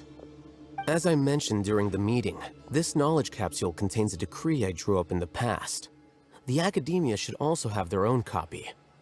And according to the plan we just came up with, Traveler, I want you to record something into this capsule. Do you believe we can save Lesser Lord Kusanali? Good. Conviction is the most important part of all of this. Now, please get ready and put on this device. You want us to record our conviction into the knowledge capsule? Yes. Paimon is still really worried. I understand, but trust me, Paimon, this is something we have to do. It's best if you can do as I say. Because, to achieve this impossible task, it sounds like you'll need to fool your own heart first. Although it may feel like a trick, self-encouragement may be the most important tool we have. Paimon can see the point you're trying to make. Imagine this. We have orchestrated our plan and successfully rescued Lesser Lord Kusanali. As a result, we have changed Sumeru's entire political landscape. Everything went without a hitch, and everyone recognizes and praises our achievements. Now, open your eyes. Here. What's this? Read it out loud.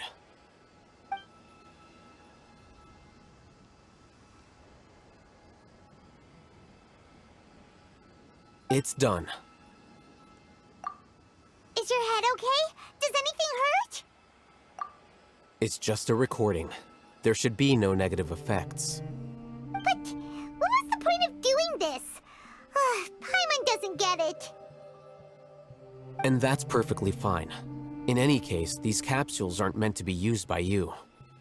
Huh? What do you mean? Have you forgotten? Our plan needs to account for those who have long relied on the Akasha.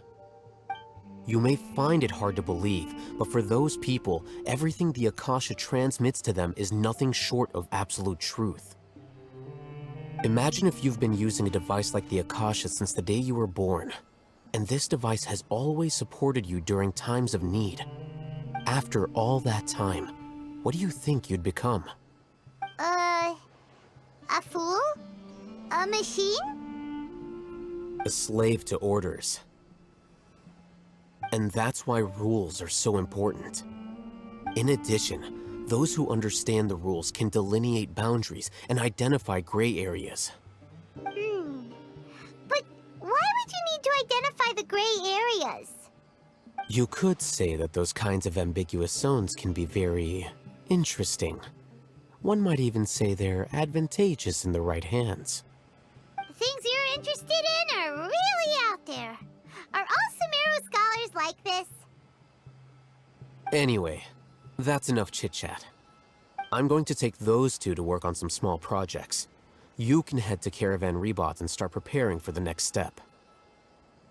Small projects? We're going to tinker with the Akasha terminal and make a few modifications.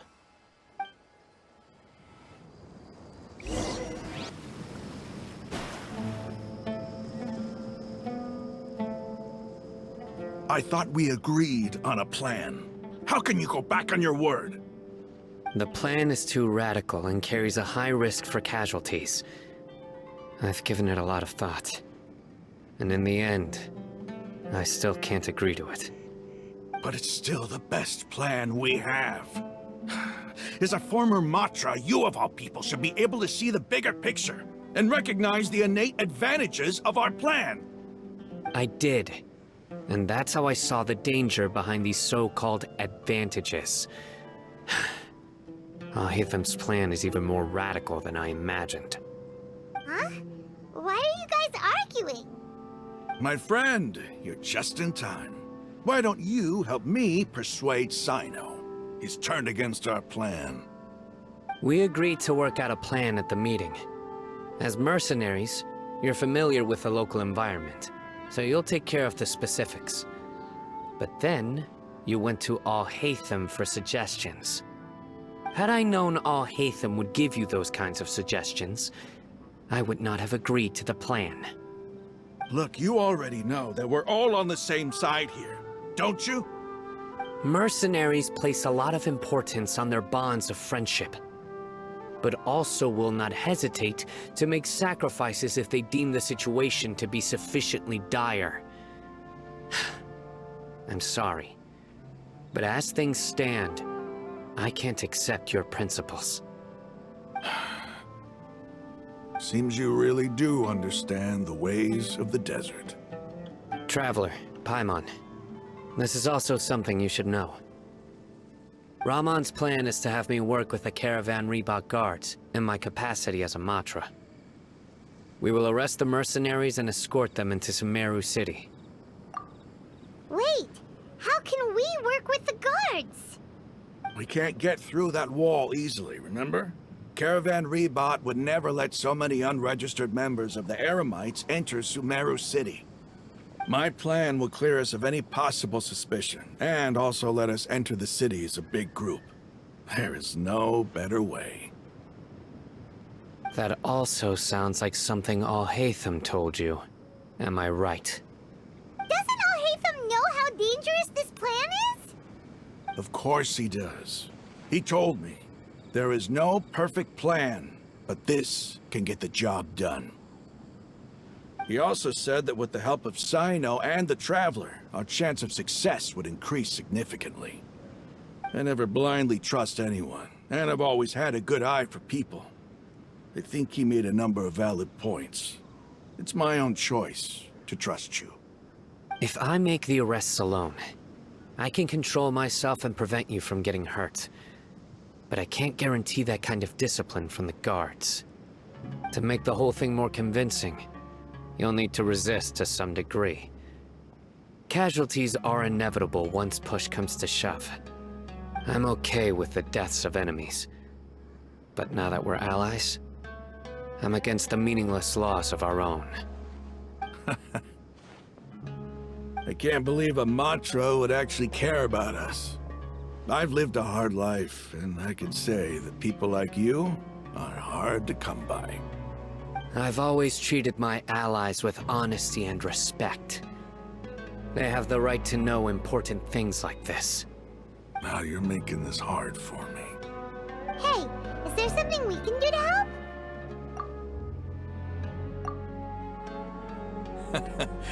I knew you would say that. We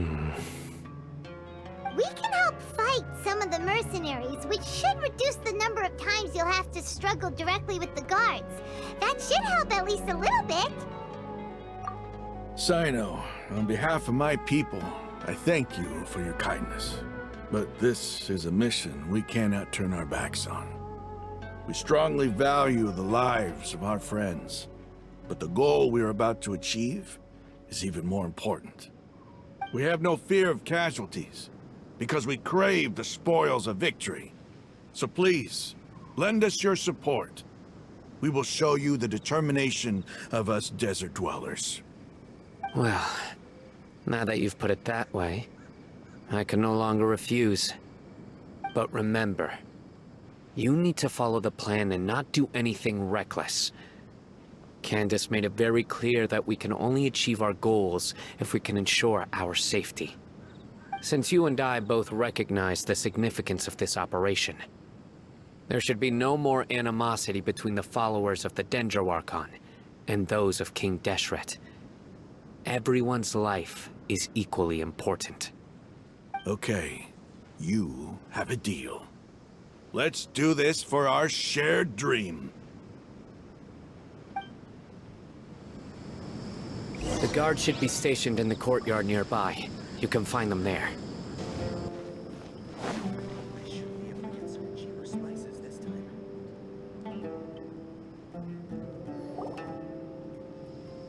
Guards! General Mahamatra! To what do we owe the honor? Keep your voice down. This is a secret operation. I'm going to arrest a large criminal gang near this location. According to the Academia's Guide and Regulations on Secret Operations, I have the right to ask for the cooperation of Caravan Rebot. Ah, of course, of course. Mahamatra Sino's order is the Academia's order. Just let us know what you need. But who exactly are you planning to arrest, and how many people are you expecting? Depending on the scale of this operation, we may need to report it to our superiors. They're a squad of Eremites whose number is comparable to Ain el Akhmar in Port Ormos. They're involved in the theft and resale of supplies from the Academia. As many as Ain el Akhmar? This should definitely be classified as a joint operation. Then I suggest that you report this to your superiors as soon as possible, and treat it as a top priority desert operation. I will need personnel. Got it. Please wait a moment. I'll contact them immediately.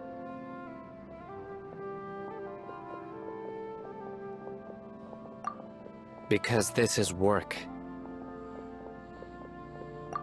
Because I trust you. Paimon can't believe you're still in the mood to chat. This whole thing has Paimon scared stiff! Aren't you even a little worried? What if these guards already know that you have betrayed the Academia and are no longer their General Mahamatra? Even if that guard doesn't know, their superiors might, right? We discussed this, remember? The caravan rebot operation is of great importance. But don't worry, the guards there shouldn't know that Sino has stepped down. How can you be so sure?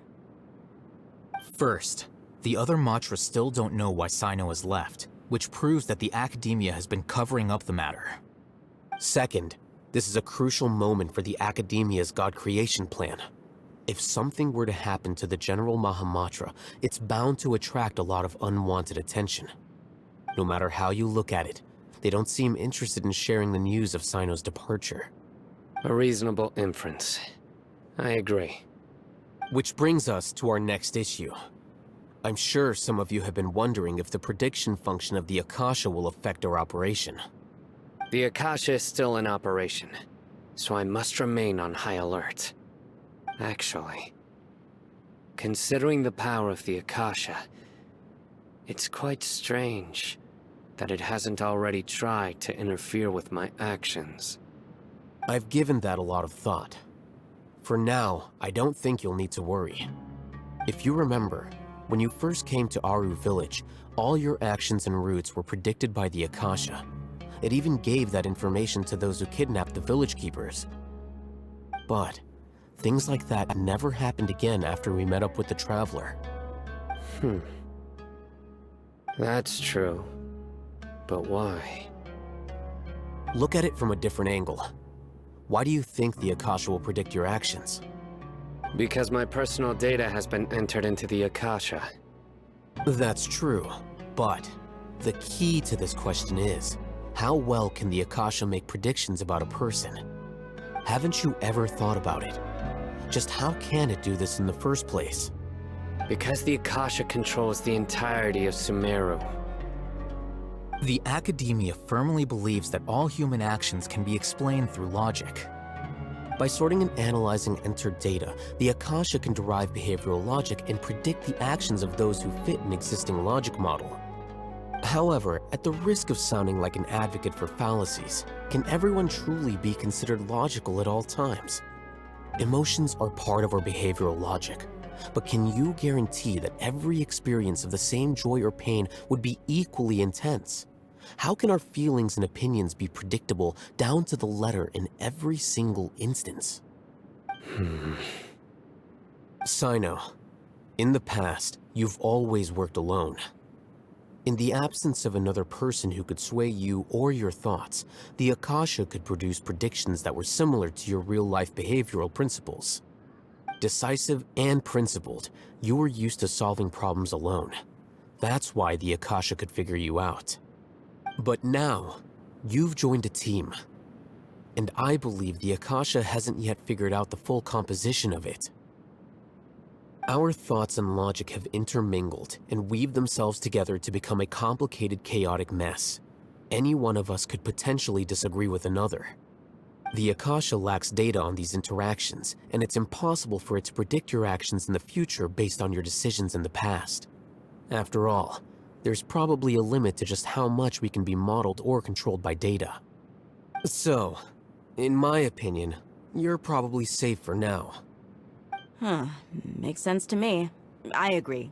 The Akasha is not alive, and I don't think we can be completely controlled by something without a mind of its own. Is that so? I guess there are things that even the Akasha cannot calculate, and people will not be forever trapped by the past. I'm so glad that this is settled. Next time, pay attention during our meetings. Will do. Just remember to stay vigilant. Footsteps! General Mahamatra, we were not expecting your presence here. I'm the security officer of the Grand Deshret Desert District. My name is Luxembarbo. This is my assistant, the Traveler. He will be working with me. The construct next to him is for his work. Beep, construct, beep! What a great honor to meet you. Your golden hair is as bright as the sun. And, is this the latest technology from the Academia?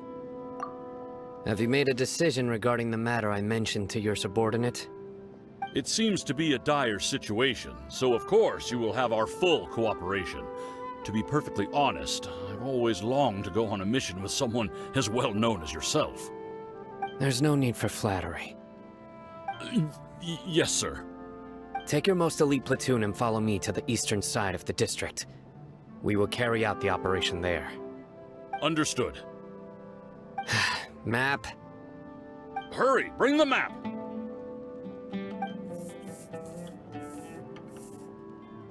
In 2 days, we will engage Rahman's Eremites and capture all of them. Any questions about the time or location? None at all, sir. Good. See you then. Yes, sir.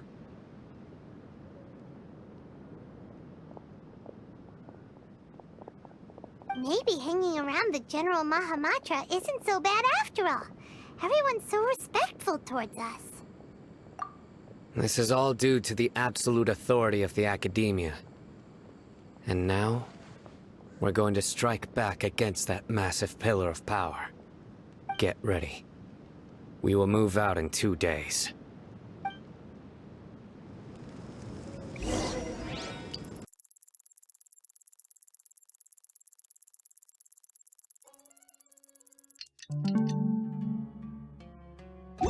Boats are made for transfer. Time for the operation! Let's go meet Sino in the desert!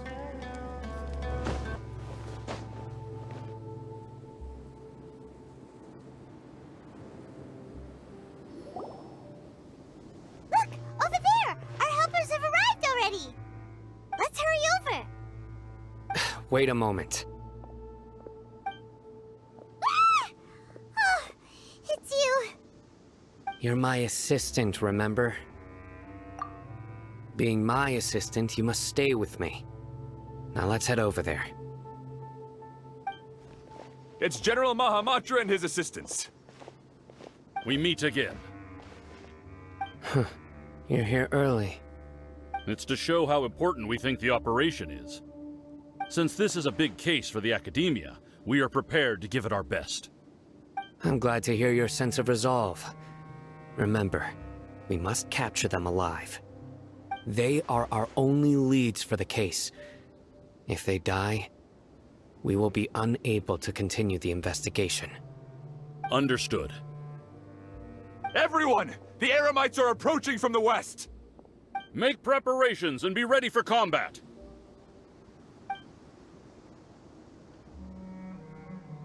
Halt! Oh? What a warm welcome! What do you want? Judging from those shiny weapons in your hands, it seems like you're not interested in a deal. Rahman, the Academia has caught wind of your smuggling and illicit sales. If you value your life, I advise you to surrender. Who are you supposed to be? A Matra from the Academia? I can't believe you came all this way just to catch us. I'm not here to talk. Oh. Nobody's given me this much time of day since I became a mercenary. Brothers! For that slight, let's wash our blades with their blood. Let's show them we Eremites are not to be messed with.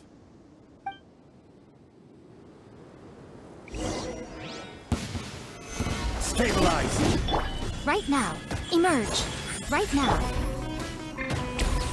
Into the wind! Let me slide.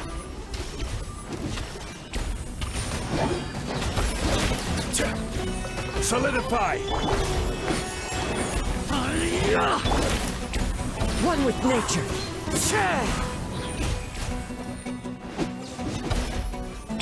Shadows of fate! Gather!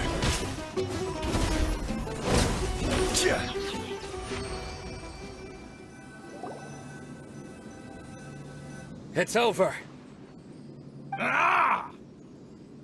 We have subdued them. The operation is now over. All Eremite mercenaries and related personnel in the area have been arrested. Ah, you pitiful Dendro Archon dogs! You'll regret this! I'm afraid you'll regret it first. King Deshret will curse you, and you will all! Silence! Oh, Restrain them and take them back to Caravan Rebot. Count their numbers and send them to the Academia as instructed by the General Mahamatra. Yes, sir!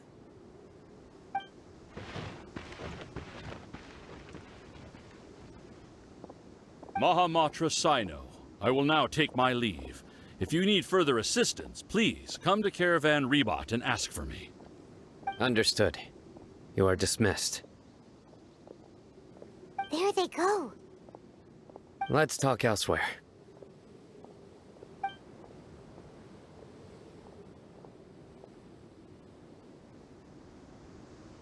This part of the plan went really well. Yes, things went perfectly. That's fantastic! And that punch you gave Ramon there sure looked convincing enough. Once we're done here, I'll return to Caravan Rebot and oversee the group's transport. I promise.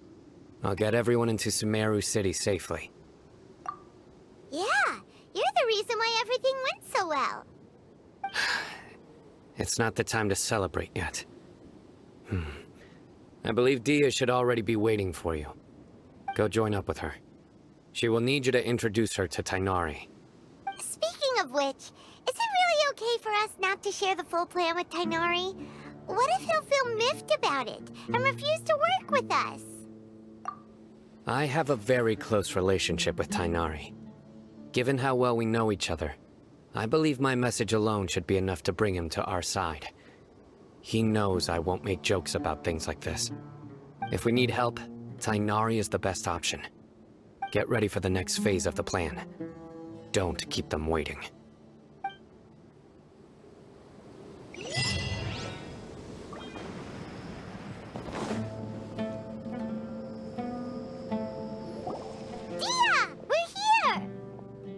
It's about time. Didn't you say our part of the plan is the most important of all? And here you come rolling in late. In the time it took you to get here, I already did 5 laps around the place, downed 7 drinks, and even did some clothes shopping. Sorry. We didn't mean to keep you waiting. I just wanted to fix your attitude and rub it in a little. After all, you took your sweet time getting here, and we've got important stuff to take care of. I just like seeing that serious look on your face. All right, I'll stop. All joking aside, I'm glad you're here. Let's get moving and take care of this as soon as possible. But where should we start? Our responsibility is to get a status update on the Fatui Harbinger known as the Doctor. We need to make sure he won't get in our way when we rescue Lesser Lord Kusanali. Dealing with an institution that controls all of Sumeru is already hard enough. If the Doctor were to crash the party, it would be next to impossible for us to achieve our goals. Yeah, we sure don't want him showing up. Ooh, he really gives Paimon on the creeps. Right? Hearing his name just reminds me of those stuffy old geezers in the Academia. I'd rather not have to deal with someone like that. According to the plan, we should first go to Pardis Di and ask for Forest Watcher Tainari. If all Hatham and Sino's sources are solid, then we can be sure that Tainari still has the Academia's trust. So, we'll find Tainari and convince him to get us the latest intel on the Doctor. Then, depending on what we learn, we'll make any necessary adjustments to our plan. The sages have placed spies everywhere on the other side of the wall. I'll follow you as a bodyguard. You should be honored. I don't offer my services to just anyone, you know. But Paimon thought mercenaries would do anything for Mora. That's certainly true. But when multiple employers are vying for your services, you should always go with the best offer. Let's see. If I were to charge you a bill, I guess I can apply a discount. How much more do you want? Paimon's not sure we can afford it. How much do I want? Hey, how about paying me with a smile? What do you say? I haven't seen you smiling much recently. If you ask me, someone like you must look lovely when they smile. Come on, give me a smile so that I can be less worried. Looking good! I hope this pretty smile will become our lucky charm. There are many kinds of smiles, but only a truly joyous one can bring blessings to others. Let's consider this smile a down payment for our future victory. Let's go. It's time to pay a visit to Party's DI. He's over there! Let's go say hi!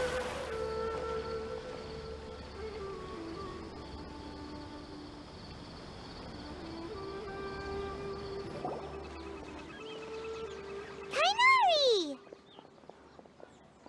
Ah, Traveler, Paimon. And you are?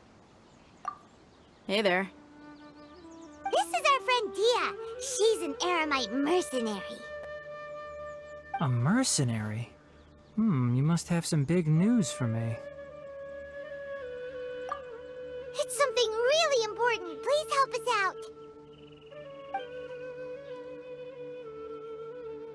All right, then follow me.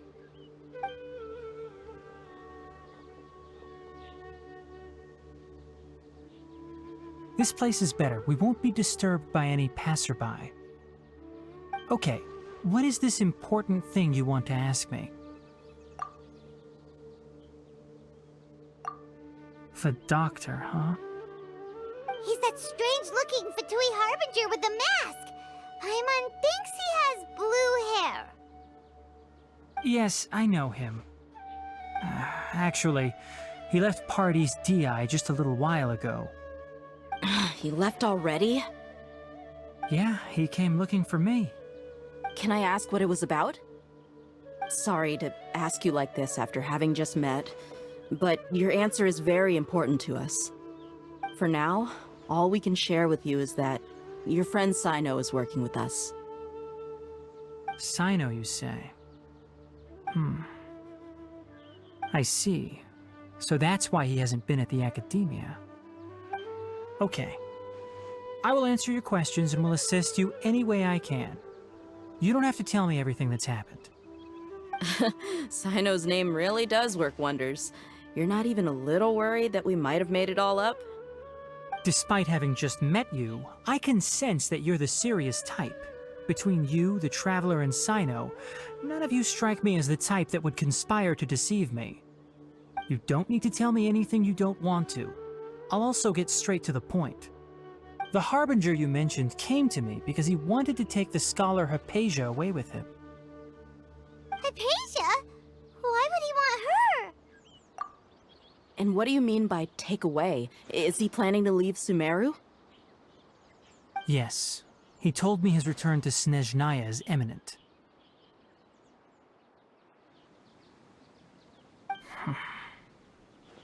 So you mean... you're leaving this place soon? Indeed. Otherwise, we could have perhaps talked a little more. I was just about to set out when I remembered something important. To that end, I made a final trip to Pardis DI. Let me ask, have you been taking care of a scholar by the name of Hypatia? Your sources are accurate. No doubt because you recruited many informants. But you're right. Hypatia has indeed been receiving treatment from me. Forgive me for asking, but how's the treatment coming along? Given the way you're asking, I assume you have something to say. Since you asked, I'll be frank. I would like to take Hypatia to Snezhnaya. It's incredibly difficult to transfer a patient. As a scholar yourself, shouldn't you at least be aware of this? Oh? I can't believe your utter lack of faith in me, to the point of even questioning my general level of knowledge. How unbefitting. Well, you're the only one who's ever made such a request. I have my ways of keeping her safe during the journey. In addition, I can also promise that under my care, Hypatia will receive the most advanced and effective treatment. I will personally supervise her treatment and see to her recovery. Would that be agreeable to you? Hypatia was born in Sumeru and remains a scholar of the Academia. Her situation has not become dire enough to necessitate her transfer to another nation. Transporting her to Snezhnaya is risky, and the potential benefits are unknown. As the person currently responsible for her treatment, I cannot possibly sign off on this transfer. Your suggestion is rude and reckless. I'll pass.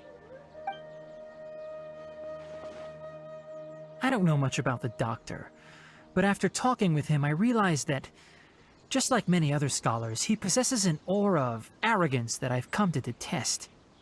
It's not so much that he's looking down on others, but more that he's so confident in himself and his abilities, to a point of near insanity.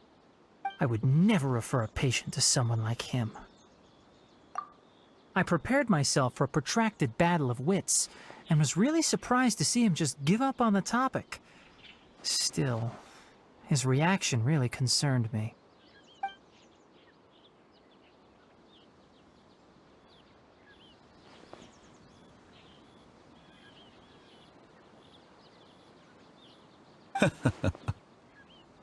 I see. Of course, your opinion makes perfect sense. You're still young, but already quite stubborn. I must say, you are not like what I had expected. Under normal circumstances, I wouldn't just let you off the hook like this.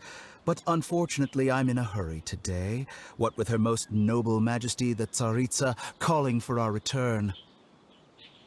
Luckily, there is still some time left for me to take care of everything before I leave.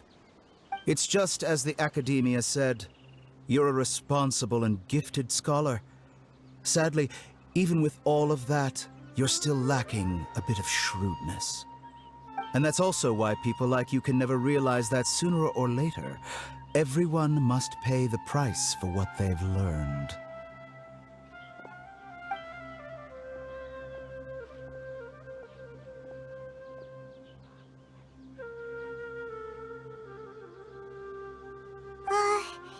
Paimon can't help but feel like he's hinting at something unpleasant. He asked a question, yet didn't care for my answer. Perhaps I'm nothing but a talking rock in his eyes. He never came off as malicious, but an utter lack of compassion permeated throughout our conversation. From his tone, I can sense that he's always looked down on others. I can barely believe it myself, but if that's true, the situation will be in our favor. I don't think I missed any details. Frankly speaking, I don't want you to do anything too risky. Now that you know a little more, it should be easier for you to stay safe. Sorry we can't tell you everything. We appreciate that you helped us anyway. I won't forget your kindness. It's okay. I have an obligation to do so. To be perfectly honest, all of this may have started because of me.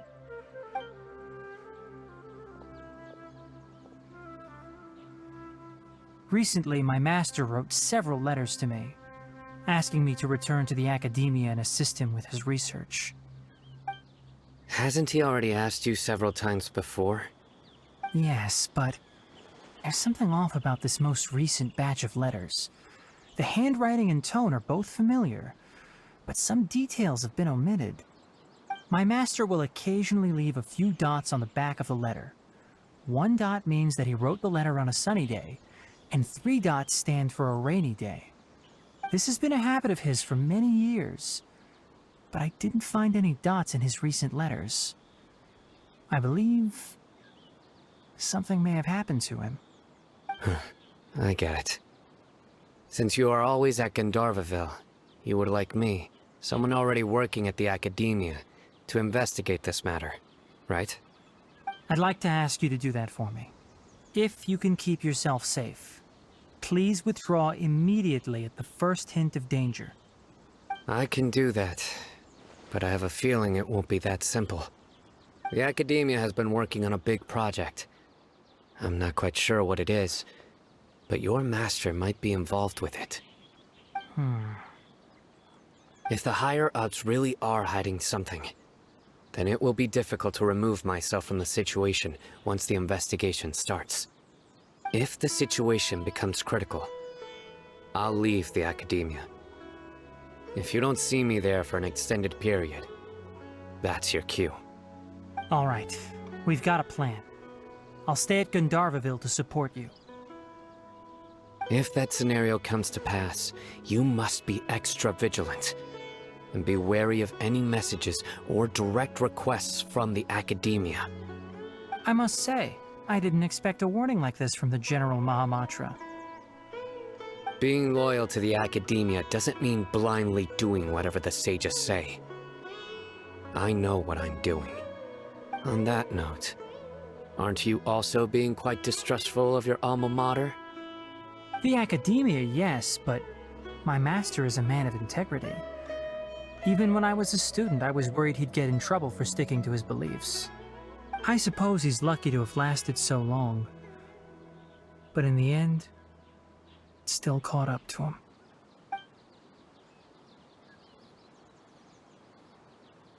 I see. So you noticed something was up with the Academia from the very beginning. This may well be how Sino became involved in all this. In that case, I must keep my promise and help you however I can. Also, if you run into Sino again, please help me pass on a message to him. Trust your own senses and experiences. I think this may be something he needs to hear right now. Okay, we'll find a chance to tell him. Thanks. Right. Now let's go hunt down this Harbinger. Oh, by the way, which way did the doctor go when he left Pardis Di? That way. Gotcha. Thanks so much. We'll be on our way. According to Tainari, the doctor is leaving Sumeru soon. I want to check if the doctor was actually telling the truth. He also said that he'll take care of everything before he leaves. What did he mean by that? We need to be extra careful when dealing with a person like him. Just to be safe, let's chase him and see what we find. But we have no idea where he went! How can we start chasing him? We'll do it the mercenary way. I'll find leads as we go. All you have to do is just follow me. That Harbinger may have tried to cover his trail, but he still left some traces. Or perhaps he never even thought about concealing his whereabouts. Maybe that's just how arrogant he really is. Yep, we're headed in the right direction. The traces are still fresh, but there's no sign of his entourage. Clearly they're in a hurry. It's just as I thought.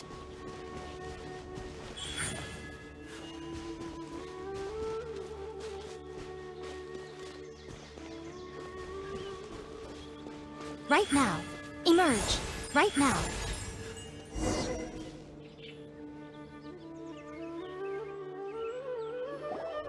We can stop here. I think I know where the doctor went. To the south of here is Port Ormos, which seems to be where they're headed. Port Ormos? They're going to leave by boat? That's right. Let's go to the port and have a look for ourselves.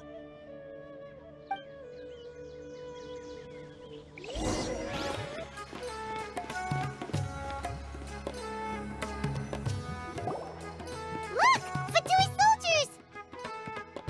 Thanks to Dia's tracking skills, seems we found the right place. Shh! Don't draw their attention. The port is crawling with Fatui soldiers. Let's keep going and see what we can find. Now this is a proper farewell ceremony for a Snezhnayan Harbinger. The Lord Harbinger is leaving. I've still only seen him once or twice. I used to hold a position in our homeland, and back then, the doctor spoke in a very different way from the way he speaks now. Maybe the way people talk in Sumeru has rubbed off on him?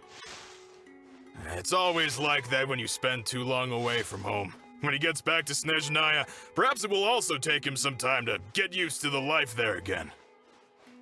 Huh? But, sir, that can't be right.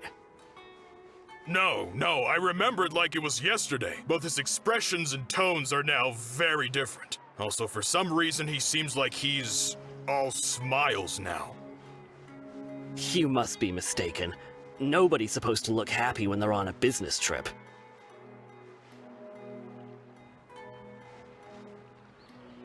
The doctor is on that boat. So he told the truth after all. He is actually leaving Sumeru. Let's get closer and find a place to hide so we can observe him.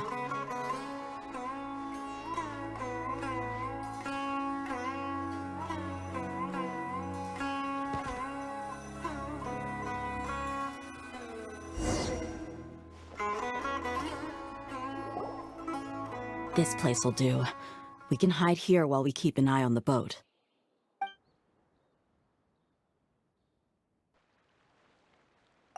Uh-oh! He saw us! Huh? Is he waving at us? It's time to say goodbye. Wait, is he the only person on the boat? Huh? You mean there's nobody with him? And where are all the soldiers we saw on the port just now? They were all here just a few minutes ago, but now they've vanished. So this was a trap. Wait, don't tell me that. Luckily, there is still some time left for me to take care of everything before I leave. Oh no. They might be after Hypatia. Let's get back to Party's DI. Huh? What do you mean? I'm afraid that she's seen something that she wasn't supposed to see. If I were the Fatui, I would also try to take her away. And if I couldn't... Oh no! Are you saying they're going to kill her? Let's go!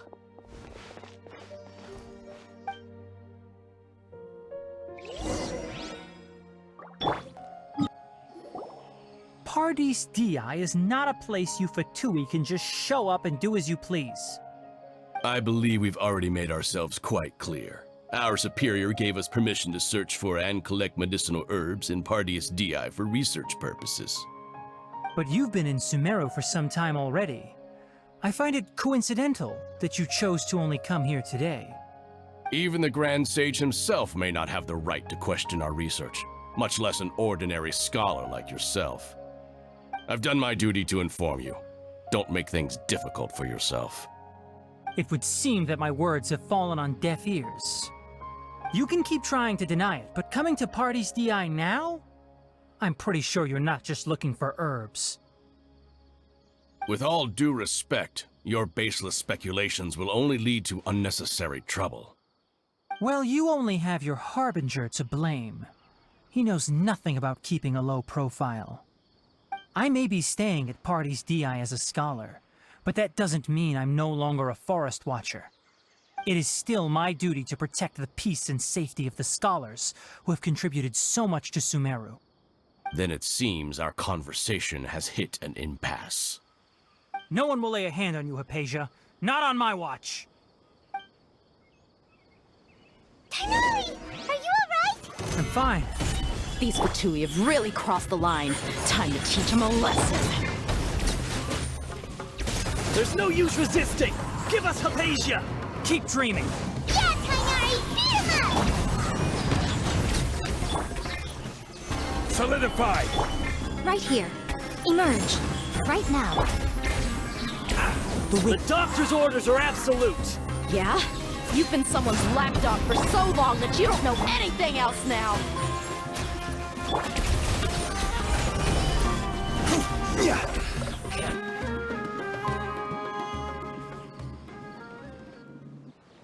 We're not getting anywhere.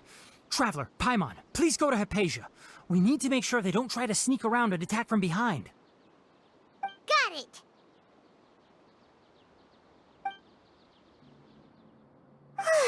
Hypatia's still here. Doesn't look like anyone's broken in.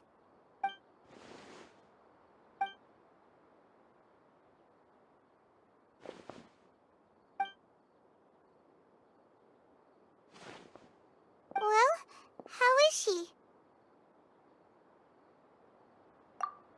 Oh, that's good.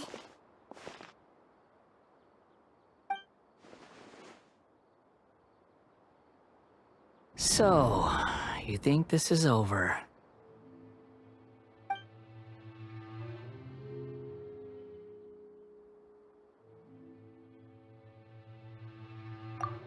What? The Balladeer is here?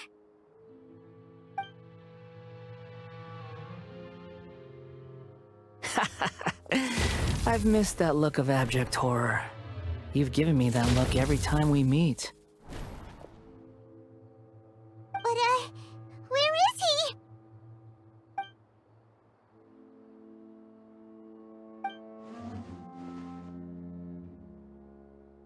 I can hear all of your thoughts, you know.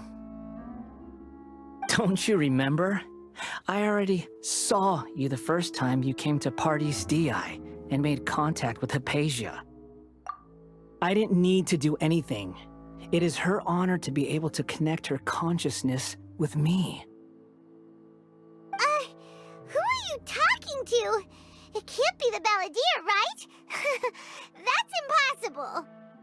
I know you must be curious. I might as well tell you that I decided to enter Hypatia's consciousness the moment I sensed your touch. I wanted to observe you on a fool's errand. Hey, Traveler! What are you doing? My deification is nearly complete. All that's left now are just some final details. Do you understand? Even if you manage to rescue Lesser Lord Kusanali, it will be impossible for you to defeat a bona fide god like me. Is it wise to force that childlike god into a divine battle against me? Scholars consider the God of Wisdom to be the sum total of their faith. It's how they can justify reverence for a god as they construct it. But this also shows that humanity's worship of gods is a combination of blasphemy and exaltation. It's truly laughable. Yes. What is it?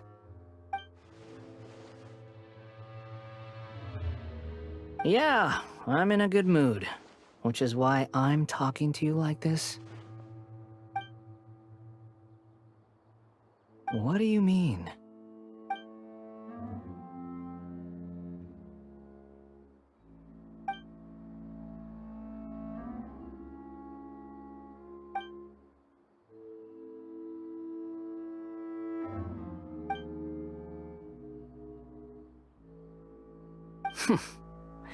Those words almost make you sound like a friend who actually cares. But you're wrong. I'm different from all of you. I was born to become a god. My entire life up until this point has just been a meaningless routine. Just think about a sheet of paper. By itself, it holds no meaning. The content recorded on it is what gives it value. All I had recorded down before were some painful memories and boring human feelings. Such senseless drivel should have been erased a long time ago. Indeed, to me, the sight of you fools in your futile struggles is far more amusing. Tell me, just what has this world done for you to protect it with such zest and conviction? I'm connected to your consciousness, so I can hear what you're thinking and sense the depth of your determination. This is a good conversation we're having. So here's a word of advice. Let go of your misguided guardian complex. You know nothing about the truth. It'll be for your own good, as well as everyone else's. Humans are a species that can only find bliss in ignorance.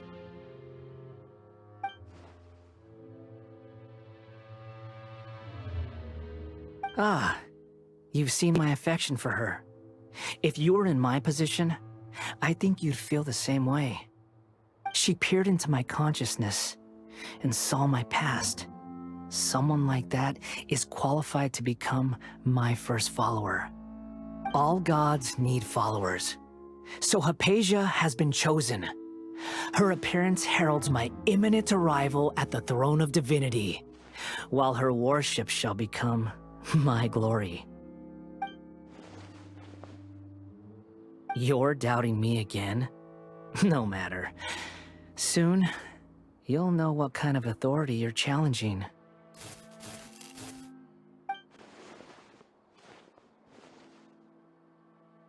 Who wants to hurt my devout follower?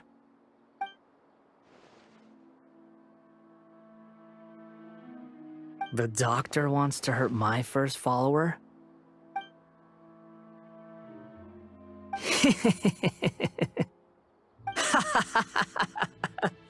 How very amusing.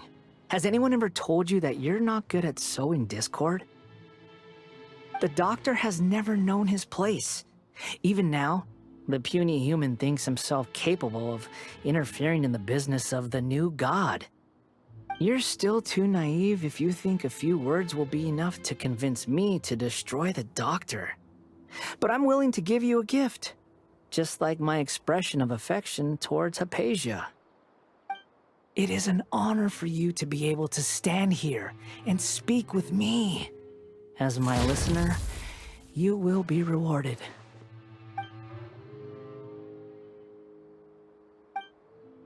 Both good things and bad things can be called gifts. After all, gods have never needed to be reasonable. Ah! Paimon used thunder! That person Paimon couldn't see was the Balladeer? Oh, he sure chatted with you for a while.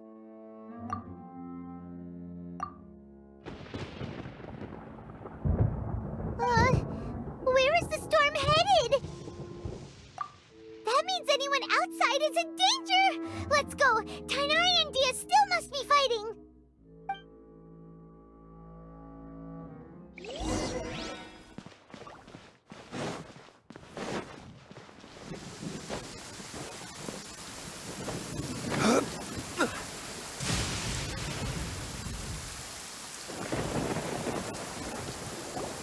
Oh! Have the Fatui retreated? Hey! What happened to you? He's hurt. I'm fine. Don't move. I've seen eremites get struck by lightning before. You need to rest. Struck by lightning? We were fighting, and just as things started looking grim, the weather suddenly became extremely strange. Lightning started attacking everyone, almost as if it were alive.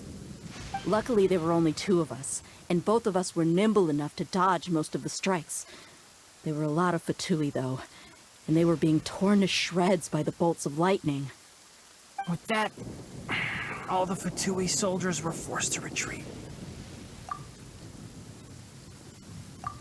Why are you sorry? It's all right. I'm sure you also never expected this to happen. Don't blame yourself. My wound aside, you look like you've seen something unpleasant. Is Hypatia all right? Hey, didn't I tell you not to move? Just in case. Let's go to Hypatia's place and talk about things there.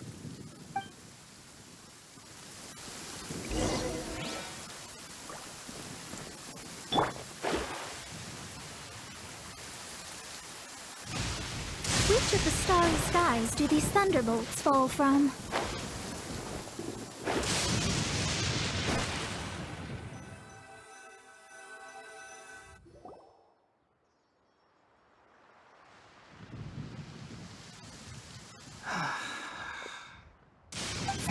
She's fine. Hey, how about taking care of yourself first? I understand my condition.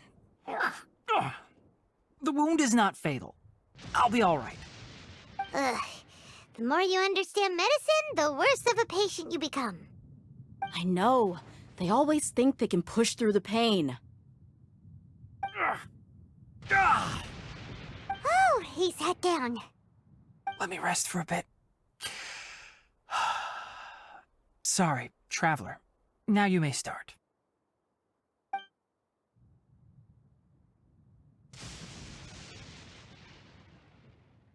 So that's what you were talking to the Balladeer about?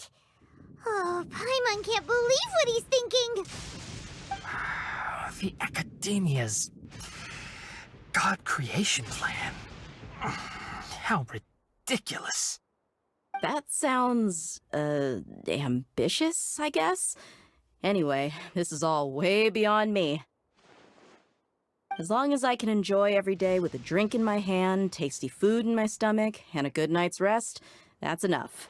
I'll only work when I have to. I must be the least ambitious person who's ever set foot in Party's DI. Don't say that. I haven't even thanked you for your help back there. Don't mention it. Well, if nothing else, all this proves that the doctor really did have some urgent matter to attend to, and left Sumeru in a hurry.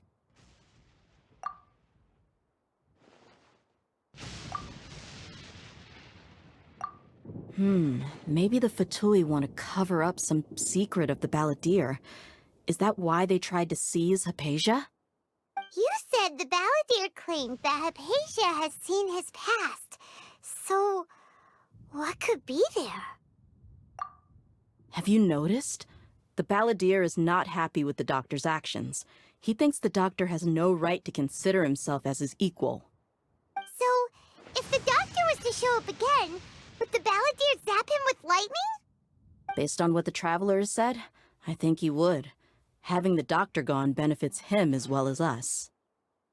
In other words, we've successfully completed this stage of the plan. The doctor is out of the picture now. Yay! That's a big accomplishment! I'm also happy for you. Thank you for the help, Tainari. Make sure you rest up for now. Yeah. All right. Okay, that wraps things up for us here at Party's DI. Traveler, it's about time we rendezvous with the others at the Grand Bazaar. Let's continue to keep a low profile. You can head there once you're ready.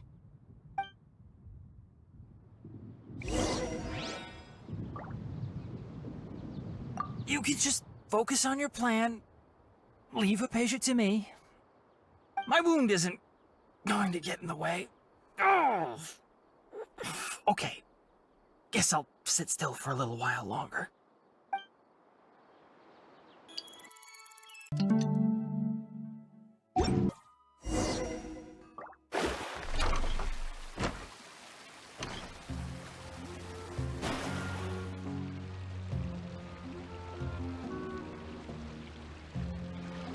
All right, everyone is here.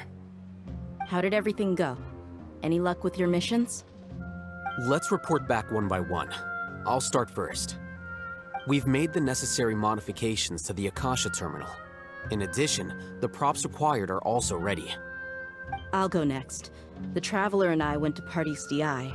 The situation was a bit complicated, but we found Tainari.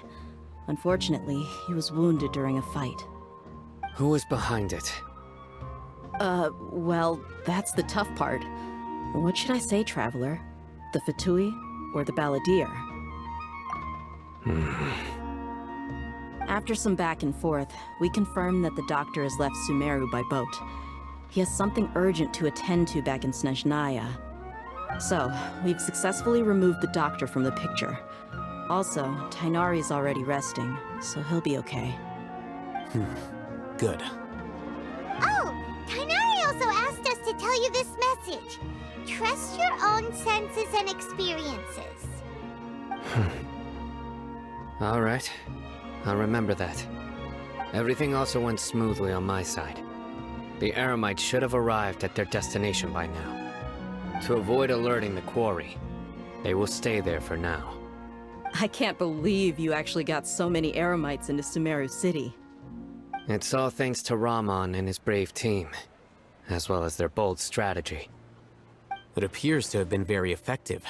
I'm glad to hear it. Well, is that everything? Okay, this meeting is adjourned. Huh? Wait, you mean that's it? Well, what else is there to discuss? Shouldn't you end with some words of encouragement? You know, to fire us up now?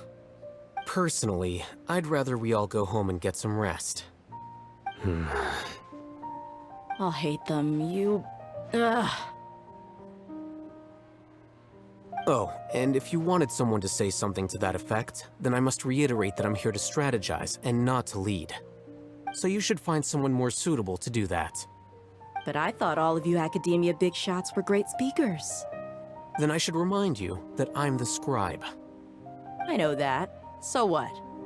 A scribe is responsible for recording meetings, not speaking. Fine, whatever.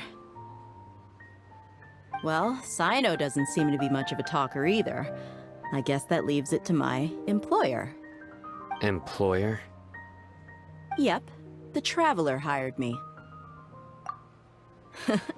That's right. So come on, boss. What do you have to say for the team? Yeah!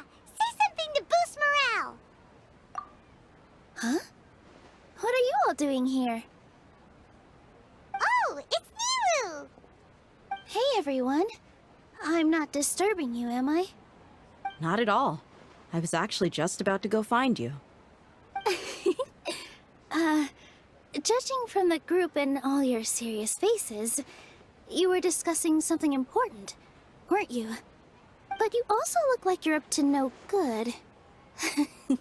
Seems pretty interesting. Welcome, Nilu. Would you like to join us? Huh? Join you? You mean, you also want to discuss something important with me? Yes. Something very important. Nilu, are there any breaks in your performance schedule in the upcoming days? Huh? Wait, you're seriously inviting me?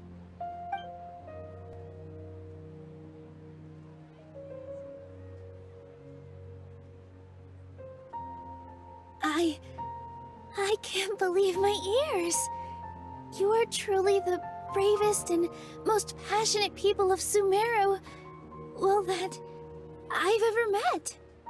Ahem. Oh, right. The Traveler and Paimon are not from Sumeru, but you are awesome as well.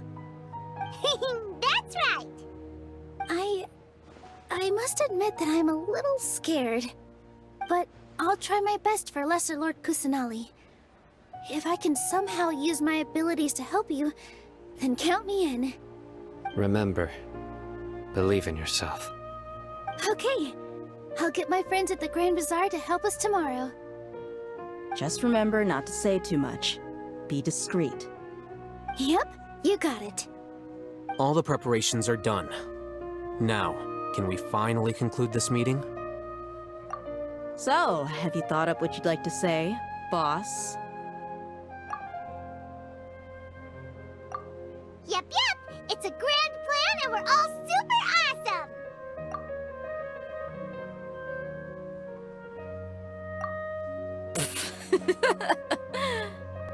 Well said.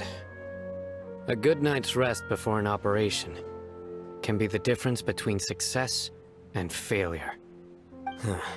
Thankfully, I've had my place to myself recently. It's been nice and quiet. Huh? Oh, nothing. Alright, let's all go home and get a good night's sleep so we can be up early tomorrow! Okay, so I guess that means it's time to say goodnight now. Yep! Good night, everyone!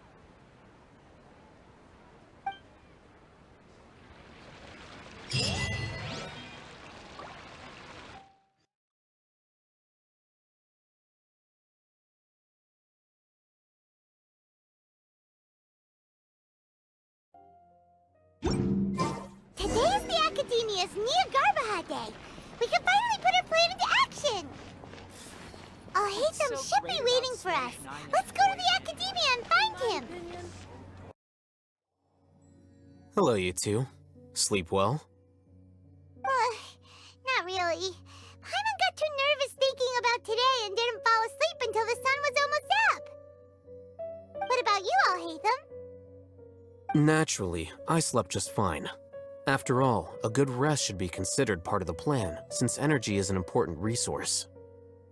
You just want to show off how calm you are. It's crucial to dissipate any tension before we execute our plan. The only thing you're doing is being annoying. Anyway, do you need me to go over the game plan again? Our target is Grand Sage Azar's office. Everyone in the Academia knows that's where the Grand Sage's console is. Only they can operate it. Many restricted commands and operations are executed via that console. I'm sure that console has a way to free Lesser Lord Kusanali. You know, Paimon's been thinking, what kind of technology could let the sages imprison even a god? That isn't something they could have accomplished with their scholarly talents alone. In the sanctuary of Surasthana, there's a device of Greater Lord Rukkhadevata's that she once used to isolate herself while meditating. 500 years ago, the Grand Sage at the time modified the device so that it could no longer be controlled from the inside. They were effectively trapping one god with the power of another. So, how are we gonna get to the Grand Sage's office? Don't forget, today is Niagarbaha Day, arguably the most important day to the Academia. The sages and core Academia personnel are busy loading the latest batch of research developments and legal decrees into knowledge capsules so that they can be entered into the Akasha. All the Darshan's researchers have their noses to the grindstone, and the Academia's grounds are flowing with all sorts of people. It's the perfect time for an infiltration. When the Grand Sage leaves his office to supervise the entering process, that's our cue to access the console and free the Dendro Archon. Well, yes. That's just the visible side of our plan, after all. If precedence holds, the Academia should have already started preparing for Niagarbaha Day. Everyone should be in position. All that's left is for us to lead the charge. Let's go. So are we just gonna walk in through the front door, or...? Yes. Were you expecting a stealthier approach? Paimon can't think of a good comeback. Alright, it's all on Alhaitham if things go south.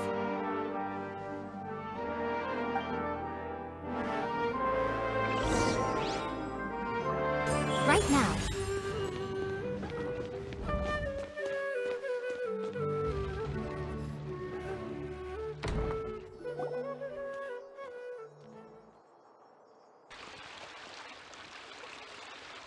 Scribe? Please, wait. Are you Scribe Alhaitham? That's me. Is something the matter? I'm in a hurry. No. I was just surprised to see you here. I had heard that the sages were looking for you not long ago, but I didn't know what for.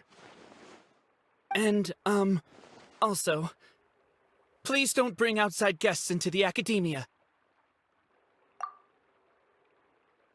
Outside guests? How did you arrive at such a conclusion? Your groundless inference shames the Haravatat Darshan. What did you say? I'm the top student in Haravatat, and I earned 3rd place at the last Inter-Darshan debate. Don't look down on me! That wasn't my intention. As your Haravatat senior, I just assumed that you possessed a greater aptitude for critical thinking. Look, based on what you already know, the purpose of my return and the reason they're here should be obvious. Is that so? Wait a moment. Let me think. Don't tell me the answer. The sages search for you.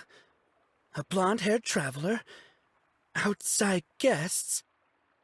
So, from the start, the sages weren't looking for you, but this traveler? And you were gone from the Academia for so long because... Hey, shh. Yes, you've proven yourself as the top student in Haravatat. I surmise you've arrived at the correct conclusion. As I expected. Please, forgive me. I wasn't thinking clearly just now. Thank you for getting me back on track. It's nothing. We'll be on our way then. All right. Thank you for your contributions to the Academia, Scribe.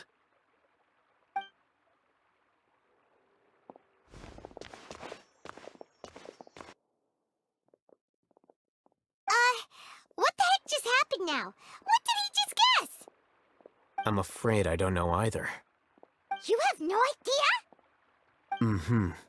He convinced himself of whatever truth he came up with. That is the so-called pride of a scholar.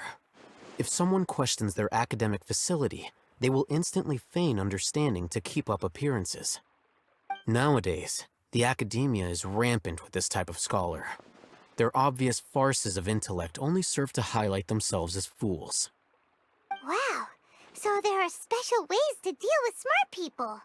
We don't even need to make up our own excuses. We shouldn't waste any more time. It would be problematic if we missed our window of opportunity. Let's go.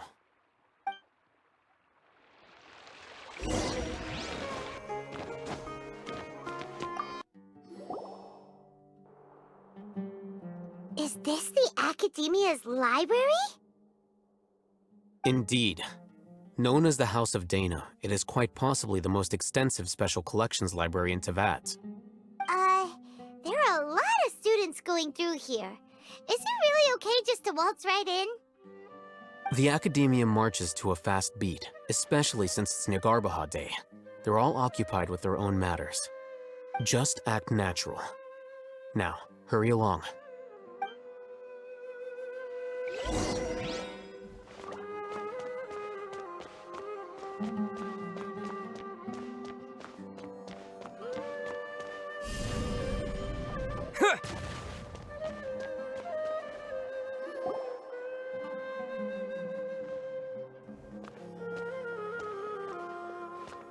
What's this platform for? It's a lift that Academia personnel use to access higher floors. Are we gonna take it then? The Grand Sage's office is up there somewhere. No, not right now. We can't guarantee that we won't run into the Great Sage. Let's step back and observe for now.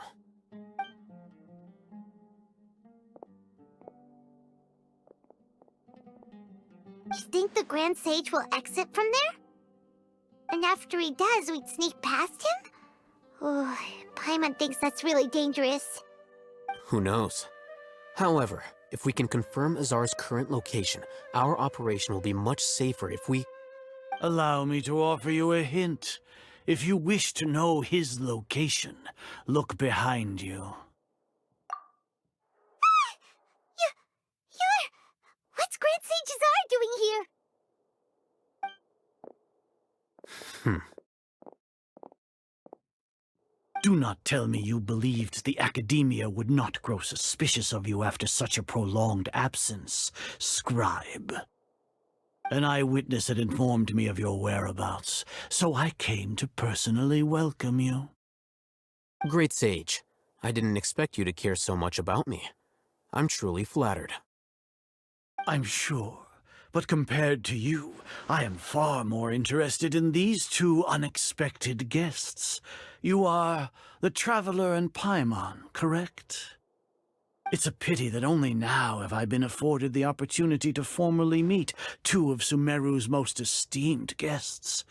I do apologize for my lack of decorum. Excellent. You immediately initiated discussion instead of attempting to prepare some perfunctory excuse. You clearly understand the situation at hand, and have no intention of making a reckless stand. The foot traffic here renders this place unsuitable for discussion. Please, follow me to my office.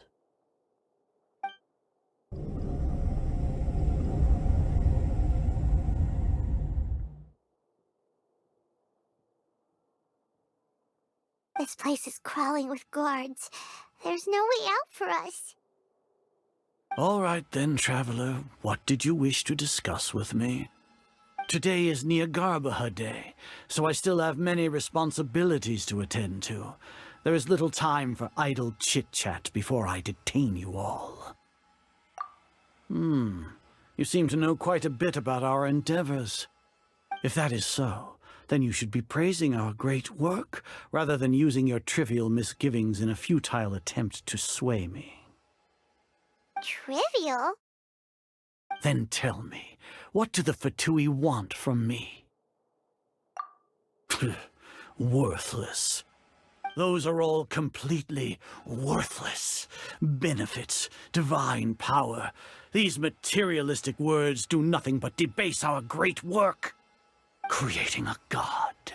Yes, we are using human wisdom to create a god. If humanity cannot attain omniscience and omnipotence, then we shall create a god to reveal them. This is the pinnacle of human wisdom.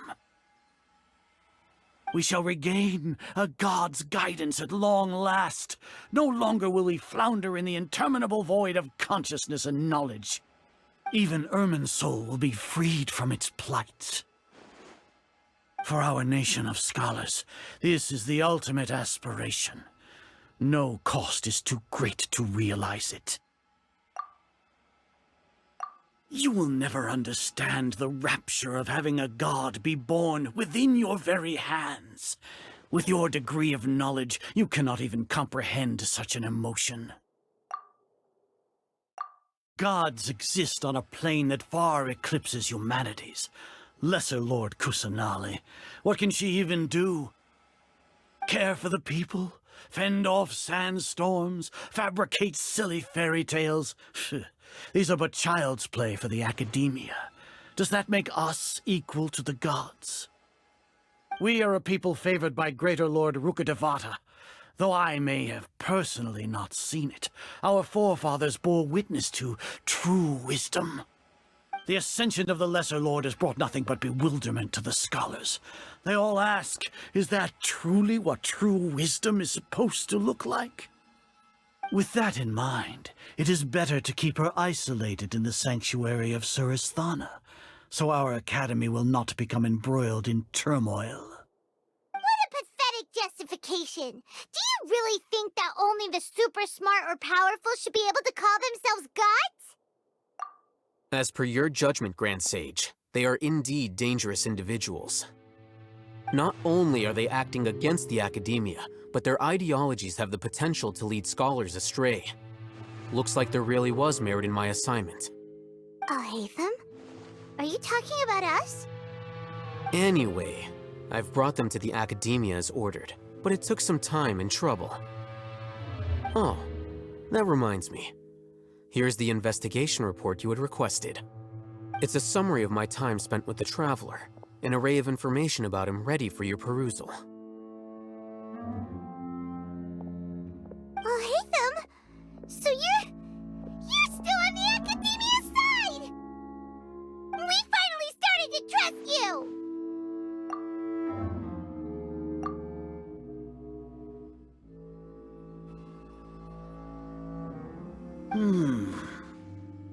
Excellent. Detailed contents with no errors. I would expect nothing less than an immaculate report from the scribe. As it is Niagarbaha Day, I'll enter the information on you into the Akasha. Surely you know what that means. We'll be monitored, just like Sino. With the Akasha's calculation prowess, all of your actions will be predicted with an accuracy of at least 98%. Furthermore, your data will be updated in real time whenever new information presents itself. To put it into words you can understand, wherever you go, you will be walking under an invisible leash. This is Sumeru's greatest penalty for dishonest persons. Are you not familiar with the concept that great responsibility begets an equally great suspicion? In any case, you are Sumeru's most concerning external variable. Locking you down will greatly decrease the chance of any undesirable outcomes coming to pass. You're despicable! Despicable? Perhaps from your perspective, but I suppose you had mentally prepared yourselves for this, no? Your ploy was to sacrifice the traveler here, was it not? Lord Azar, I know what you're trying to say, but I've been following your plan this entire time. Why are you doubting me at this juncture? Must I delineate your entire plan? Very well, I will spell things out. First off, I received an eyewitness report that you were spotted with the traveler at Caravan Rebat. However, you immediately departed for the desert and escaped surveillance range. Judging by the time, you all likely encountered the truant General Mahamatra in the desert. Am I correct? Maybe Paimon shouldn't have mentioned Sino just now. The Academia had not received correspondence from its scribe for a prolonged time. You were also in the company of the Traveler, a close associate of Lesser Lord Kusanali and General Mahamatra Sino, who had defected from the Academia. With their instigation, what was the probability that you would betray the Academia? Rationally speaking, 50%? 70%? What do you think?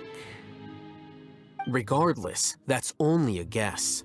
The facts are that I've brought the Traveler right before you, and I gave you my report. Indeed, your boldness deserves praise.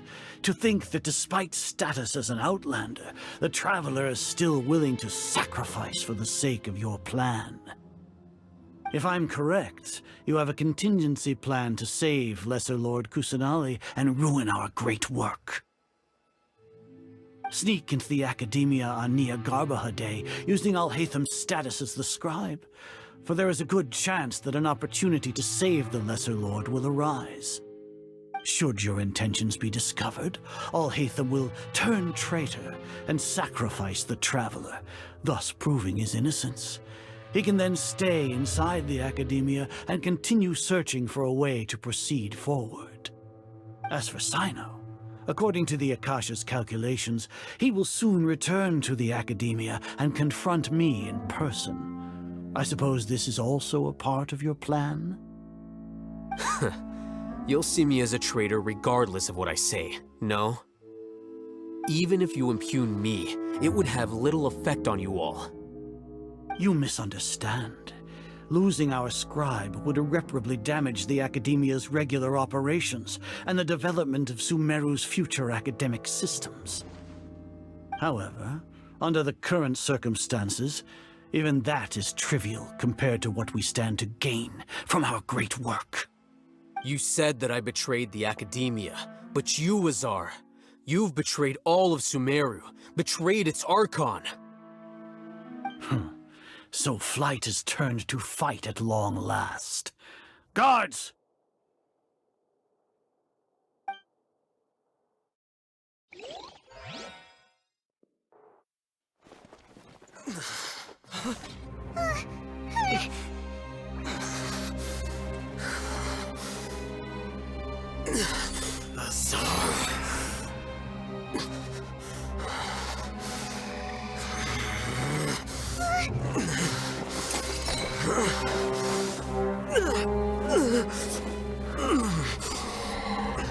Well, what do we have here? So you stole that divine knowledge capsule. Traitor! You traitor! Even the most rational scholar will yearn for the power of a god in a moment of desperation. Aren't you doing the exact same thing as me, Alhaitham? Unfortunately for you, no god will lend you their power. Azar!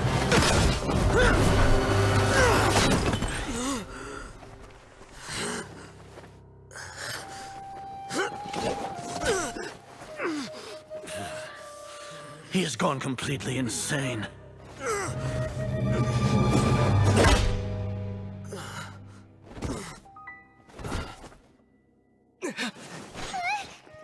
Take him to the Matra and exile him to Aru village. Then find someone to take these two to the confinement room. I'll deal with them later. Grand Sage, we've finished all required preparations for Nyargarbahar Day. We may begin to enter the capsules now. Excellent. You may begin.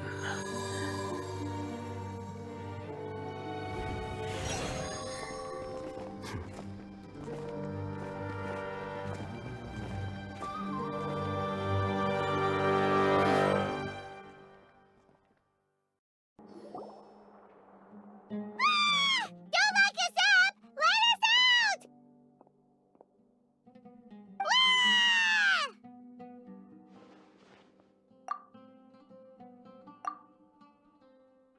Oh, yeah. Paimon got a bit carried away there. How was Paimon acting just now? Great, huh? Everything's going according to plan so far. We made it into confinement, and Alhaitham's probably done with his part too. We even managed to trick Grand Sage Azar. Alhaitham sure knows how to cook up a plan. What are we doing next? Paimon has trouble remembering things when she's worked up. Right. Paimon thinks it went something like this. Apart from that, we still have yet another goal in the first stage of our operation, which is to send the Traveler to the confinement room. What? Why do we want to get him locked up on purpose? He's always been the person the sages are most afraid of, as well as the greatest obstacle to their successful implementation of their plan. They are very aware of the risk he poses to them. Once the Traveler is imprisoned, the sages will likely think that everything is under control. And with their guard down, the next phase of our plan will have a much higher chance of success. I can already see the pompous looks on their faces. Oh, that's a super tricky plan. But Paimon still thinks it's not really worth it. That isn't the only reason, of course. He has a more important task once he's in confinement. According to the Academia scholars in Ramon's custody, Lesser Lord Kusanali has sealed off her consciousness in the Akasha ever since she was captured by the Doctor. That way, they can't pry any more information from her. Even if we break into the sanctuary of Surasthana, it will take time to awaken Lesser Lord Kusanali's consciousness. We need to do that in advance. So our job is to wake up Nahida! Okay, totally worth getting thrown in jail for. The confinement room is inside the Academia, close to the sanctuary of Surasthana. It's a completely enclosed space, and you won't be receiving any visitors. I'll work with Ramon's scholars to make some modifications to your Akasha terminal. Once you're in, get as close as you can to Lesser Lord Kusanali and try to connect to her consciousness. However, as for whether she'll actually wake up, that will depend on our luck.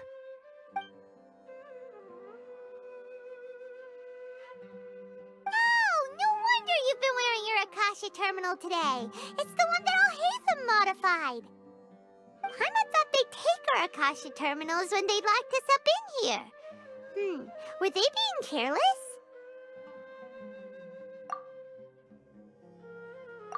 Alright, so what now? Sounds easy enough.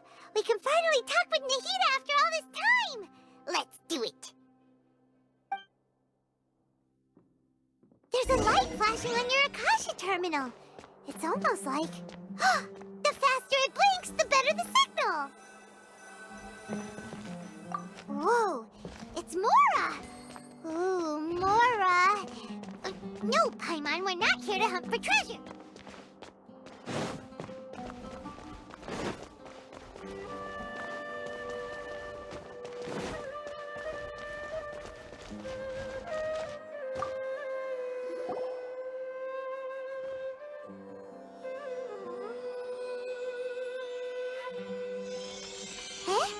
Is this the right spot?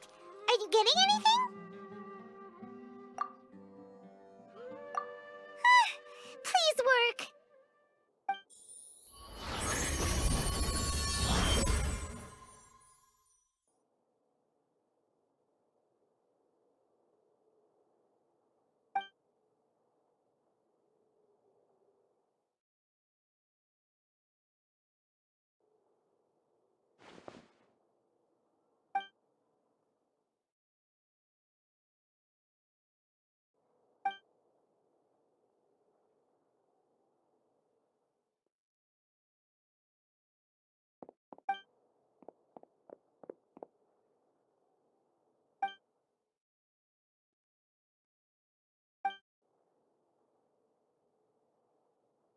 Nahida! Hey, Nahida!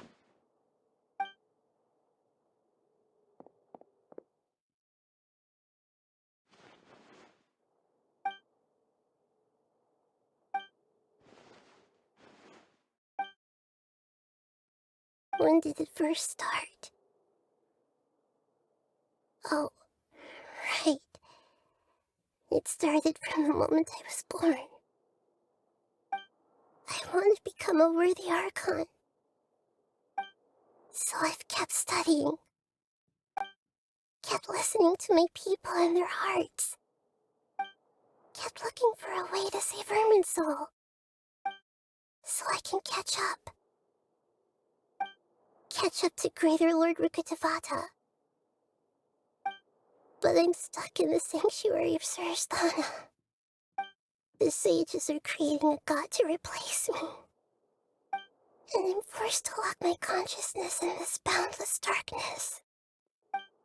Nahida!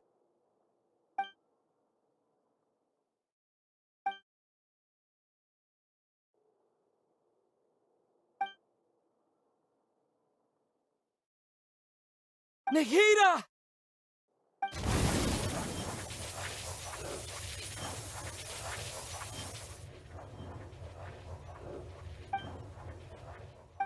It's so quiet here.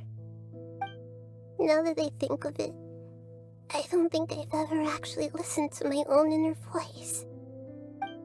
Do Archons have them? Should Archons have them? Have I been doing the right thing?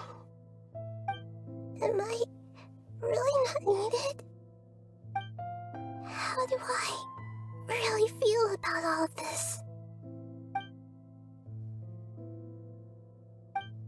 It's so quiet here.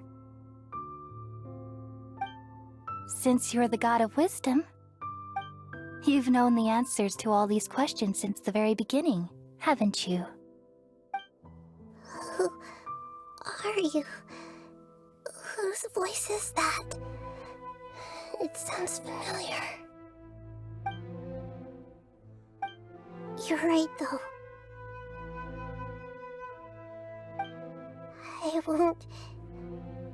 I won't ignore my own voice anymore.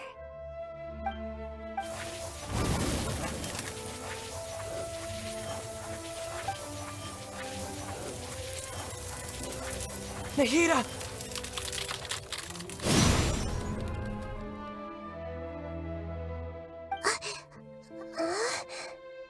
Nahida? Did you wake me up? Thank you. Why are you here? We're here to rescue you. Are you alright? I'm fine. It's just... when I think of everything that's happened to me, I feel really angry now. You should have been angry ages ago.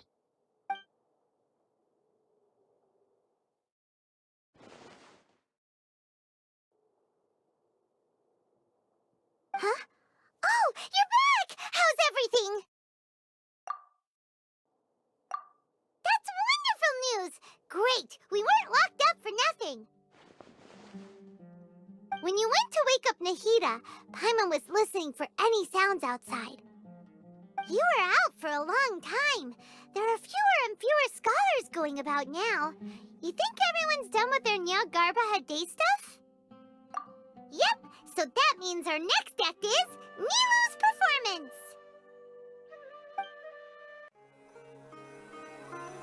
Nilou, are you sure about this?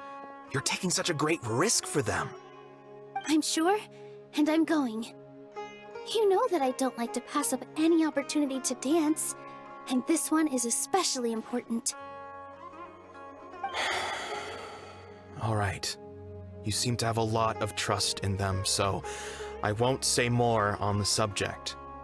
But if anything happens, the few of us here may not be able to help you. Don't worry. They've been through worse. Everything's going to be fine. All right. You know, if you really do get arrested, we'll do everything we can to get you back. Be careful, even if it's only for our sakes. Thanks, Mr. Zubair. You're so very kind.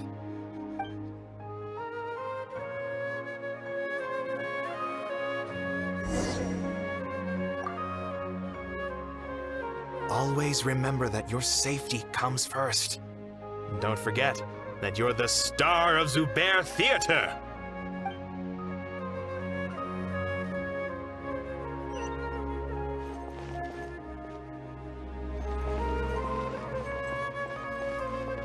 This isn't the way to the Academia. Better stick to the plan.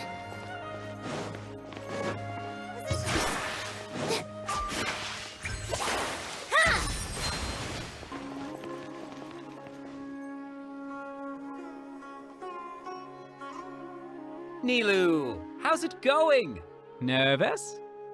Definitely more than usual. But it's because I'm worried I won't dance well enough. It's okay. Just focus on your performance. We'll take care of everything else.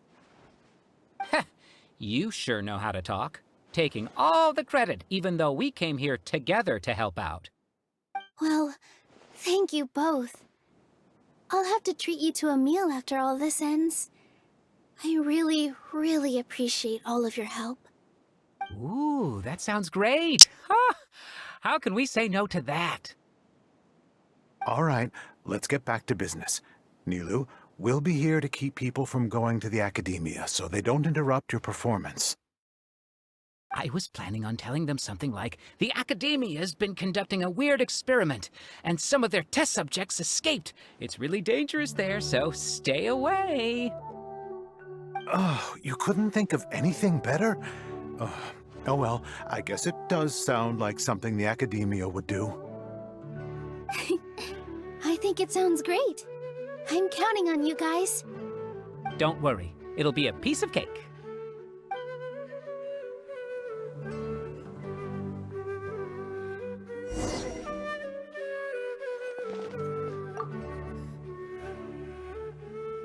You really like to play cool in front of Nilou. Hey, cut it out. This isn't the time to chat about stuff like that.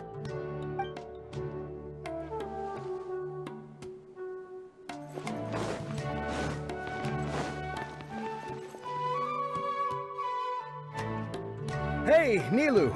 Sorry, it's great to see you, but I'm really busy right now. Our Bait People Away with Yalda Candies plan is working beautifully. Do you want some candy? We have more than we can give out. Vihar, thank you so much for doing all of this. And even dressed up as the Knight of Flowers, no less. I'll pass on the candy, though. I cut back on sweets in the period leading up to a performance, and I'm about to start one. You have a point. The stage is cleared and everything's ready, so you can start your performance at any time. Yeah, thanks to you. I'm really grateful. All right, time to hit the stage. You're welcome. The honor's all mine, since I'll have such a great view of the show.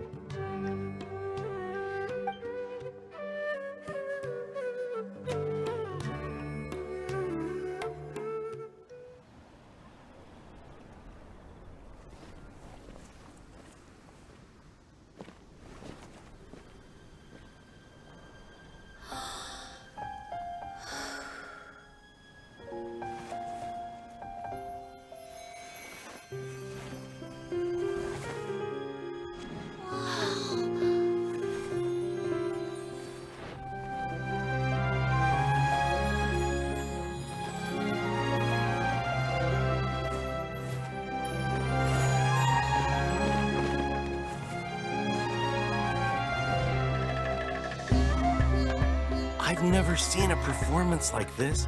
This is incredible. Yeah, but I heard that public performances like these have been banned. I can't believe she's doing this here.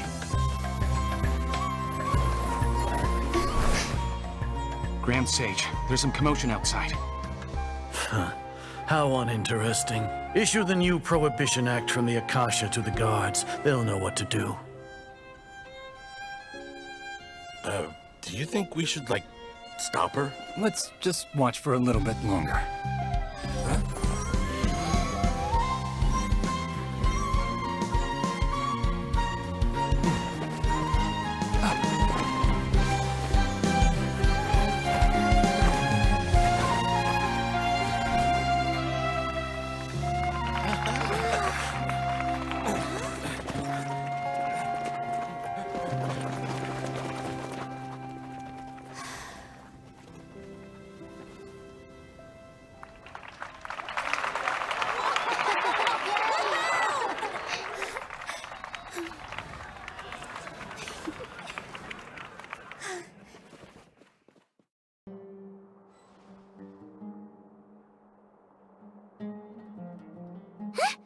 Did you hear that? It sounds like a lot of guards just ran by. Does this mean the plan has moved on to the next stage? Yep. It's great that everything seems to be going well. Come to think of it, when did Alhaitham replace the knowledge capsule that was about to be entered into the Akasha? Oh, so that's when he did it! Paimon was too nervous to notice. Speaking of, didn't Alhaitham also yoink the divine knowledge capsule from that mercenary leader in Port Ormos when everyone else was distracted? Oh, it's a time-tested trick of his. Why are we complimenting him? Yeah, he's smart and all, but he still makes Paimon's blood boil. Let's review our plan for this stage again. It's not like we have anything else to do right now anyway, and it'll help us feel more confident. Paimon remembers that Nilou's task was supposed to go a bit like this. Now that Lesser Lord Kusanali's consciousness has been forcefully sealed, the core figures of the Academia and their guards have started to wear their Akasha terminals again. With the Doctor's technological support, they think they have nothing to fear. How despicable of them to rely on such a person. But this is also our chance. I was originally asked to draft the knowledge capsule for the Artistic Performances Prohibition Act when I was still at the Academia. It should be on the Grand Sage's desk right now, and will be entered into the Akasha during the next Nyargarbaha Day. Are they really going to stop all artistic performances? That's horrible! I'll make an identical knowledge capsule, but this time, I'll smuggle some misleading information into it. We only need to find an opportunity to switch the capsules. Once it's been entered into the Akasha on Nyargarbaha Day, if someone were to be seen performing in public, the sages would definitely use that opportunity to announce the ban, and so the misleading information will be disseminated amongst the guards. Sure sounds complicated, but it seems like if everything goes well, we'll be able to get rid of all the guards in the Academia without any effort. That's pretty clever, getting right into their heads. I just have one question. Even if we manage to get the misleading info out to the guards, how can we be sure that they'll believe it? People who are used to relying on the Akasha become less inquisitive, and their ability to distinguish truth from misinformation is significantly reduced. They will view everything the Akasha releases to them as the unequivocal truth. The Akasha will turn humans into machines. I've seen it happen many times. Yikes. Good thing I didn't wear it for long when I was working in Sumeru City. At first, I thought it was a good thing too. By the way, this plan still requires a performer, right? Do you have someone in mind? Nilou of Zubair Theater. I know her really well. We can trust her. I'm kinda hesitant to ask her to participate in a dangerous plan like this, but we can ask her in person. All right. After the guards in the Academia are gone, then it'll be time for me and my stowaway brothers to shine. Here they come. Did you see that, Raman? They came out from the Academia in droves. After laying low in the city for so long, this is the moment we've been waiting for. My brothers have already sprung into action. We couldn't do anything to them inside their coop, but outside the academia, this is our hunting ground. With a lioness like you, the prey sure won't be able to run far. We still need to eliminate the guards as soon as possible. If we give the sages enough time to realize what's happening, the plan's doomed. All they've done is to sit on their cushy salaries and twiddle their thumbs all day while we fought and struggled every day in the desert. The only advantage they might have is their numbers. Speaking of which, most of the guards who report directly to the 6 sages belong to the Corps of 30, but they have a completely different reputation. Following those blasted sages every whim, throwing away all the principles of being a mercenary. As someone in the same profession, I'm obligated to teach them a good lesson today. Indeed, the trap has been set. All we need to do is lead them there. All right, let's each take a road and herd those scattered guards back into one place. Make sure to attract their attention. Isak will be the key. You gave such an important task to that child. Will he be okay? It'll be fine. Isak was so determined to help, so let's put our faith in him. Besides, even if he's caught, the guards would be too scared to do anything to him. They've never seen Lesser Lord Kusanali in person, after all. You've got a point. Anyway, I think I see them coming. Let's head out. Good luck.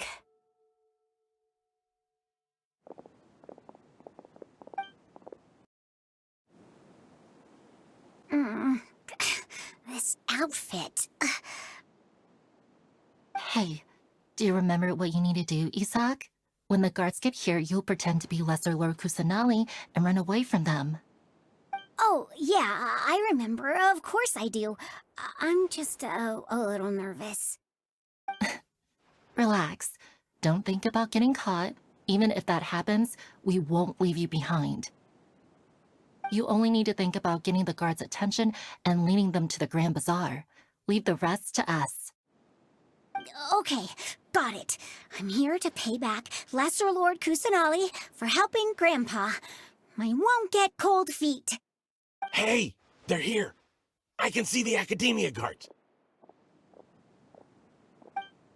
All right, it's time, Isak. Take a deep breath and go. You can do this.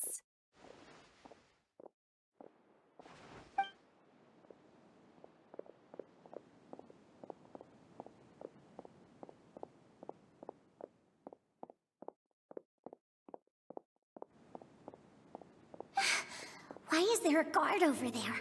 Did he already run ahead of me? This is different from our plan, but there's no time. I need to make a choice. Huh? Did I just see something dart by? I'd better go have a look.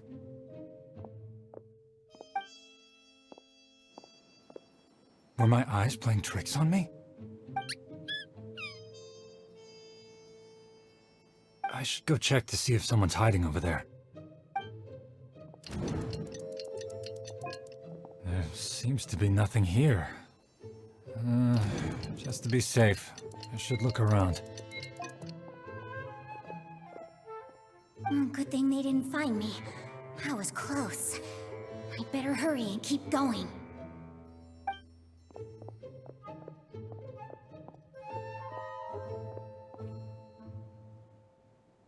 Hey!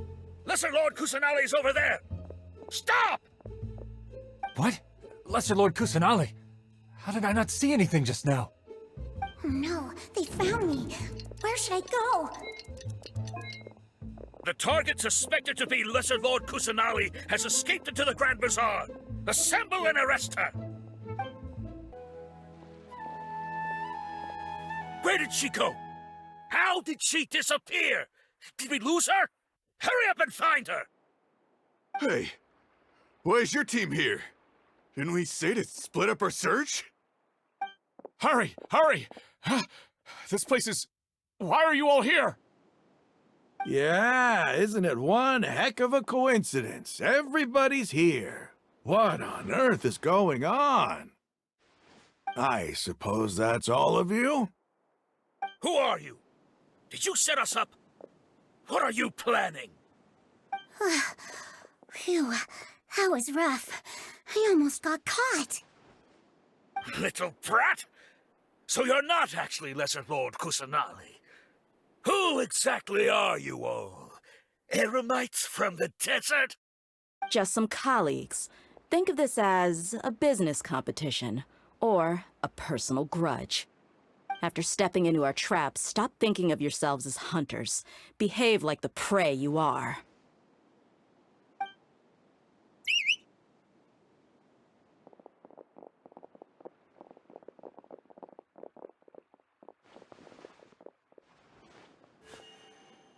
An ambush? How's that possible? This is Sumeru City, but mercenaries from the desert somehow ambushed us! You've spent all your time hiding away in the academia. This place has long since become our hunting ground. Brace yourselves!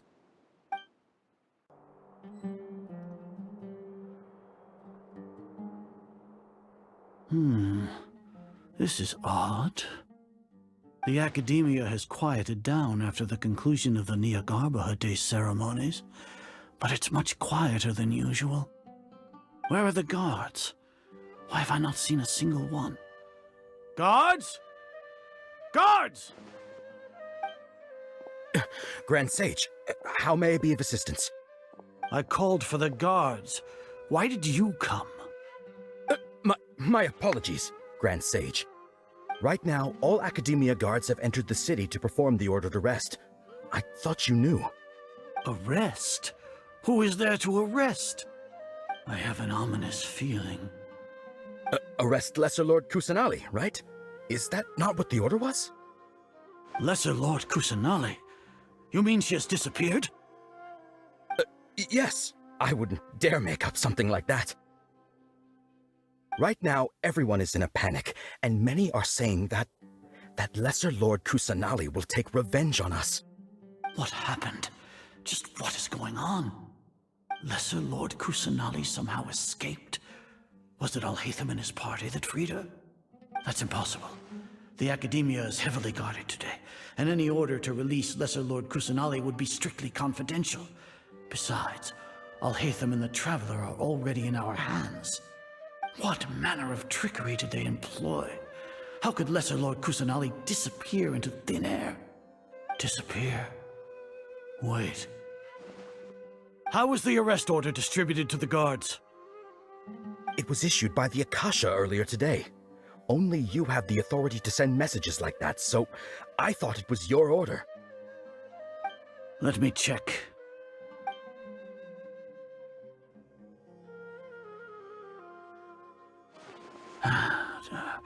Here. Lesser Lord Kusanali has escaped from the sanctuary of Surasthana. Go to the city and arrest the escapee immediately. The Akasha indeed contains this information, and it clearly appeared in my mind. How did they bypass my permissions to issue this kind of message? Was it the report about the Traveler that Alhaitham submitted? No. I specifically checked that knowledge capsule before entering it into the Akasha. Could that have been a red herring? Well, even if I figure it out now, it won't make any difference.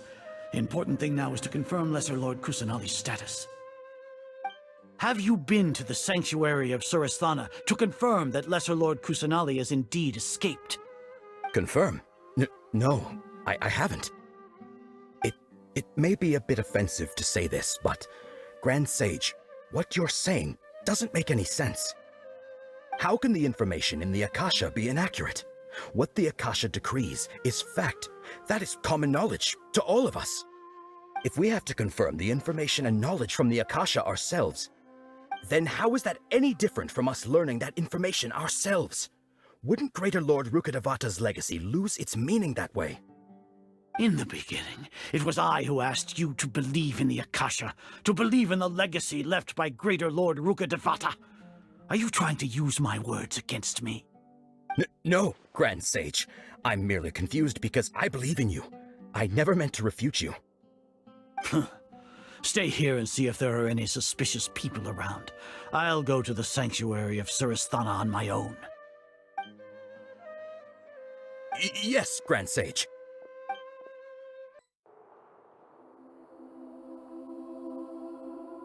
Lesser Lord Kusanali has escaped from the sanctuary of Surasthana. Go to the city and arrest the escapee immediately. How can that be? Stop thinking about it. Stop. It must be a trick of theirs. As long as I personally confirm it.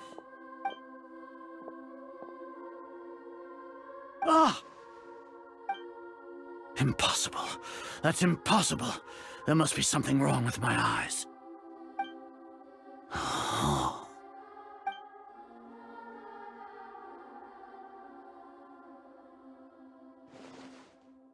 What a comical sight, Azar. Once the Akasha has put certain thoughts into your head, even the Grand Sage can no longer see what's right in front of him. You all can only see the world in your mind, the one you think you know. And precisely because of this, you disregarded Lesser Lord Kusanali's existence. She has been a wise and worthy Archon. Sino, have you been waiting for a chance like this? The Akasha predicted that you would return to the Academia to confront me, but I didn't expect it to turn out like this. I was careless. No, you were blinded. Your faults stem from your reliance on the Akasha. You're still the same as always. I truly did not expect a proud person like you to cooperate with Alhaitham and the Traveler. People change, Azar. Admit it. The Akasha can't predict my actions anymore. Then tell me, what have you found during your investigation? You want to buy time? This is the sanctuary of Surasthana. Under your own regulations, even Academia staff are forbidden to come here. No one will come to save you. As for the investigation, I've at least confirmed that you are guilty of insurgency against the Archon. A serious crime. So what? Did you do all of this so I would plead guilty in front of you, General Mahamatra? No. I want you to plead guilty in front of the Archon herself. You once said that I had no standing to judge you. So now, how about judgment in the name of a god?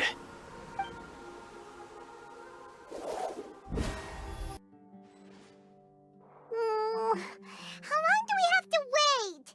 Paimon wants to know how things are going out there. Paimon hasn't heard any sounds outside for a while. Hopefully something bad didn't happen. Yeah, but aren't you scared that we might be locked up in here for the rest of our lives? Thinking about it, at least Paimon has you.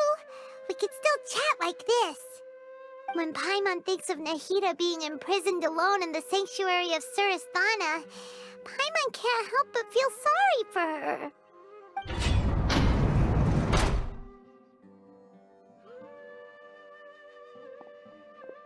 Here comes your savior.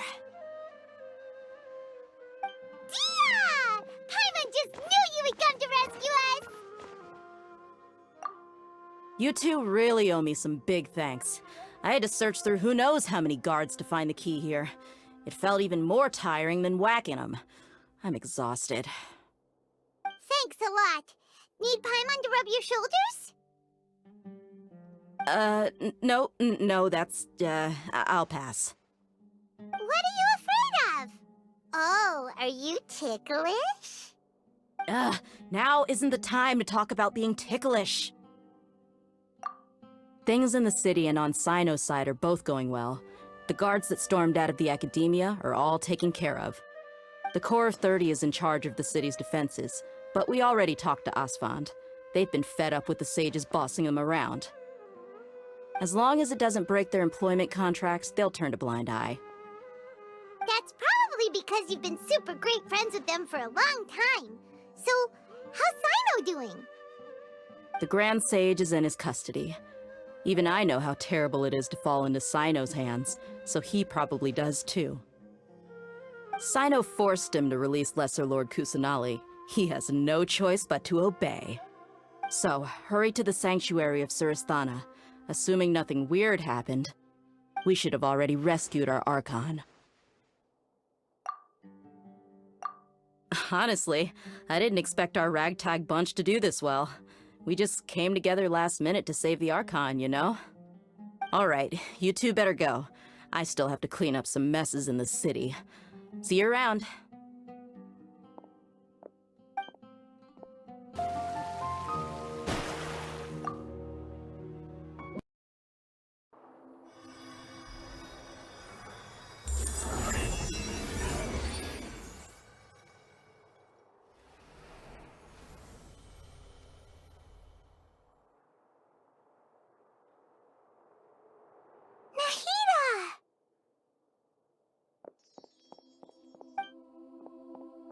Should I say it's nice to meet you?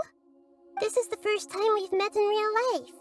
Before, we've only met in dreams, consciousness, or when I was in someone else's body.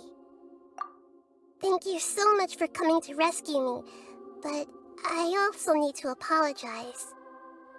During this time, I did some self-reflection. My sense of inferiority and yielding to the academia led to all of this, and created so much trouble for you all. Exactly! We're here because you're a good Archon and one of our friends! Thanks, you two. Amazing. So this is how it feels to walk out of that cage with my own body. It's like I just had an endlessly long dream. I can't even tell if I just woke up or was only now born into this world. My concept of self has become so clear. But now doesn't seem to be the time to indulge in this feeling. This is really embarrassing. You all just rescued an Archon, and now she needs your help to save her country, and even the entire world. It's okay. With you here, Paimon's sure that everything will work out. There's one more thing. What is it? For all the things the Academia did to me, and for all the folly it committed in the name of wisdom, as their Archon, I will make them pay. Ah! Wow! That's the spirit! You're finally standing up for yourself and not letting people walk all over you! I understand now. To be a better Archon, I first need to better myself. If you haven't even figured out how to be a caterpillar, how can you be a butterfly? Yes, true. That reminds me. I wonder how far along the Academia is with their god creation plan.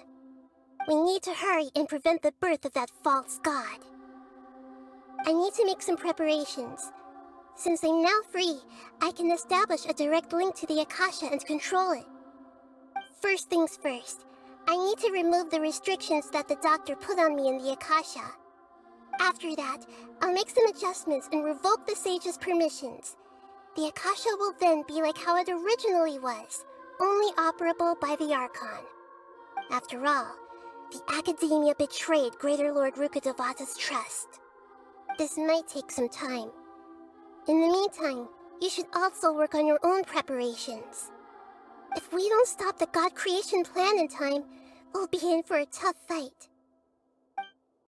You might as well prepare for a fight! When we're done, we can take a walk around. After all, we missed out on a lot of stuff when we were locked up. The blonde-haired traveler? How did you come out from the sanctuary of Surasthana? It's normally forbidden to enter that place. Sorry, we don't know the rules here. It's fine, just pay more attention next time. Anyway, I'm looking for Grand Sage Azar. Have you seen him? The more I think about it, the more I believe there's something fishy about Alhaitham's return. I need to let the Grand Sage know somehow. You're finally starting to put two and two together.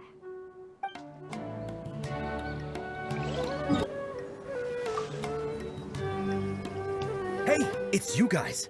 How did your plan go? Are you here for Nilu? It went where's Nilu? Great to hear. Nilu's already returned to the Grand Bazaar. Just now, a crowd of academia students came by to ask Nilu for her signature. I've never seen her run away so fast. To think the academia wants to ban artistic performances. I think their students would be the first to disagree.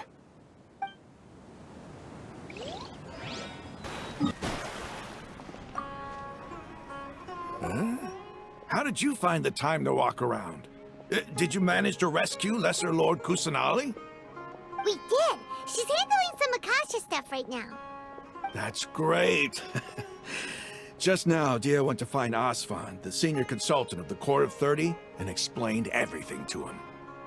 In response, Asfan said, "Why didn't you tell me earlier? If it was to rescue the Dendro Archon, we would have helped as well."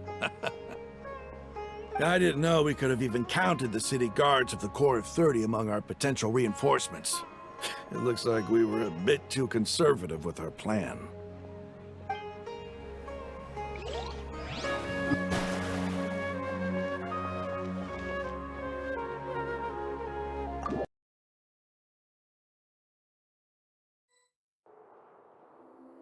How's it going, Nahida? I'm done with the parts that needed my involvement to complete.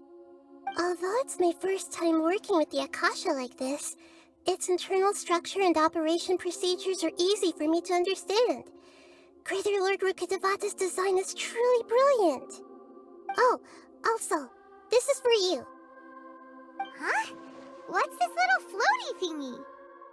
It's a small device I put together just now. You can think of it as an upgraded Akasha terminal.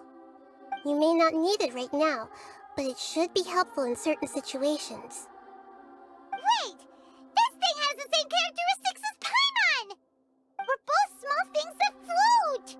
Oh, all the things that make Paimon special got copied! When Paimon appears with the Traveler from now on, people won't remember Paimon because she isn't unique anymore!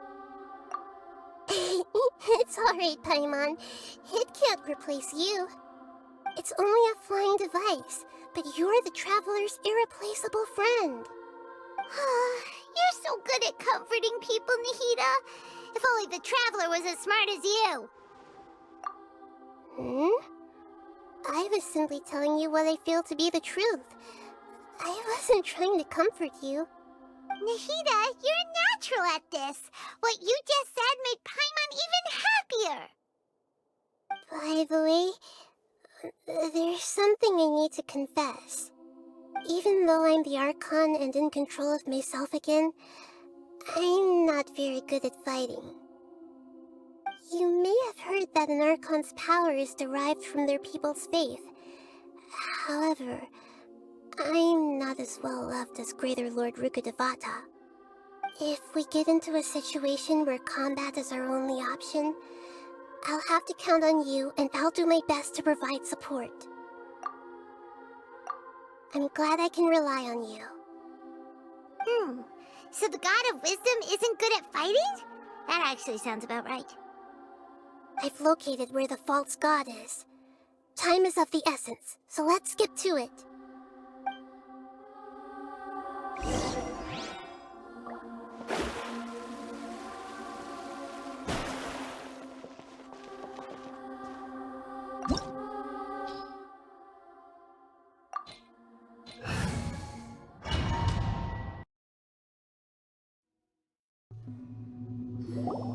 What is this place?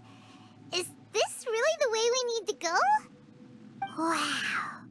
Who would have thought there'd be a place like this hidden right slap bang in the middle of the city? The sages wanted to realize their god creation plan without being discovered. The safest and most convenient way would be to build within the academia itself. That's true. They were already hiding one god, so why not two? Judging from the structure here, the project is a huge undertaking. The sages really saw the god creation plan as their ultimate goal. But this place doesn't look like it could have been constructed by the academia alone. The Fatui under the Doctor sure didn't hold back. They provided a lot of technological support. Yeah, or else they wouldn't have been that generous. Is that it, though? I've always felt that this doctor is different from the academia sages. He doesn't seem to share their sense of urgency. Instead of being interested in the end product, it's like he's enjoying the experimental process. The Fatui Harbingers are all such weirdos. So, the doctor being weird is actually normal.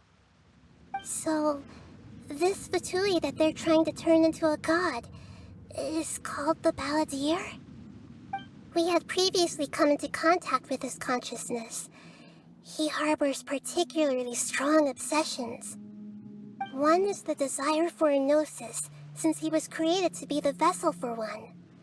The other obsession is probably related to his past. I can't quite explain it. Paimon knows that he was a prototype puppet for the Raiden Shogun before he became a Fatui Harbinger. That's why he wants a gnosis so badly. There's no way he'd willingly be a test subject. Now with that temper and ego of his. It sounds like you know the Balladeer quite well. I see. Tell me more about him and what he's like. The more we know now, the better we can plan for and react to any future situation.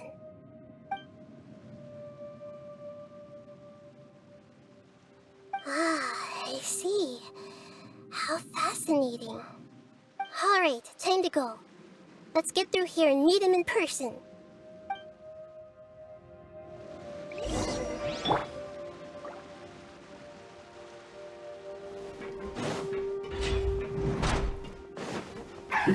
Work time!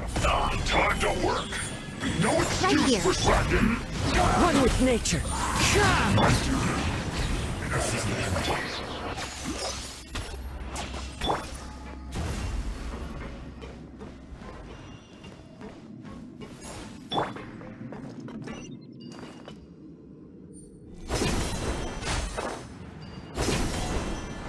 It looks like we can climb up these pipes.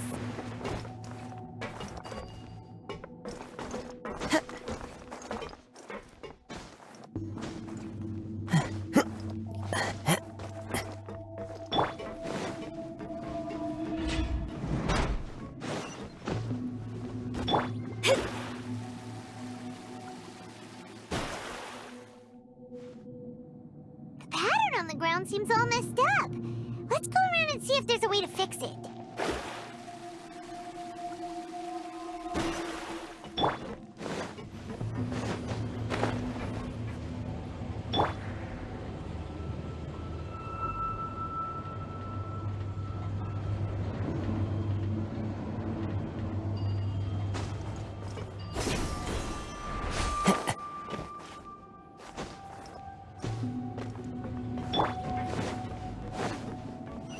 Solidify!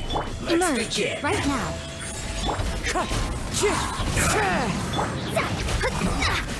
This isn't good.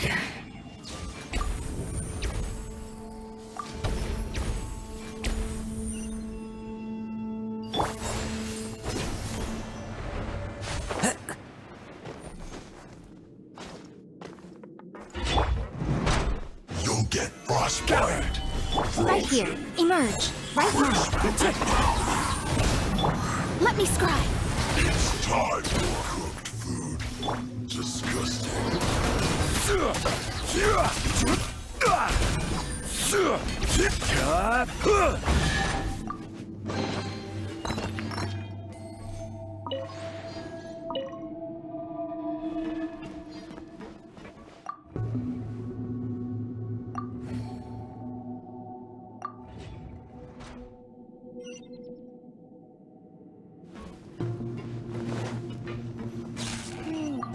The cart is stuck. Maybe there's something wrong with the tracks. Let's try adjusting the direction of the device to clear the tracks.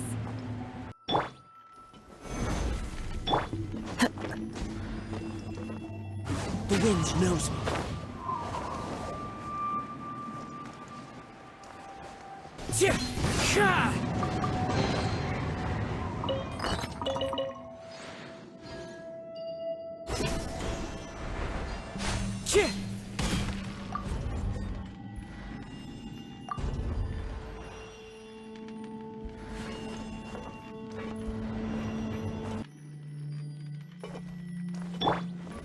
crumble!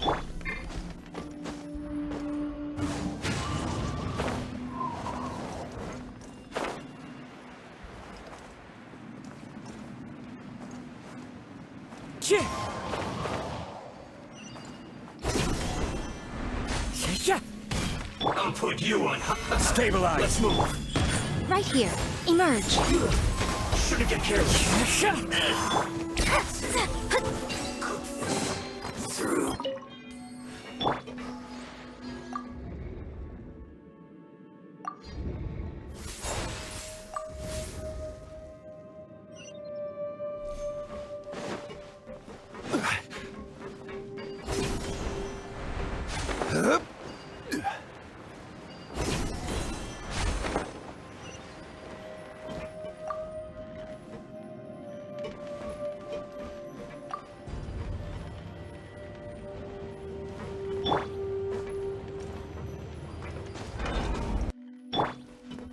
Quake! Into the wind.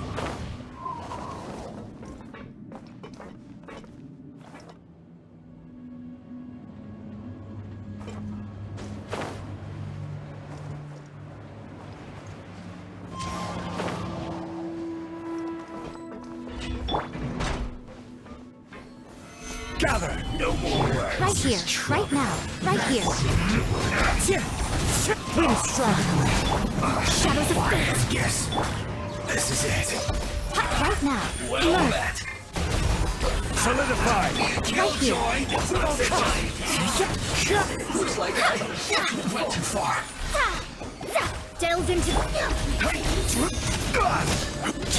Emerge. Right now.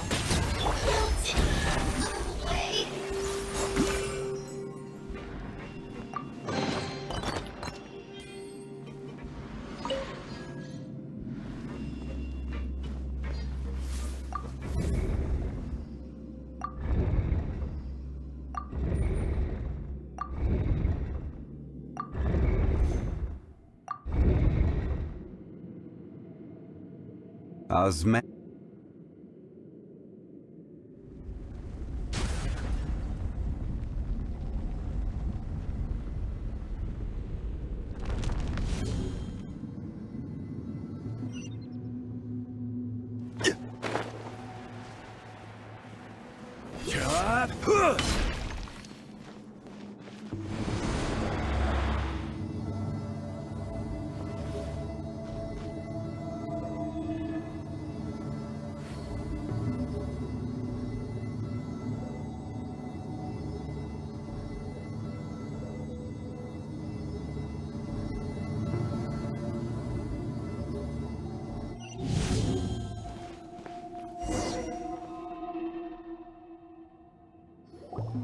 Looking at its operational status, we must prepare for the worst. The god they wanted to create is likely close to completion or already completed. Oh no! What should we do? Paimon can't imagine how hard it would be to fight against a Fatui Harbinger with a Gnosis. Are you nervous, Paimon? If you really want to know, of course Paimon's nervous. Aren't you too, Nahida? Yes, I am. This is probably the first time I faced with a calamity of this degree since my birth. I feel not just nervous, but curious as well. Curious? Curious about what? Curious about our fate. To me, everything we perceive in this world, everything we learn, and everything that happens to us is considered knowledge. And if it's a form of knowledge, then it can be understood. However, only fate is about that which has yet to occur, so it has always drawn my curiosity. So to me, fate is the ultimate knowledge. That's also why I love observing humans and all the things that happen to them. It all brings me great satisfaction. And now, at long last, I'm not just an observer anymore. I will personally experience my own fate with you by my side. Isn't this such a wonderfully exciting thing? Ah, so that's what you mean. Paimon thinks she understands what you're feeling. Agreed. Okay, let's continue on. I can sense his aura from here.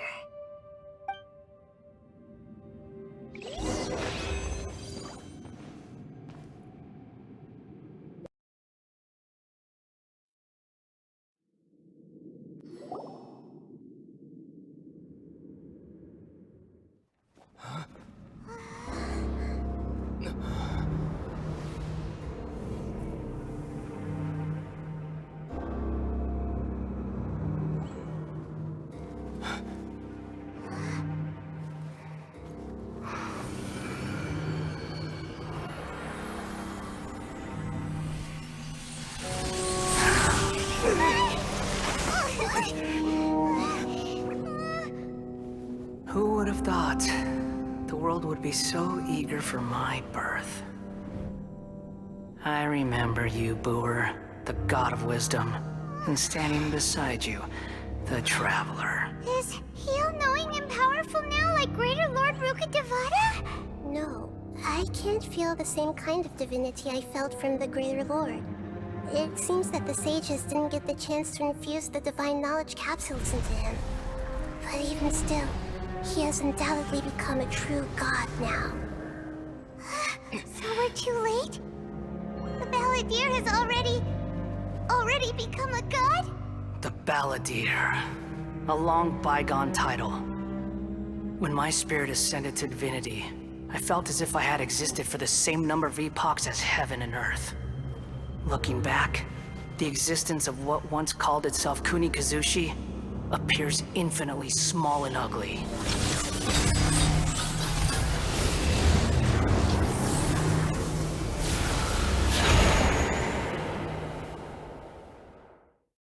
This imposing aura, it really feels like the gods!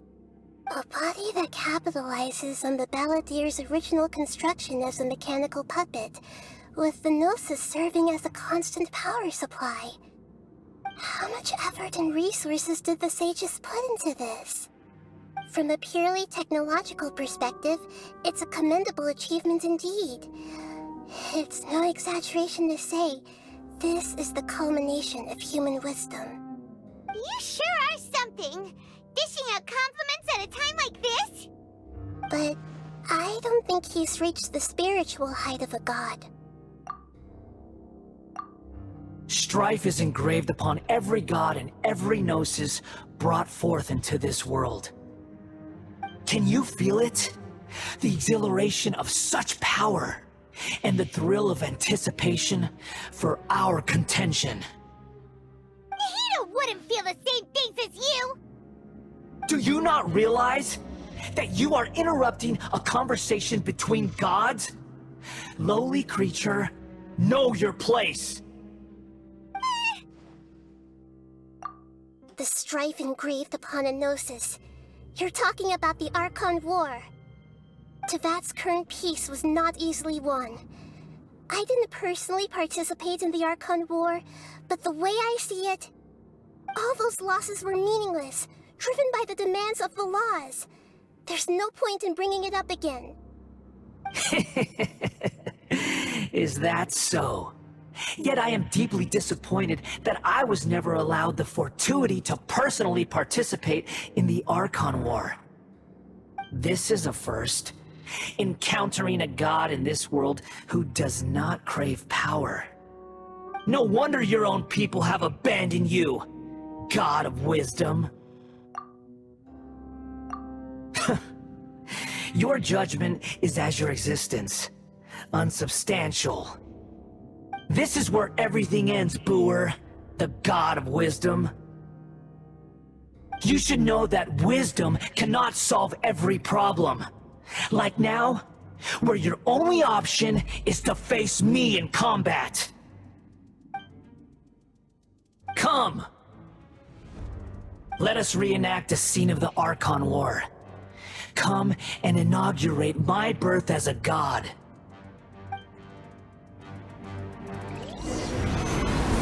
Sure! Emerge! Right now! Emerge! The wind knows me. Shadows of fate!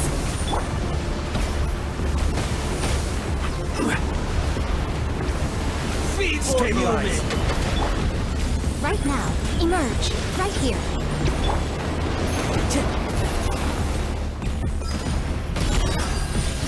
One with nature. Gather. Insignificant pest.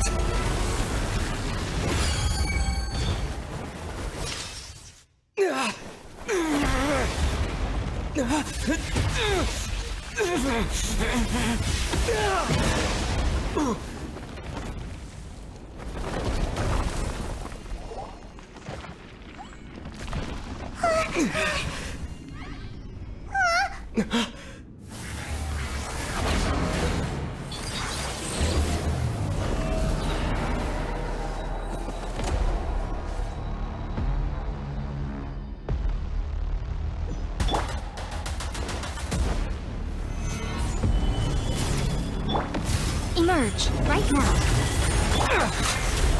The wind knows me. One with nature. Delve into depth. Solidify.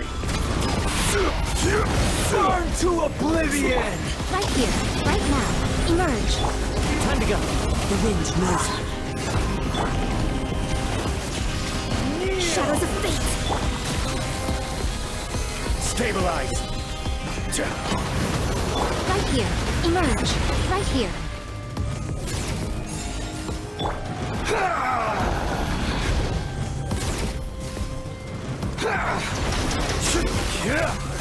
Gather. Right now. Right here. Wind strike.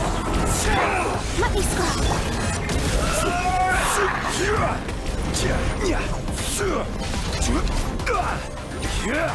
Solidify. Emerge. Right now. Reality is pain.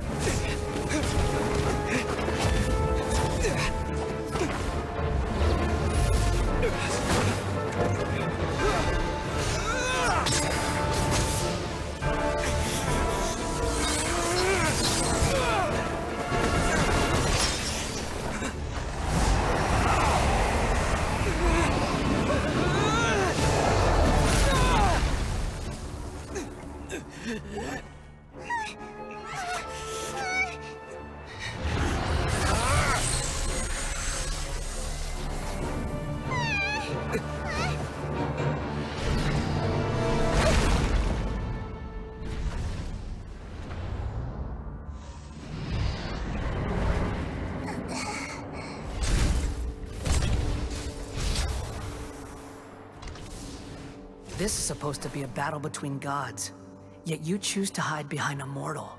And now, you're acting like you'd sacrifice yourself for a human. Are you having fun proving a false sense of heroism to yourself, Booer?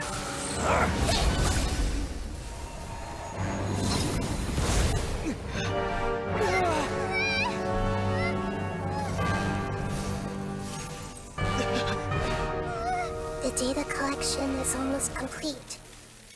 Do you even know how many times you've tried to take my gnosis from me?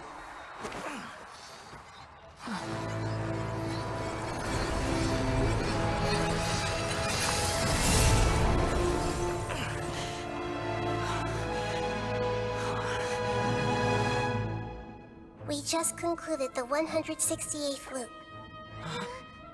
Did you know that in the effort to create you, the people of Sumeru were forced to live through the exact same number of Sub-Zerus festivals and Samsara cycles? The power of dreams. When did you use it on me?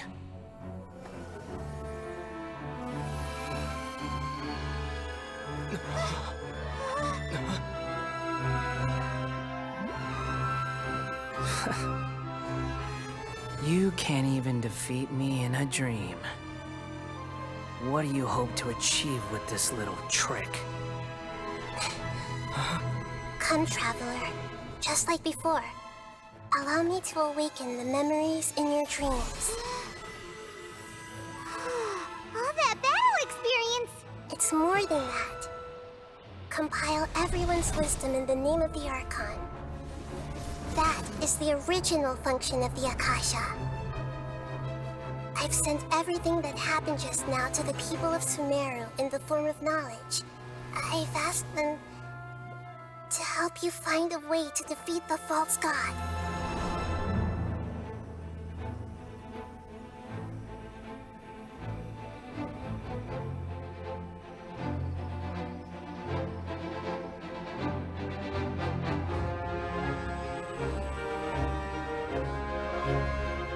Now, all of Sumeru's wisdom is at your disposal.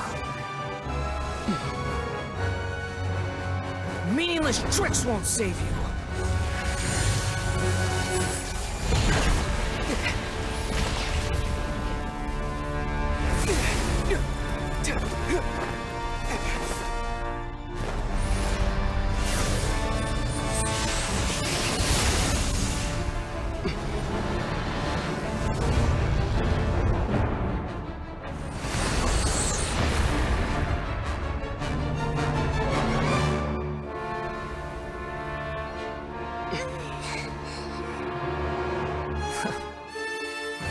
Are you done with your tricks? Can I finally take this as a real battle between gods? I'll leave this to you. The first sage of Boor.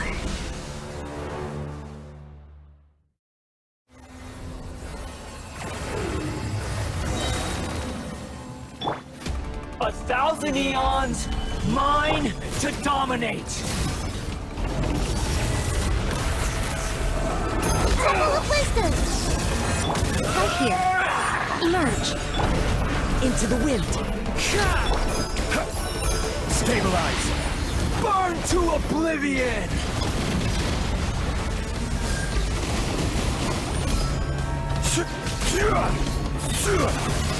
Kneel! Gather! Commit it to memory! Right now. Right here. Emerge. The wind knows me.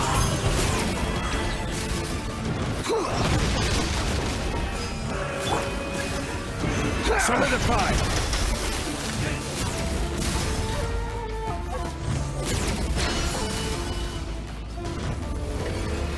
Reality is pain! Stabilize! This may turn a little. Right now. Emerge. Right now. One with nature. Gather! Commit it to memory! Emerge. Right here. Good riddance, cruel world.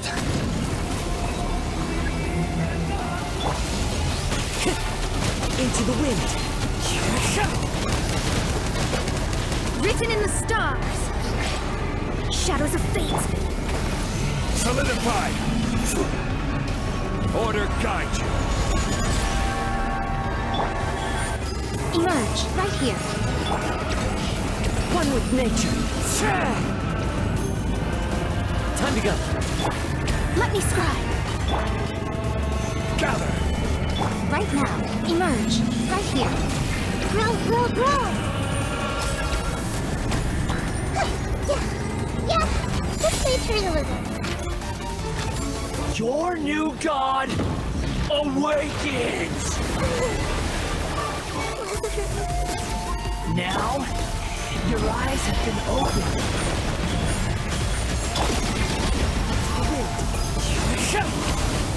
One with nature. Kneel! Stabilize! Right here. Right now. Tremble!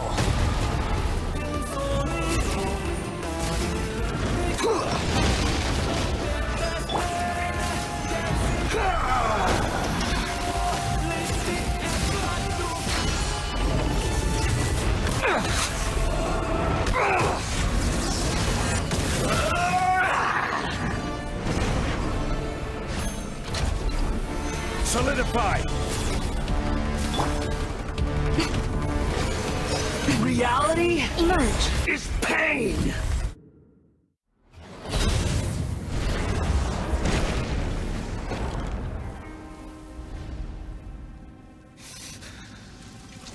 Humans. Filthy humans.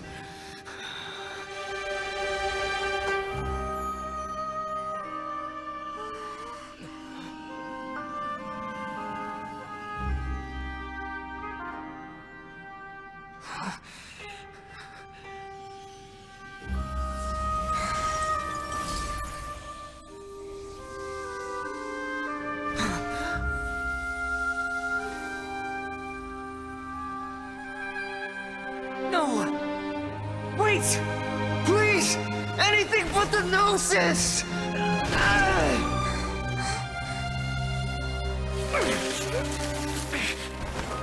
That's mine! Don't even try! I'll never go back!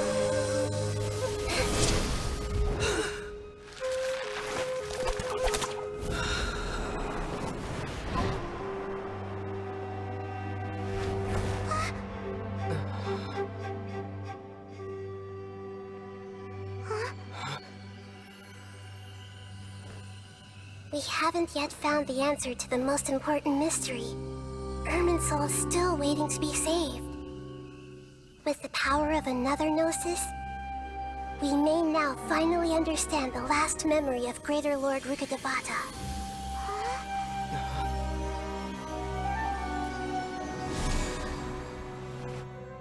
This is...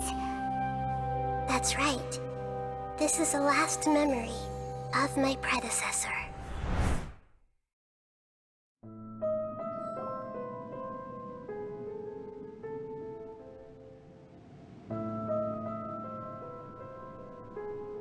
Huh. This sure seems very different from what Paimon imagined. Shouldn't Irminsul be in this realm of consciousness? Yes, that is our destination. But I didn't expect the remaining consciousness of Greater Lord Rukkhadevata to be as polluted as this.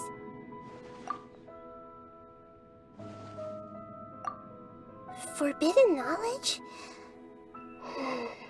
It seems you know about a concept that even I don't completely understand. Could you tell me what you know?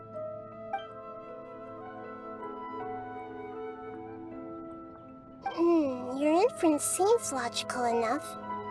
Forbidden knowledge once polluted the desert thousands of years ago, but was successfully repelled thanks to King Deshret's self-sacrifice, and Greater Lord Rukkhadevata nearly exhausting her power. Then, a second instance of forbidden knowledge pollution occurred during the Conria Cataclysm 500 years ago. But I'm afraid it is much more serious this time, with Irminsul itself already in danger. So, if we're in the remaining consciousness of Greater Lord Rukkhadevata, and it's also been affected by forbidden knowledge pollution, then does that mean, in order to save us, Greater Lord Rukkhadevata? Yes. It's very possible that she sacrificed her life in the fight against forbidden knowledge. She didn't completely eradicate forbidden knowledge, but if it weren't for her actions, the pollution would have been far more rampant over these past 500 years. The way that everyone, including me, has forgotten everything about forbidden knowledge may very well be due to her restoration of Irminsul. Aww. Do you feel sad, Nahida? I'm just sharing her pain. The pollution of her consciousness here is severe. There is madness, chaos, and pain all around us. Did she fight to resist the forbidden knowledge pollution in such terrible conditions, all the way up to her last breath? She even used her last remnant of lucid consciousness to leave a clue for us to follow. Yes, her words were distorted by forbidden knowledge, so that's all we could hear. But now, we have a chance to find the answer to this mystery. We can cross the polluted consciousness until we found the right path to meet with her lucid consciousness. And then, we'll let Greater Lord Rukkhadevata tell us the truth in person. Each of us need to be mindful of the state of our own consciousness while we are here. Even with the Gnosis' protection, we must always keep a clear mind. Otherwise, we could go mad at any moment. That's so scary. Don't worry. It should be easy enough for you to keep that mind of yours clear, Paimon. Let's go.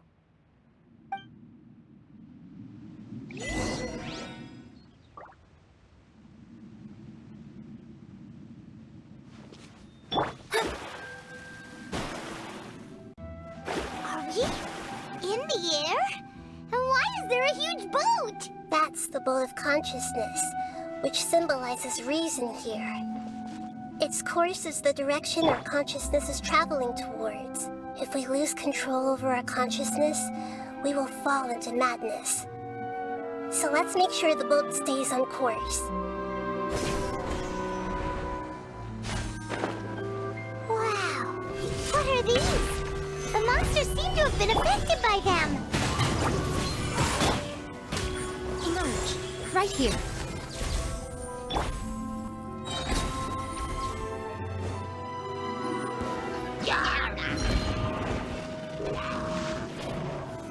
Solidify! The wind knows me.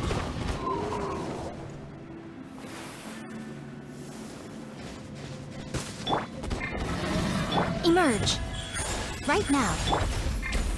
Gather! Delve into destiny.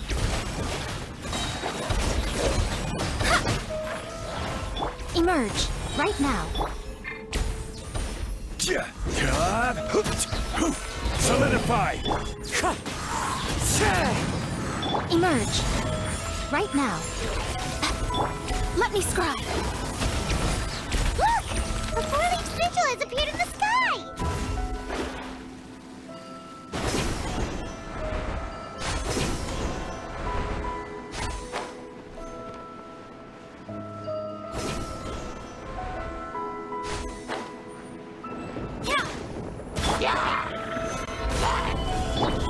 Right here. Right now. One with nature.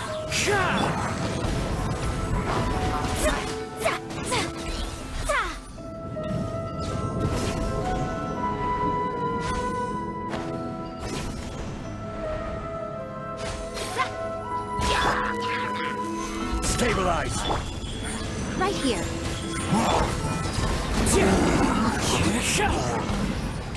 The wind knows me.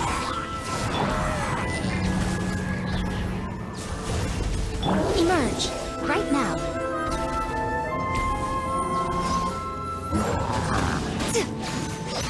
Emerge. Right here. Solidify!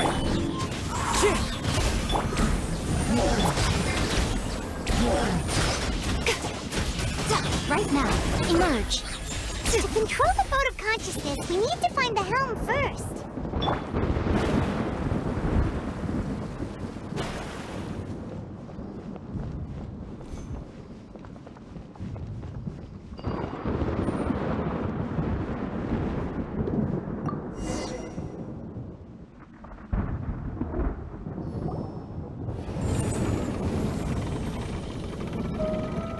We changed direction. Are we still going the right way, Nahida? Mm-hmm. Judging from the current route, the boat of consciousness will soon take us out of here.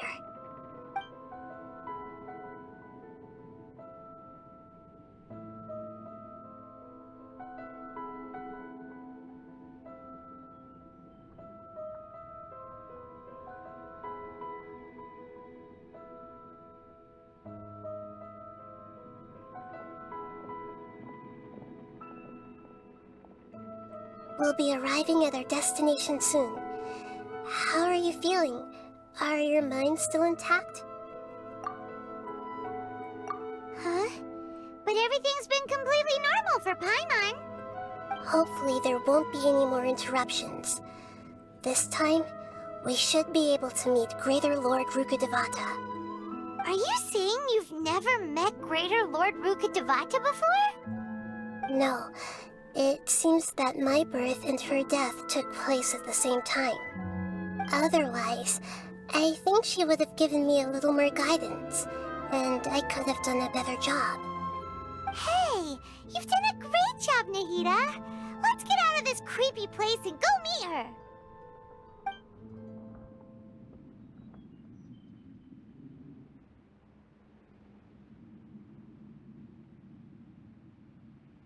So, is this the place you were talking about? The base of Irminsul?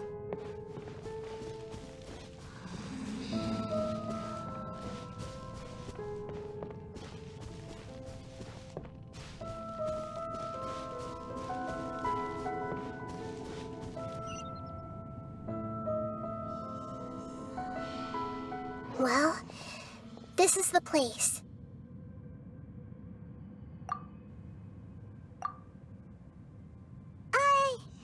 We're here to find Greater Lord Rukkhadevata, right?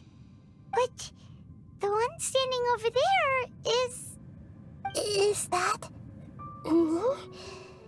She looks exactly like me. Are you Greater Lord Rukkhadevata? Yes, that's me. Are you surprised by my appearance? Irminsul and the surrounding lands have been reproduced here as they were years ago. But this is just a realm of consciousness. We are manifestations of the same nature. Hence why we would appear exactly the same. We're of the same nature? Why? Because you are me, and I am you. You are me in the new samsara. The new samsara? As Greater Lord Rukkhadevata, I'm the avatar of Irminsul. And you are the purest branch snapped from Irminsul. Imagine it this way. Even if a tree dies, its branches will eventually take root and grow, continuing the tree's life in another form. I'm merely the remaining consciousness of Greater Lord Rukkhadevata. The real me has presumably died a long time ago.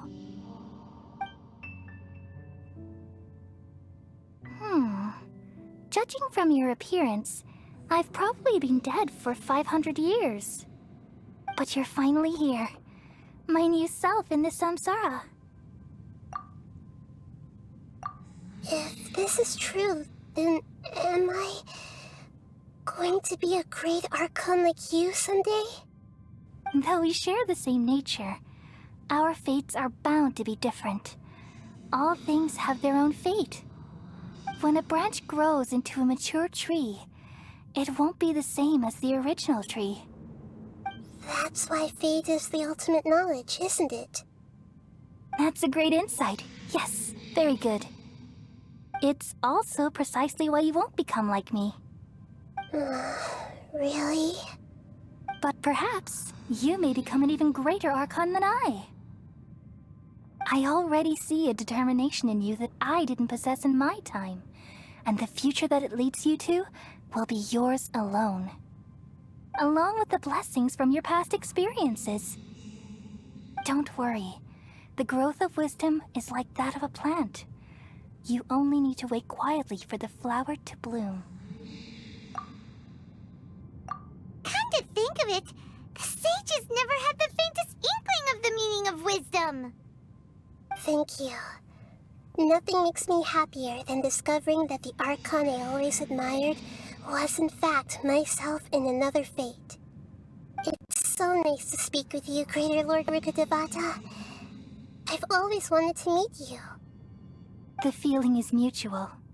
From the moment I snapped the branch off Irminsul and created you, I've also looked forward to talking with you. Could you tell me why you wanted to create me? And what exactly happened when you died? Ah, I see. You're here seeking answers, right? Everything that day, even the sky itself, changed into a color like this. At that time, the seven were all summoned to the nation of Conria. Except for me. I had a more important task to attend to. I had to protect Irminsul.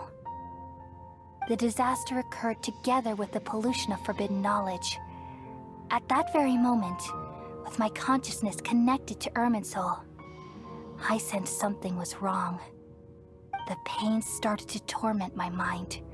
By the time I reached Irminsul, it was already displaying signs of corruption.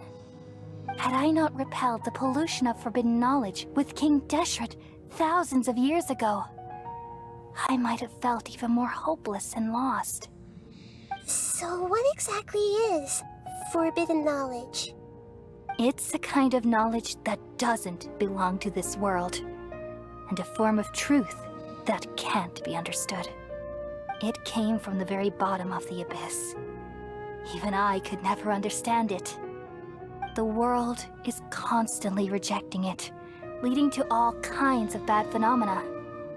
If we allow forbidden knowledge to pollute Irminsul, I'm afraid the entirety of Tevat could fall apart. So, there's knowledge that even the God of Wisdom can't understand? At that time, I knew I couldn't repel the forbidden knowledge with my strength alone. Which is why I created a device that compiled human wisdom and named it the Akasha. It's truly the world's most amazing invention. Thank you. For a long time, I thought dreams were the fruit of human wisdom. Though it was selfish to do so, I borrowed people's dreams using the Akasha. Then I compiled their wisdom and all of my own power. Well, did it work? Thanks to the wisdom of the people of Sumeru, almost all the forbidden knowledge was cleared from Irminsul. But things didn't go as smoothly as I thought. I had a terrible headache, which gave me an uneasy feeling. And then I remembered that my consciousness was also connected with Irminsul. It brought me knowledge and wisdom, but vile corruption as well. From the very beginning, my existence had been polluted by the forbidden knowledge. Oh no! How could that happen? I've experienced that pain in your consciousness. It must have been a horrible experience. Yes, but my feelings weren't important. The important thing was that even if I died, my existence and everything related to me would continue to exist in Irminsul as memories and knowledge, meaning that the forbidden knowledge couldn't ever be permanently eradicated. And there's no way for me to eliminate myself. It would be a sort of paradox. So, I took the purest branch of Irminsul as my incarnation in the next samsara, and left a trail of clues, all in hopes that you would come here and remove me and my pollution from Irminsul forever. Wait, no, I can't.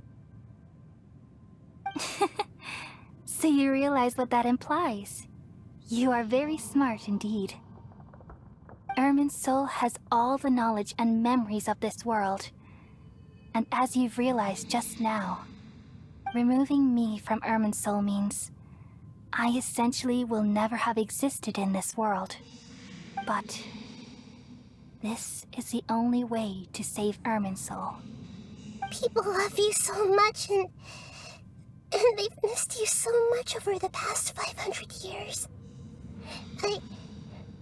I am exactly the same.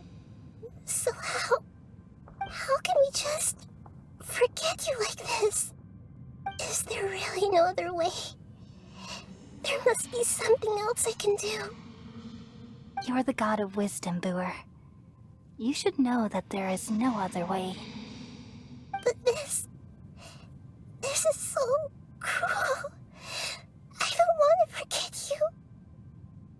No need to feel so sad, Boer. As someone who delights in wisdom, you should feel joy at finally finding the answer.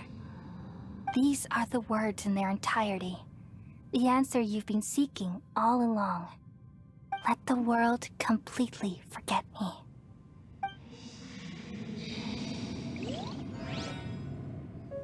We all nestle under the great tree of wisdom, peering out to perceive the world. From the earth and from the rain, we perceive its wonders, until we become a white bird to perch atop a branch, and finally snap off the most important leaf. Once upon a time, I alone dreamed in this world. In my dreams, everybody would also dream after they fell asleep. Wild and wonderful thoughts would emerge from their minds. Some tumbled to the ground, and others floated to the sky, connecting all things in the world into one dazzling net.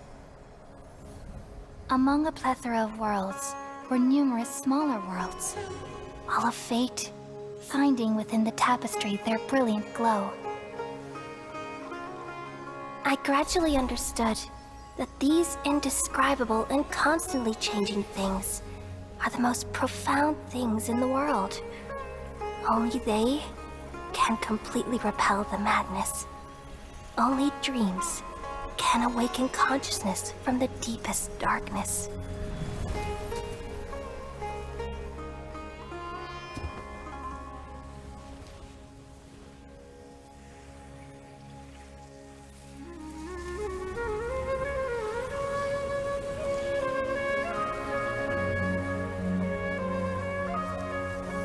I'm the one who posed this question, yet also the one who sought a solution. Saving the world with the dreams of the people used to be my answer. And now, you've also found your own answer, and I shall return all the dreams to the people.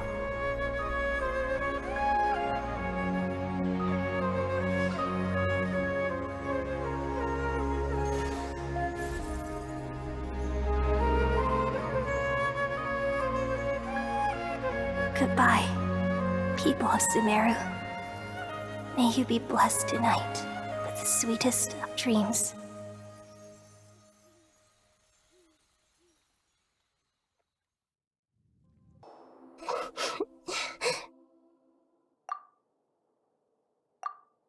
I'm alright. I'm just a little confused. We've just saved the world, right? So why am I crying? I don't know where this feeling inside of me is coming from, but I feel very sad. Just now, we used the power of two gnosis to successfully connect with the Ermin soul consciousness from 500 years ago. Then, we removed the remaining pollution from Merman Soul. Yeah, what's wrong? Weren't you there just now?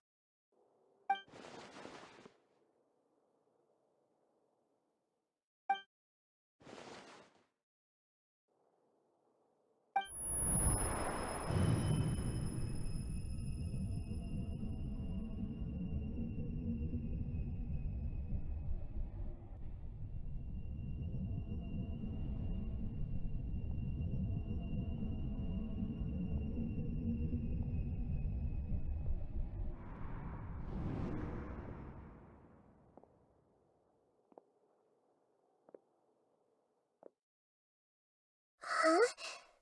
That sound. Traveler! Paimon! I've been waiting here far too long. But finally I have the chance to be alone with you. All the precious time I wasted has finally paid off. The doctor! What have you done? Just a type of sound wave that can quickly put defenseless people into a dream. As I expected, it doesn't have any effect on gods. This is the only thing of interest I found among the sage's research. I thought I'd take it for a little spin. Don't worry. I know you would never forgive me if I actually killed them. I'm here to negotiate with you. Naturally, I won't do anything dangerous that could potentially damage our relationship. Negotiate with me? I heard you had already left Sumeru. Why are you here again now? I left Sumeru, but I also stayed in Sumeru. Even the God of Wisdom is restricted by the habits of cognition. How disappointing. You mean there are many different versions of you in this world? An astute guess. Even the same individual will have different cognitions at different ages. A long time ago, I made a major decision in hopes of preserving all my perspectives of how I observed the world. Observation is the first step of any experiment, but observing the current world doesn't satisfy me. It lacks an important dimension, that of time. So I saved segments of all my ages and made them into independent individuals. That's all there is to it. Indulge me. How does the God of Wisdom find my method of seeking knowledge? It's an insult to the very concept of life. Life inherently has many rules and restrictions, each with its own significance and reason to exist. They can't be broken on a whim. Good. Amazing, even. Indeed, it's difficult for humans to make peace with themselves, not to mention oneself from a different period. Since you're in the academia, why wait until now to show up? You could very well have stopped us and helped that fake god. Simple. Let me ask you this. Would any staff member ever help the subject in the middle of an experiment? It was my experiment. So why should I interfere with the results? The academia saw the plan to create a god as their ultimate goal, yet you only saw it as an ordinary experiment. You really are crazy. If the experiment succeeded, you would have had a new god on your hands. How would you have faced your own god then? Would you still take the same stance? Would you still hold the same view of yourself? I'm first and foremost a scholar. These results should be left to the judgment of the hypothetical me confronted with that outcome. But you're right. And that's exactly why I'm disappointed with the conclusion of this experiment. As an individual, you don't have any sense of belonging. You seem to have even fewer convictions than a typical scholar. Oh no, I certainly have my own convictions. They just don't fit your standards, that's all. All right, that's enough conversation for today. The experiment is over, and it's time to tidy up the equipment and reclaim any useful materials. For example, the Gnosis. Lesser Lord Kusanali, you're an intelligent Archon. I'm sure you understand the disparity in our combat abilities at this time. Besides, you have no way to use that Electro-Gnosis in battle. Didn't you say you were here to negotiate with me? Somehow, it's starting to seem like you intend to take it by force now. I'm merely stating a fact. After all, I'm also a scholar. Naturally, I hope to show proper respect and dignity to the God of Wisdom. Your hypocrisy is built on absolute confidence. I understand your scheme, but... what if I were to destroy the Gnosis now and awaken the heavenly principles? Awaken the heavenly principles? Do you think that's really possible? The heavenly principles have been silent for many years, but the Gnosis are symbols of their control over Tevat and all the laws. Will the destruction of a Gnosis attract the attention of the heavenly principles? And if so, how do the Fatui plan to deal with the consequences? Do you dare to gamble such a possibility with me? Gamble? How surprising. I thought you would show evidence or use rigorous reasoning to prove your point. The word gamble is the last thing I expected to hear from the God of Wisdom. But this is a clever move. You must have seen through me when I first captured your consciousness. As a scholar, I respect all possibilities. This has always been my principle and is an essential trait as an experimenter. Indeed, I can't ignore this possibility. So tell me then, what are your conditions? This foreign gnosis will only lead to disaster if it stays in Sumeru. But this electro-gnosis is the prize I obtained after defeating one of your fellow harbingers. Now, as the one who initiated this cascade of events, shouldn't you pay the corresponding price? Price? Interesting. What price would you have me pay? How about erasing all your other segments? So this is how you wish to restrict me, the most threatening opponent of the Nation of Wisdom. What you request of me is like plucking out the eyes I have placed in the dimension of time. Segments are extraordinarily difficult to make. They require extremely rare resources and enormous amounts of time and effort, requiring me to destroy them all here and now. Bravo. A suitably wise decision on your part. Yes, how very interesting. Can I assume that you have long been wary of me? Among all the versions of me, this segment you see now is the most selfish. If it weren't me, your idea wouldn't have worked. What did you see when you were imprisoned? You were observing me, and that's how you know I've long grown tired of their doubts and endless arguments. Like you said, it's difficult to make peace with yourself. Being as smart as you are, have you managed to do that? I see.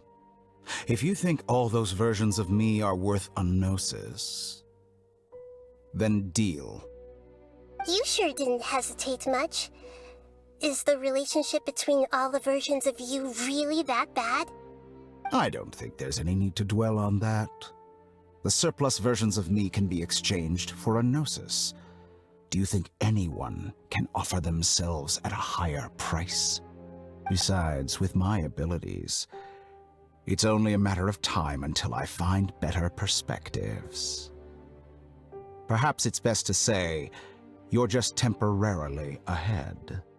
But what I'd like to know is, how can you be sure that I've really erased them? I can see your remaining honesty.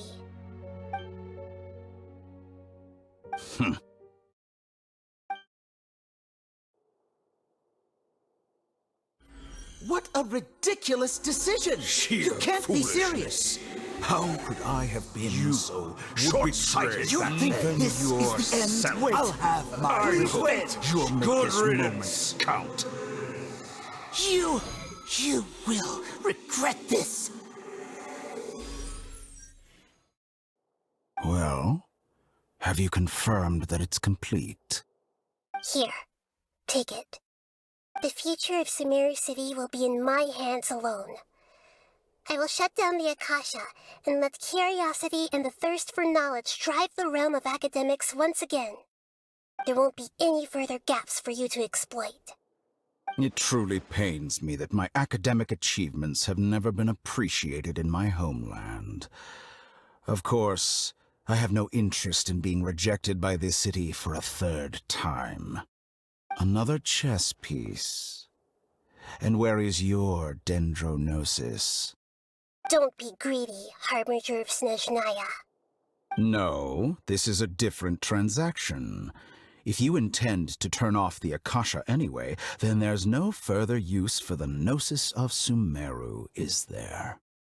Besides, isn't it the Archon's duty to deliver what's desired of the Seeker?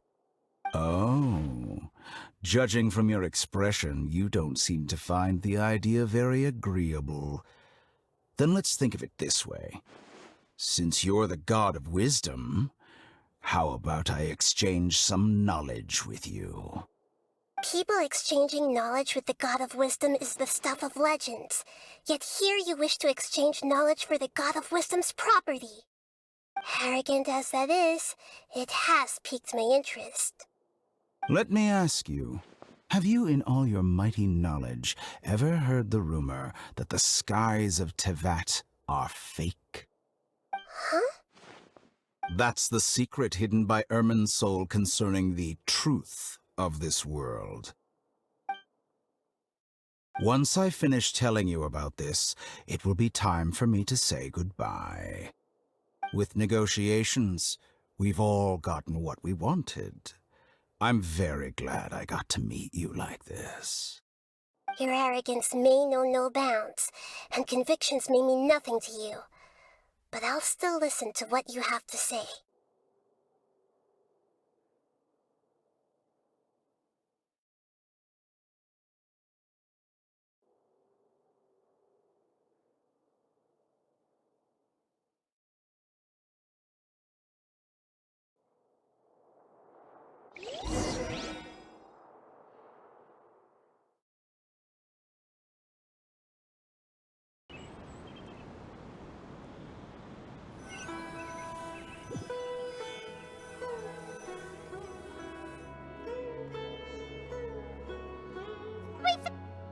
Together!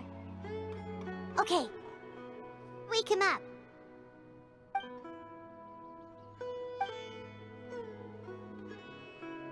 Are you awake? Kali says it's time for breakfast. Come on, get up! Good morning! How are you feeling today? Good to hear. It looks like we've recovered pretty well. Not even Tainari could stop us from going out now, right?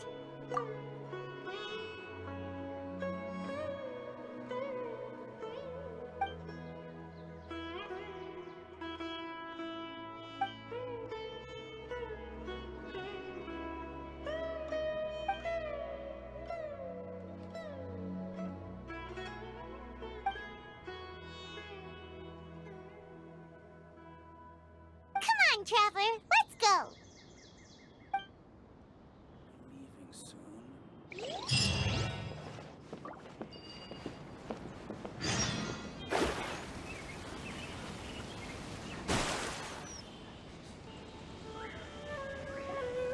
Good morning. Looks like you're awake. Yep, yep. I prepared some breakfast today. Please have a taste. I hope you'll like it. It's nice to have you here so we can eat something yummy.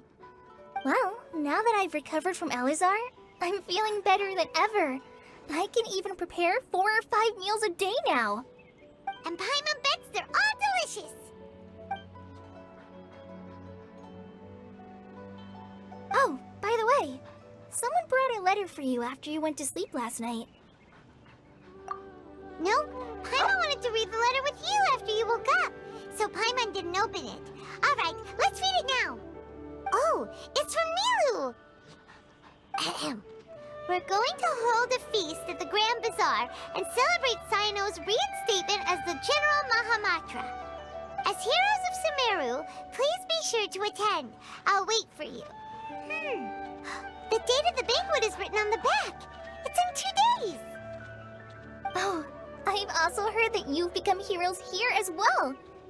That's amazing. Sometimes I'm really envious of strong and confident people like you. Oh, you're embarrassing me. Anyway, let's go to the Grand Bazaar to have a look. Oh, before you leave, be sure to inform Master Tainari. Everything has been getting better lately, and my mood has been improving as well. You can come find me anytime if you need anything. You're welcome. I was just doing my duty. Remember to talk to Master Tainari before you leave.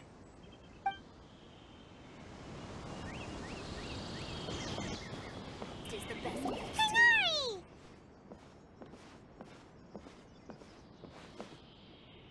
Good morning. How do you feel today? We feel much better. How about you? I'm recovering well. Thanks for asking. But from the looks of it, you seem to be already busy with work again. It's fine. I'm not that busy, really. The Elazar patients have recovered, as well as Hypatia. For now, I only need to tend to my Forest Watcher duties. It seems once Irminsul started getting better, everything else started to recover too. Yes, but there are still some residual effects. The withering is one example. Though it won't spread anymore, the existing zones won't just disappear. We forest rangers will still need to do the work. By the way, we have some good news. Sino got his position back. This news is hardly new. He had already mentioned it to me before. Huh? You mean he was already here? Why didn't he come to say hi to us? He visited once, but he was afraid of disturbing you while you were resting. He just asked me a few questions and left. Then you probably already know all about the celebration feast. Celebration feast? No, I haven't heard anything about that. Huh? But didn't Nilu say in her letter that they would celebrate Sino? He didn't tell you? Perhaps, or alternatively, he doesn't know about it either. Come to think of it, Sino doesn't seem like the type who'd enjoy a celebration feast. You and Kale are both Sino's close friends. Why don't you come to the feast with us? Kale has taken over some of my tasks these days. I don't think she'll have time for it. Not to mention me. You see, some VIPs have come to the forest recently. Huh? VIPs? Very important Paimons? Well, technically speaking, they are former VIPs. The sages involved in recent incidents have begun their training in the Avidya forest, and the people they had previously imprisoned have all been released. Huh? Yes, he's a little weak, but he isn't injured and his condition is stable. Lesser Lord Kusanali, in her boundless mercy, has decided to spare Azar and the other wrongdoers. Supposedly, they were ashamed of their shallow ideologies and have decided to dedicate the rest of their lives to cultivating wisdom in the Avidya forest. When they learned that Lesser Lord Kusanali had defeated the Balladeer and saved Irminsul, they were shocked at first, but also became happy, feeling that the sacred light guiding them on the path of discovering wisdom had begun to shine once again. As a result, work has increased for the forest rangers. That sounds really exhausting. There's nothing we can do, really. But that's another topic. Back to the matter at hand. Are you two planning to head out? Ah, right! We're here to request permission to head out. Would that be okay? You've recovered well. You may go, but be careful. Yay! Will do! Is there anything else you'd like to ask about? Ah, yes. Thanks for remembering her. She continued her training in the forest after she recovered. As a scholar, she never slacks off. A lot has happened lately. Kale and I have been busy, but don't worry, we'll take care of ourselves. As for Sino's reinstatement, the more I think about it, the more I suspect that he just doesn't have a single clue about this feast. But this does remind me that Kale and I should find an opportunity to celebrate him as well. He has helped me a lot during this time. And you as well. Thank you. Take care. Please, find me if you need anything.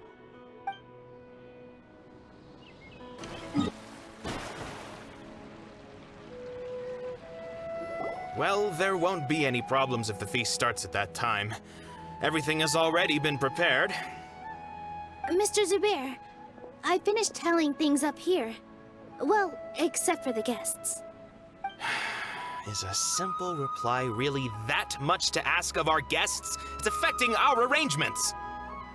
Oh, it'll be fine. Besides, it never hurts to get things ready in advance. I was thinking the same thing. The feast will be held sooner or later, right? Hey, Nilu! Traveler, Paimon! We got your letter, so here we are! You're the best! The other guests haven't even replied yet. Huh? Are we the only ones that have arrived? Yeah, I had someone deliver letters to all of our guests. But maybe everyone is still busy with other things. Look, I get it. Sumeru is in an extremely important period of transition right now, but even if your friends are important figures, they shouldn't just ignore your request like this. Nilu is Sumeru's #1 celebrity, after all. You have no idea how happy I am to talk to people with good taste. If you consider enjoying Nilu's dances having good taste, then almost everybody has good taste. Because Paimon thinks Everybody will love her performance. That's right. We all think she's amazing too. Nilou is an absolute favorite among those of us who frequent the Grand Bazaar. For Outlanders, you have a great eye. Master Zubair, let's have a vote for the most outstanding audience members next time. I think these two may win. Nonsense! It is not for us to determine the value of an audience. But indeed, we could try giving gifts to people with particularly good taste. I heard there's a device in Fontaine called a camera that can record people's appearances as pictures. Such pictures would make superb gifts. Ooh, good idea. I wonder where we can find one. I don't want you giving pictures of me to everyone. I'm satisfied just being able to perform here. There's always a lot going on at the Grand Bazaar. Yeah, and that's why I love it here. Traveler and Paimon, could you help confirm if the letters were actually delivered? If for some reason they didn't receive the letters, then please tell everyone that there will be a feast here. Yeah, we can also check out how everything in Sumeru is going now. When I wrote the letters, I heard that Dia was in Port Ormos, and Alhaitham was at the Academia. As for Sino, we've only heard that he appears at the Academia from time to time.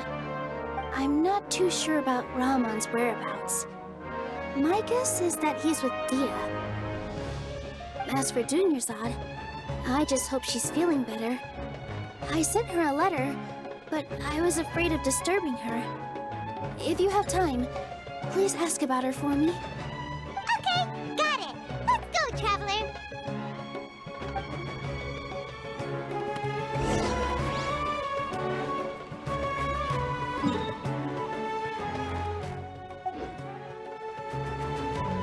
I'll go to the Adventurers Guild later and ask Ms. Catherine if she knows how to get one of those cameras. Yes, please do. I'm sure the audience would be thrilled at the chance of receiving commemorative gifts. It could be our special surprise that we prepare for everyone. I think it's an amazing idea. Who knows? If we take more pictures, they might even become the signature souvenir of the Grand Bazaar. And Nilou will become even more famous. Ha! It won't be long till people are fighting for front row at your performances. I've heard that this camera is not just something anyone can use as they please. It must be aimed properly, and subjects should pose for the best results. Oh, should we get ready then? Perhaps we should wear something a little more appropriate. No. I think we look absolutely fine. If anything, when we pose for this, clever invention, we should just be ourselves, You really think so?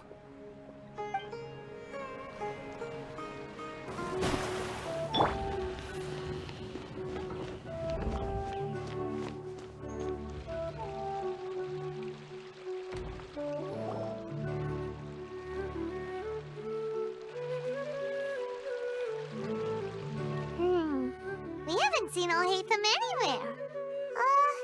Let's ask that person over there.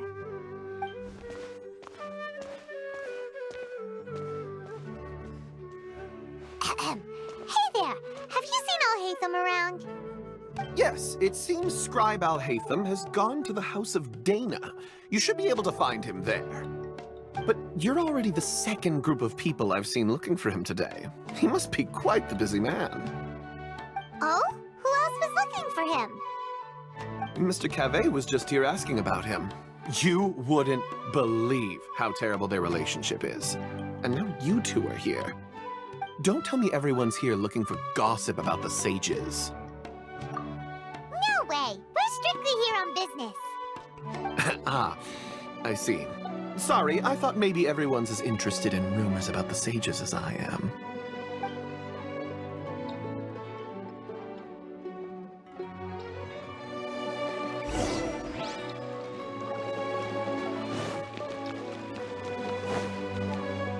Right here. Right now. Emerge. Right now.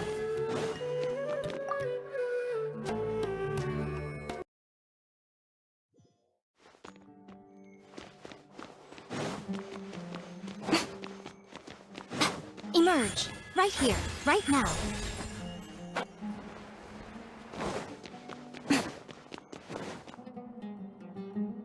Oh, Hatham should be around here somewhere, right? Oh, he's over there! But it looks like he might not have time for us.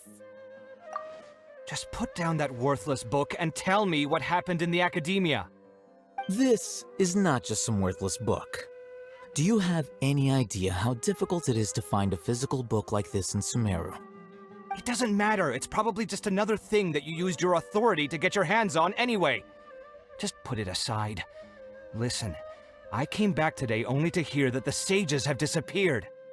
Oh, you sound surprised. I thought you would already know the inside story. Would I be here asking you if I knew? You're the scribe, not me. So just tell me what you know already. Well, I almost became a sage. Huh? Oh, don't sound too surprised now. You're the renowned Kaveh, light of the Ksharawar. Besides, as a master builder and craftsman, chances are you'll be appointed as a sage too. Why do I feel like you don't really mean it? Huh. What makes you say that? Why would you question my heartfelt sincerity? Maybe it's because you've never said anything good about me before. Yeah, well, I share a similar sentiment, and anyone who knows you as well as I do would surely do the same. Oh, you... See? This is why I hate discussing anything with you. Your ridiculous and arrogant attitude always gets in the way. It seems that you really can't stand my personality. Ha! What was your first clue? Well, then you might as well move out of my house. Are you threatening me? Stooping to a new low, I see. Ugh, and don't change the subject. You, a sage? What a joke.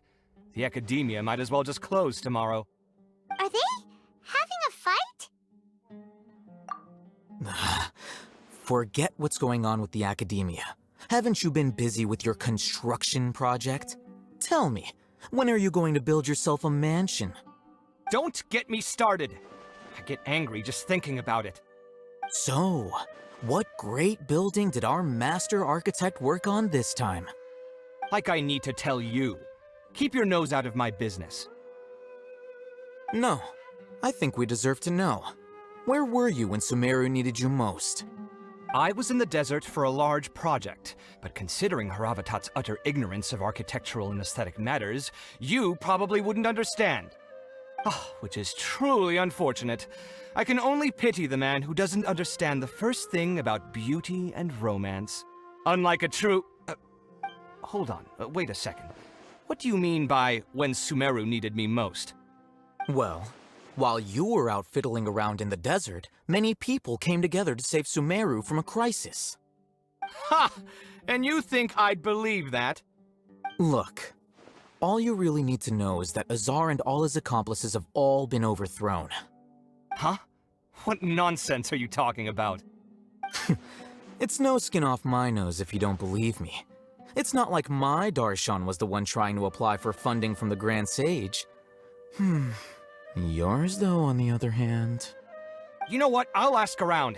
I'm sure someone knows what's going on here. You're dead if I find out you're lying to me.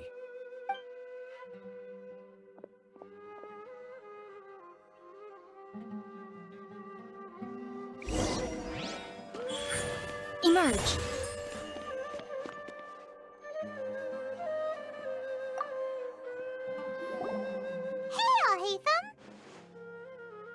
Oh, it's you two.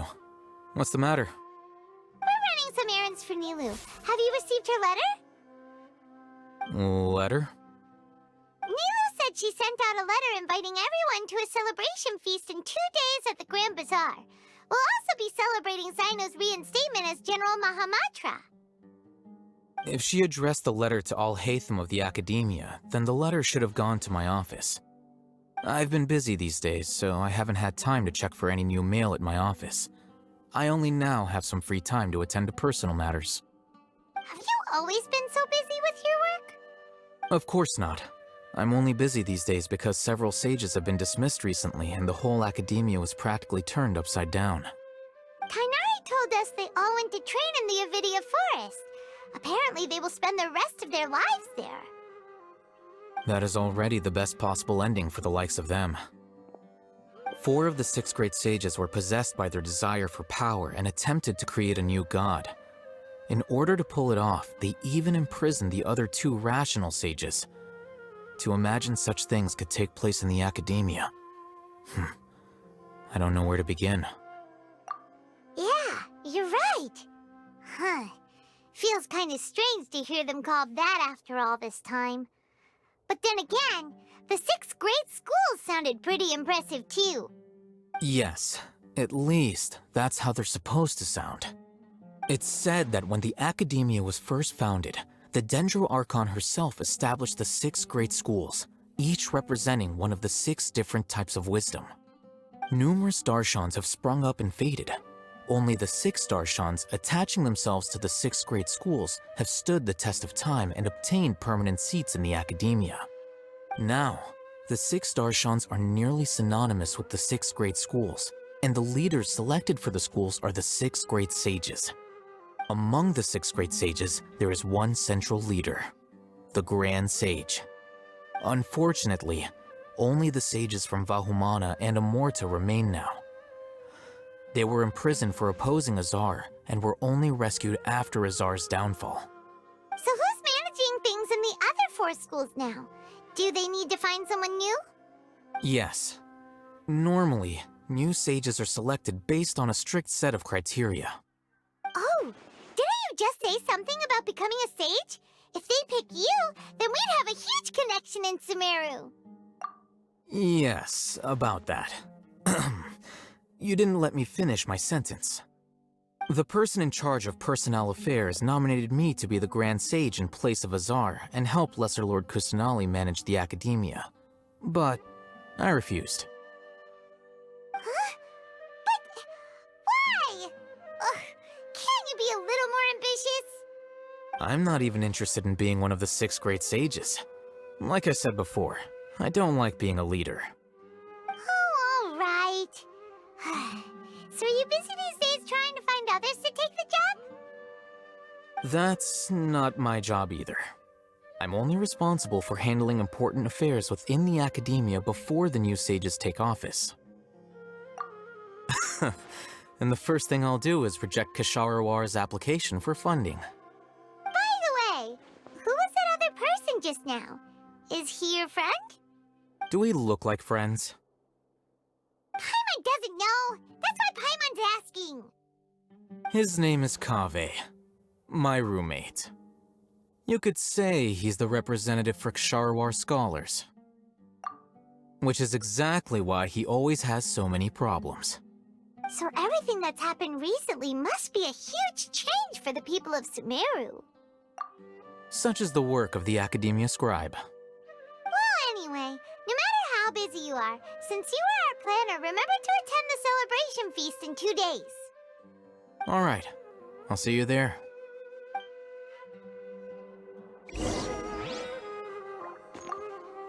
The House of Dana is the last quiet place in the whole academia now.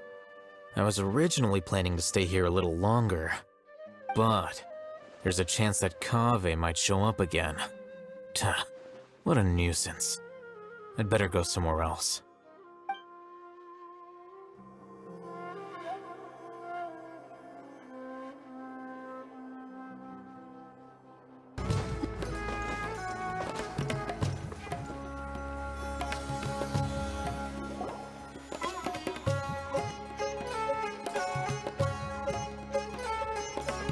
This is Port Ormos.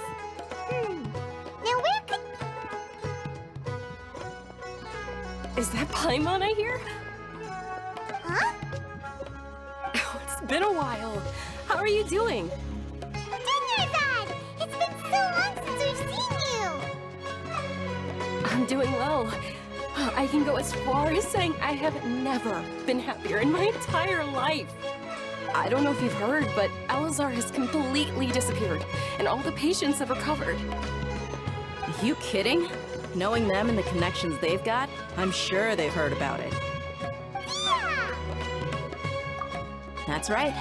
My lady is feeling better now, so I'm accompanying her for a walk. Why do you still call me that, Dia? You've already informed my father of your resignation. I guess I'm just used to calling you my lady. Old habits die hard. Resignation? You mean you're quitting? Yeah, I might start losing my edge if I keep being a bodyguard for the Homayanis.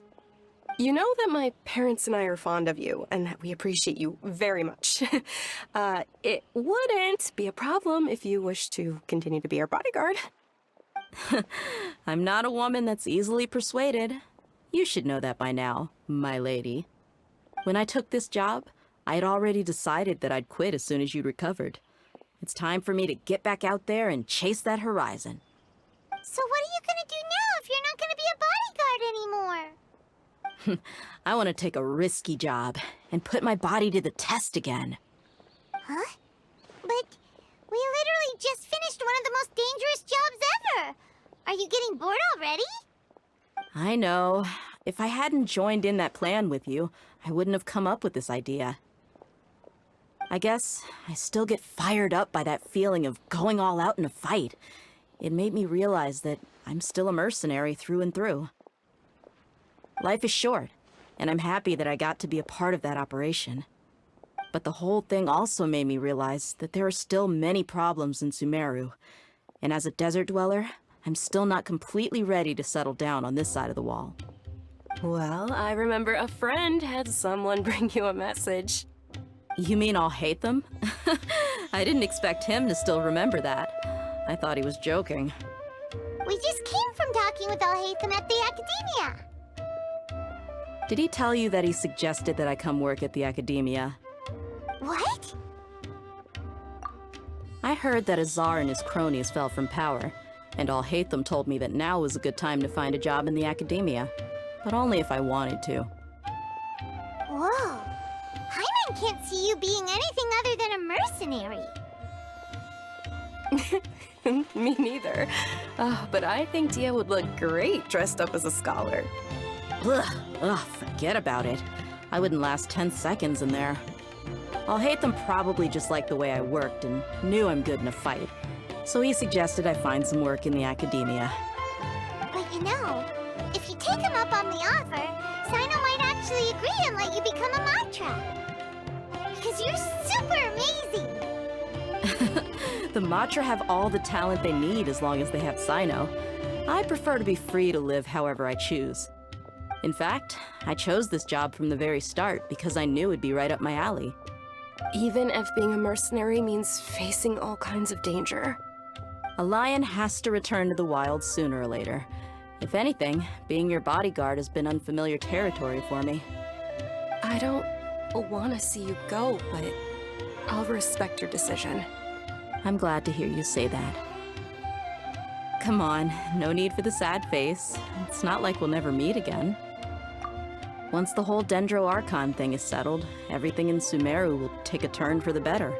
That makes me happy too.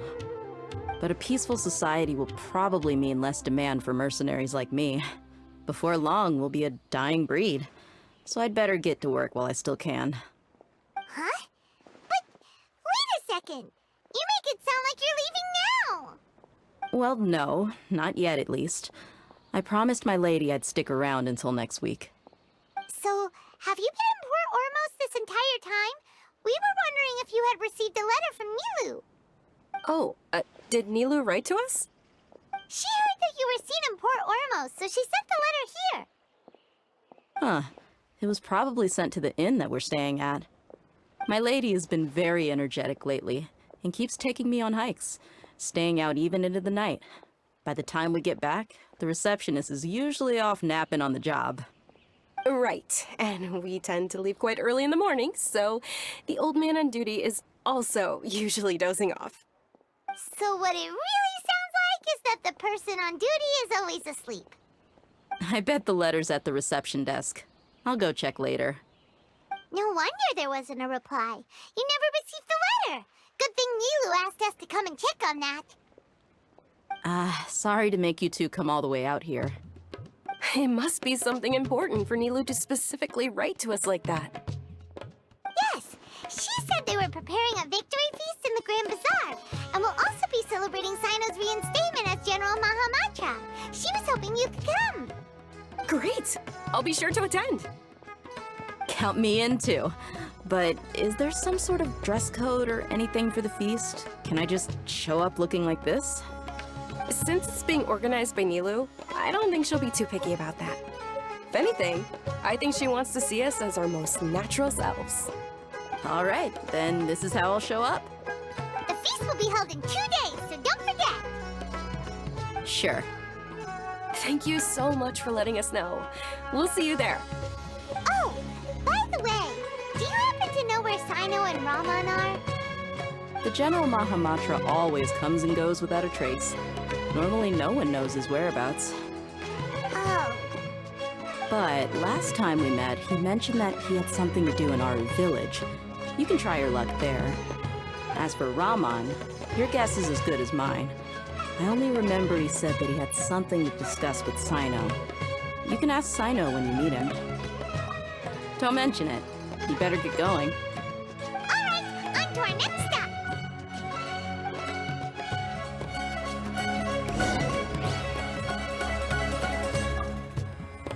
After recovering from Elazar, everything seems so different to me. When I look at the scenery I've visited before, it has a completely different feeling. Yeah. You need to be stronger than an ox to take life by the horns. I think I've heard you say something like that before. But today, I finally understand what you mean. Is there any place you'd like to go? I can accompany you. I've got time. What if I tell you that I want to go to the desert? Fine by me. If we go to the desert, I can introduce you to my friends there. But we should prepare and get everything we need before setting off. Let's go! I'll go pack my luggage now. After we're done with the feast in 2 days, we can go have fun in the desert. You can count me in.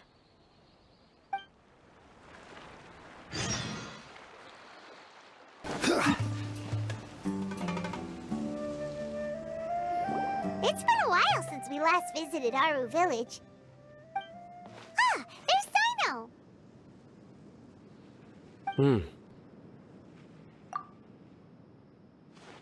What brings you here?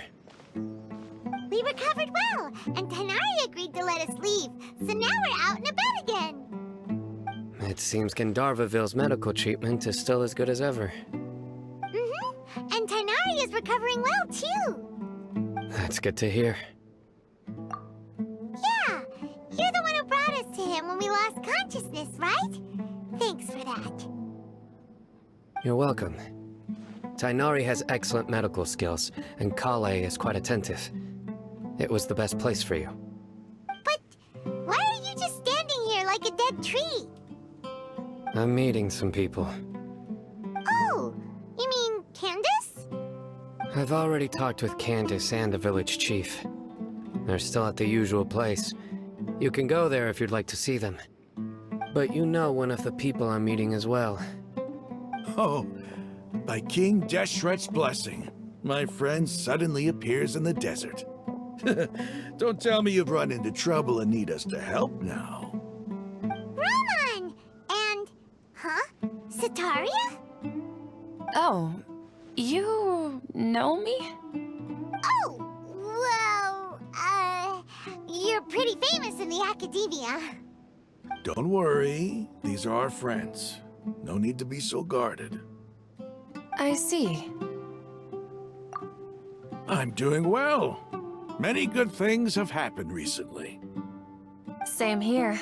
Really, I feel that my whole life has started to shine after suddenly finding a new direction. Oh, tell us everything. Yeah, you go ahead. Alright, well, I suppose I should start by saying I've decided to leave the academia. What?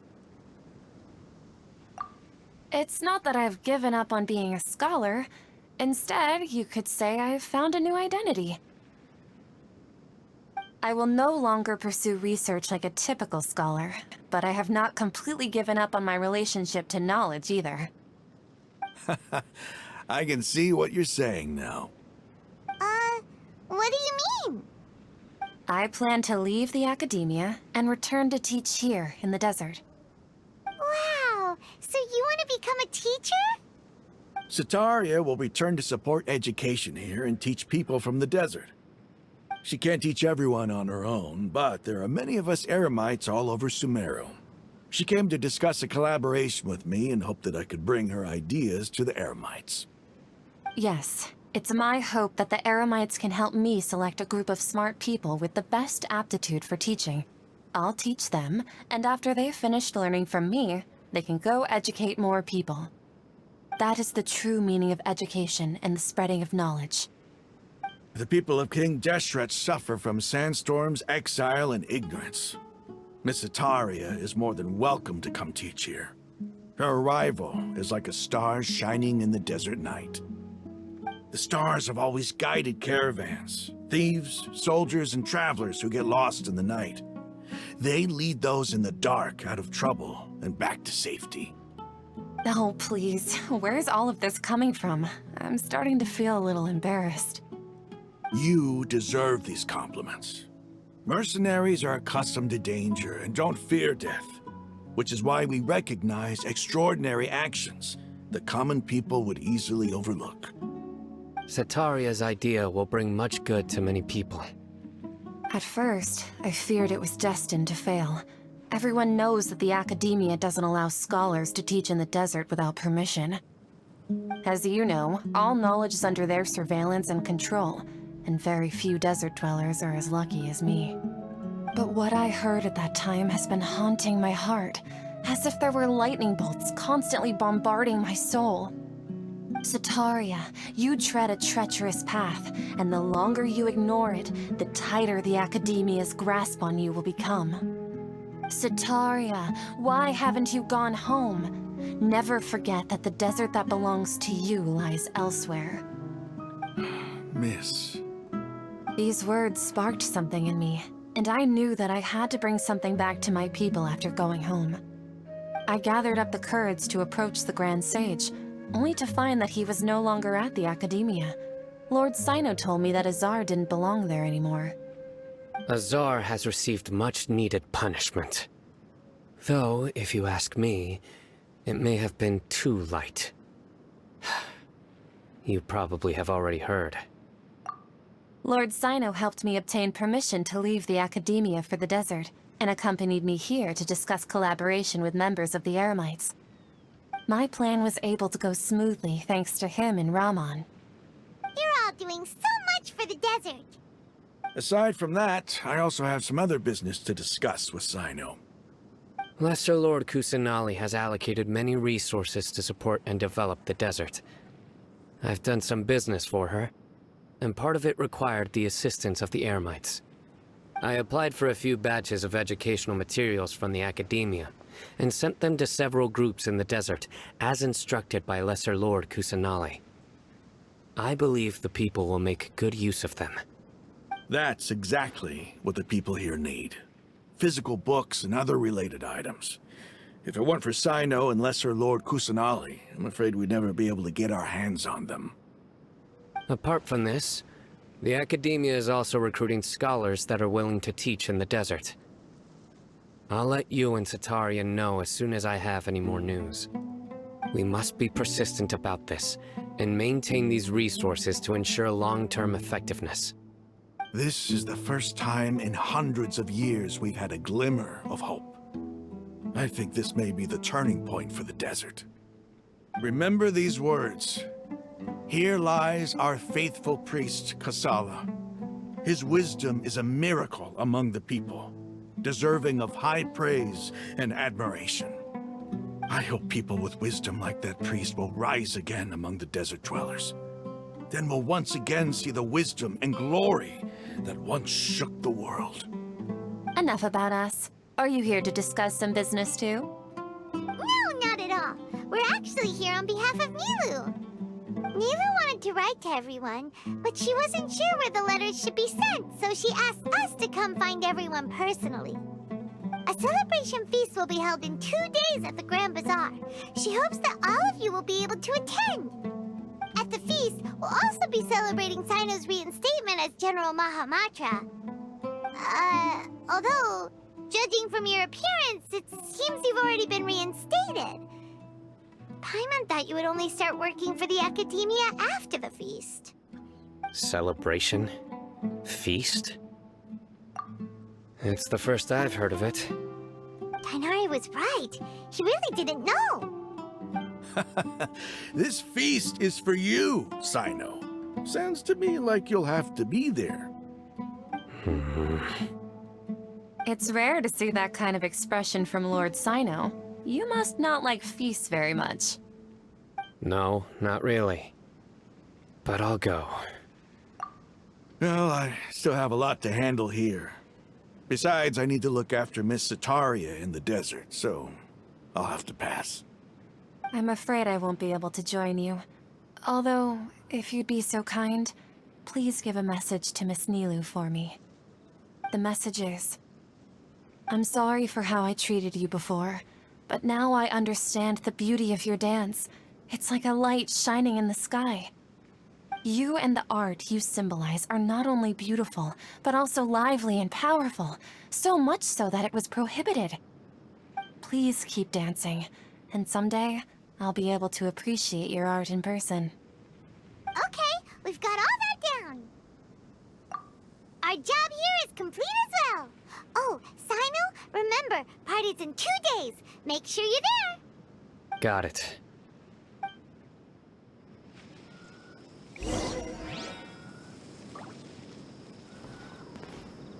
Anyway, our preparation has been going smoothly these days. Can such good things really be happening in the desert? It's almost hard to believe. Yes, even if you can't bring yourself to believe it, you should at least believe in those of us who are working hard to make it a reality. Indeed. Take it one step at a time. There is still a long journey before you. What heartwarming words.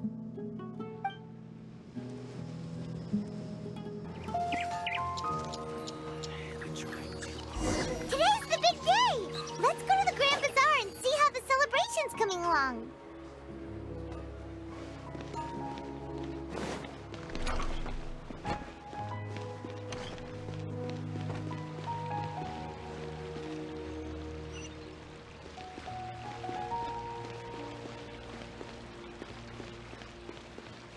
Right here.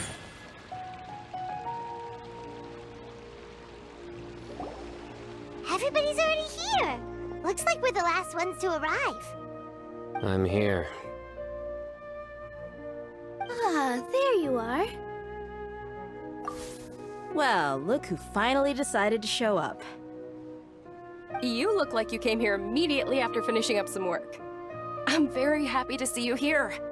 But we're not late, are we? It's just that everyone else arrived ahead of time. I propose that the last one who arrived be put in charge of today's speeches. Nah, there won't be any speeches today. Oh, really? Well, even better. Come join us over here. Let's share some great food and drinks, and chat about all sorts of fun things. Everything looks quite good. Wow! Paimon can't wait! Traveler, just look at all the delicious food here!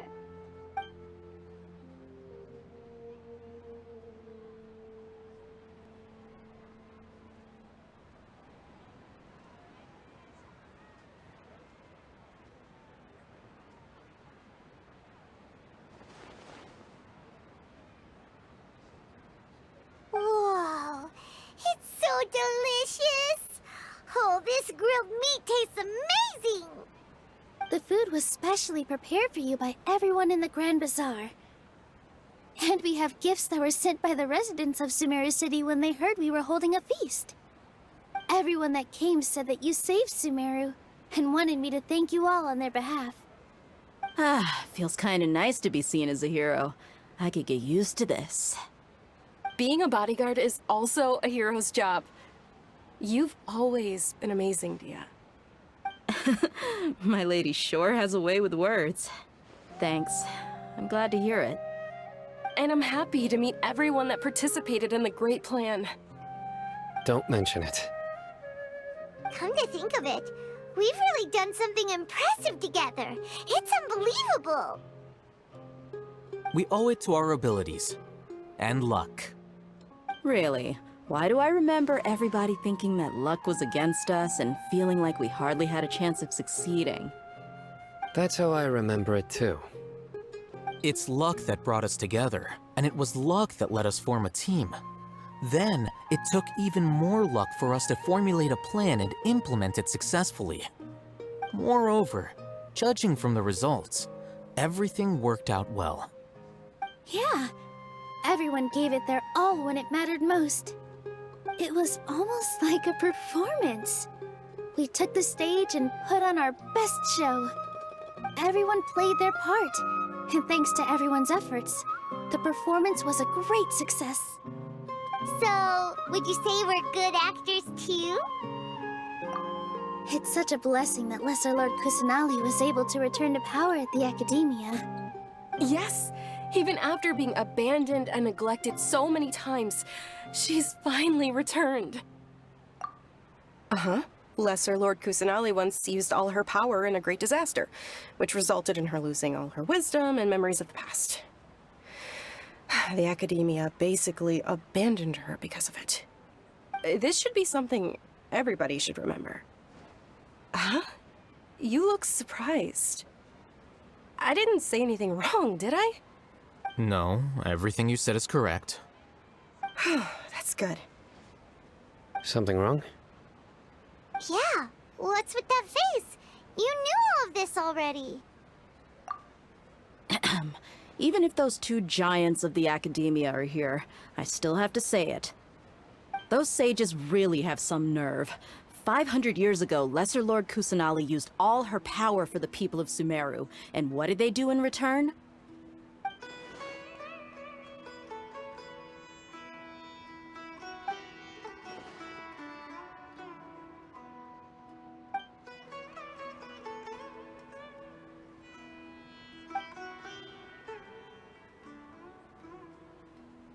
If you bite the hand that feeds you, don't act surprised when it turns into a knuckle sandwich, right, Sino? Perhaps I shouldn't say this, but their treatment of Lesser Lord Kusanali calls for a more severe punishment. You could simply tell Lesser Lord Kusanali that you wish to have Azar and his accomplices severely punished. I respect our deity's decision, and won't interfere in any way. While we're on this topic, why didn't you accept the Academia's invitation to become the Grand Sage? Are you trying to say that I'm fit to be a sage? Not at all. But every person handling the selection process has said that you are the most suitable candidate to lead the Academia right now. Why? Because he dethroned Azar from power? Could you try to put it another way? This is a good thing, yet you're making it sound like I overthrew Azar for my own personal gain. But seriously though, I always wondered if you had some personal motives behind it. I did have my own motive, but it had nothing to do with being a sage. If the rules of our nation were suddenly cast by the wayside, then it wouldn't be long until chaos ensued. I had no intention of letting their dreams disrupt my life.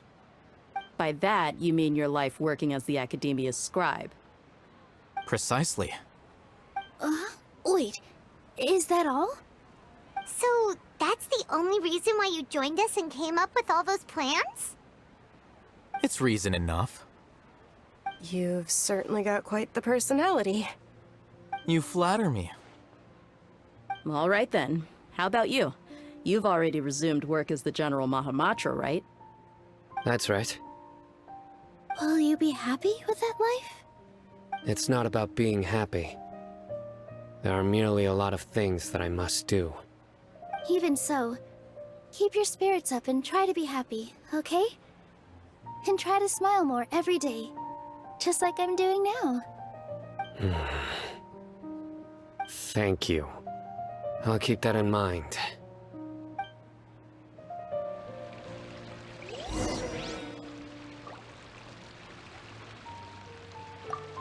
I seldom participate in such lively gatherings, but the atmosphere here is quite good. No. This gathering today has a unique meaning. The Grand Bazaar is lively because the people here feel happiness from the bottom of their hearts, unlike the farces at the Academia. That happiness is an emotion that'll be forever alien to those bookworms who have driven themselves insane by studying. I seem to have taken both keys when I left the house. Oh well.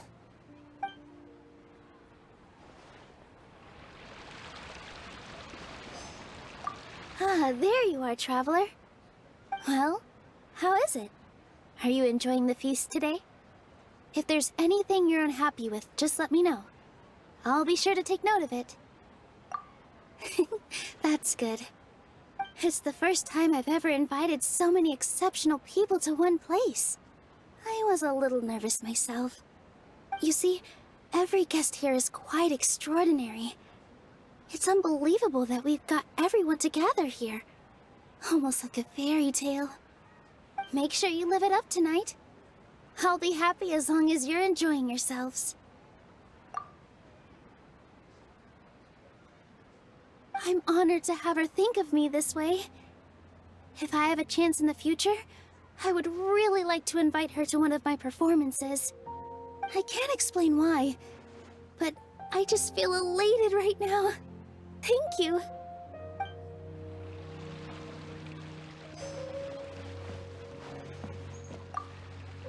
The atmosphere here is good, and everything is delicious. Yeah. I don't often come to such places, but it feels quite good. I have a lot to handle these days. Otherwise, I could show you around. There's always next time. We're friends after all. This feast is pretty good. I like it.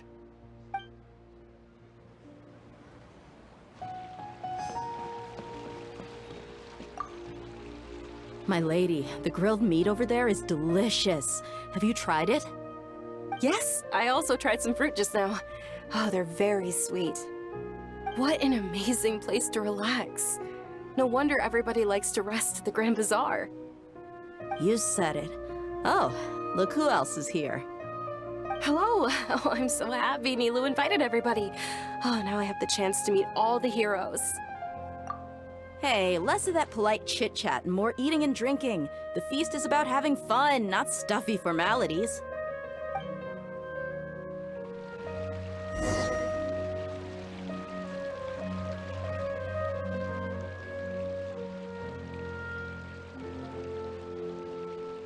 Hey, what's wrong? Your head is starting to droop.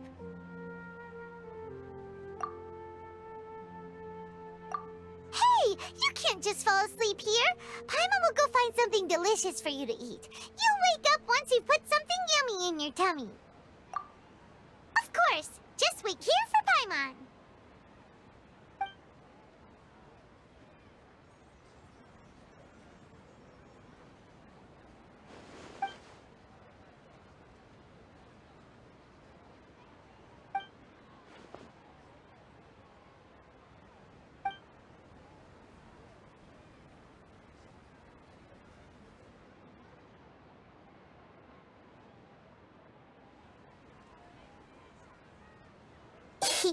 It's me.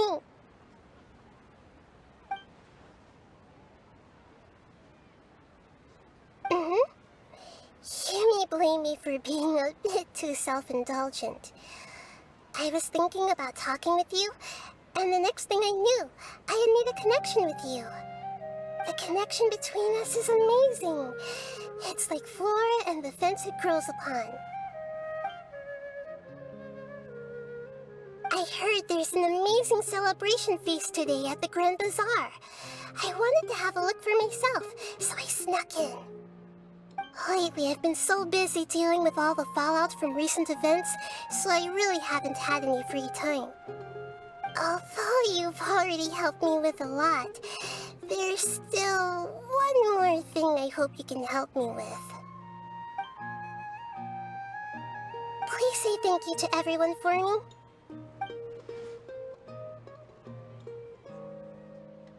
Oh, is it not convenient for you to do that for me? But if I just show up all of a sudden, people will become all quiet and stiff, won't they? What if I end up scaring them and ruining this wonderful feast?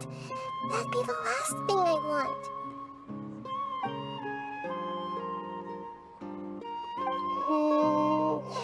Let me think about it. Okay. Yes, I have.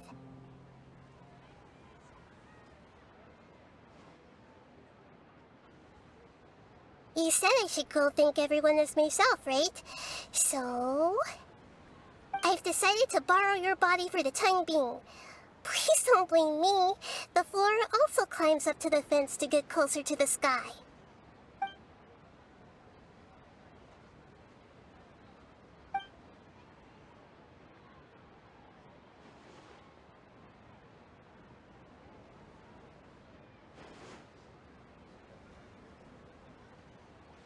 Everyone! Are you awake now? Paimon was just about to bring you the food. It's me. Huh? That voice. Nahida? Hold up. What's going on? I didn't expect to have a conversation with the consciousness of Lesser Lord Kusanali in the Grand Bazaar. Interesting. Is this also a part of the feast? No, of course not. Are you... Lesser Lord Kusanali? Hello, Nilu. You know who I am? Yes, I already know every one of you. Nilu, Alhaitham, Sino, Dia, Paimon, and Dunyarzad. Lesser Lord Kusanali? I took the liberty of occupying the traveler's body so that I could thank all of you in person. Thank you so much for rescuing me, even if that meant placing your own safety in peril and taking the risk of becoming enemies with the Academia, the sages, the doctor, the balladeer, and even the entirety of Sumeru. Without you, without any of you, I would have been in a much more difficult situation. Had you not helped me to resolve the crisis, not only I, but Sumeru and even the entirety of Tevat would have suffered great misfortune. People refer to you as the heroes who managed to rescue a god. I'm quite fond of this name. It not only explains your identities, but also bears witness to your relationship with me. Please, allow me to present to you my most sincere gratitude. Lesser Lord Kusanali, you have done so much for Sumeru, and I didn't even have a chance to do anything for you. You don't have to do this. Dunyarzad, the suffering you endured during your illness is also proof of you being with me and praying for me. Thank you. You don't need to be so ceremonious. It's always been my duty to protect you. This is how the relationship between the Academia and Dendro Archon should be. We just did what was necessary and set things back on the right path. You're an Archon, but you act so humble. You really don't need to be so polite with us. I'm honored to have been able to take part in this plan. I hoped you liked the dance I dedicated to you. Thank you, all of you. Thank you so much.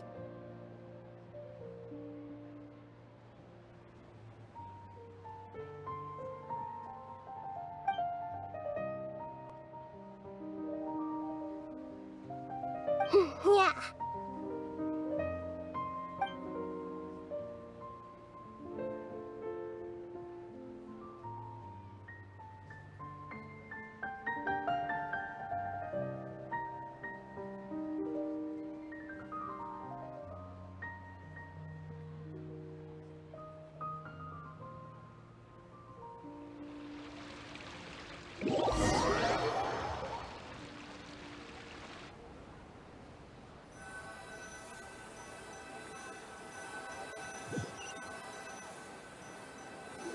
Are you awake? Did you rest well? Nahida left, you ate a lot of food. You've become a glutton. That just means you still have a lot to learn from Master Paimon, the Sage of Gluttony! Alright, since you're awake now, should we go and have a chat with Nahida? She should be in the academia right about now. If you have any questions, now's your chance to ask.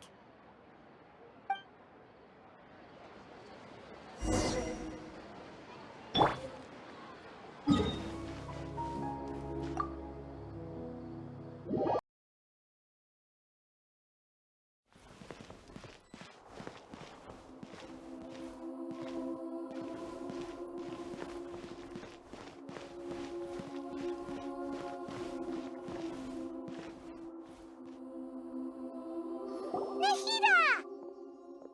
Hello, Traveler and Paimon. What a fantastic night. I'm still immersed in all the happiness and joy, like a candle floating on water. So are we, and that's why we're here to talk with you. Is there anything you want to know? After recent events, the Akasha can no longer function as it used to. I've given it some thought, and have decided to shut it down permanently. But this is definitely not a bad thing. Even from the beginning, I've been planning to shut it down.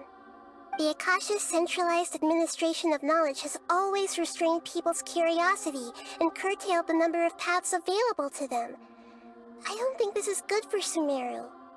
Although people may initially feel a little uncomfortable with the loss of the Akasha, they will soon understand that this life is more suitable for them. And as for the future of Sumeru, I'm preparing to regain control of the academia. The former sages have received their punishment, but the new sages have yet to be selected.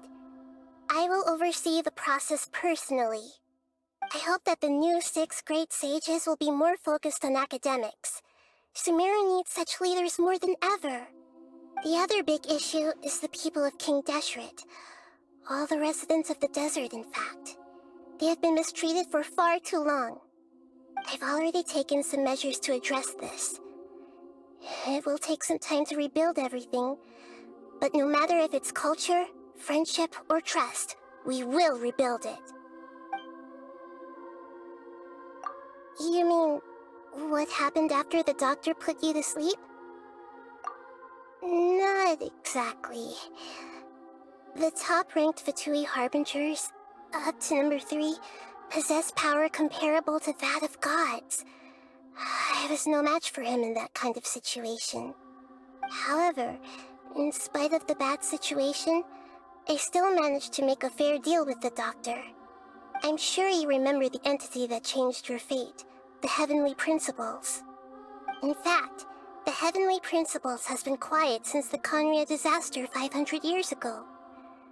I used this point as leverage against the doctor. I told him that the Heavenly Principles may be awakened if I destroyed Inosis. Although it was just a bluff, he still fell for it.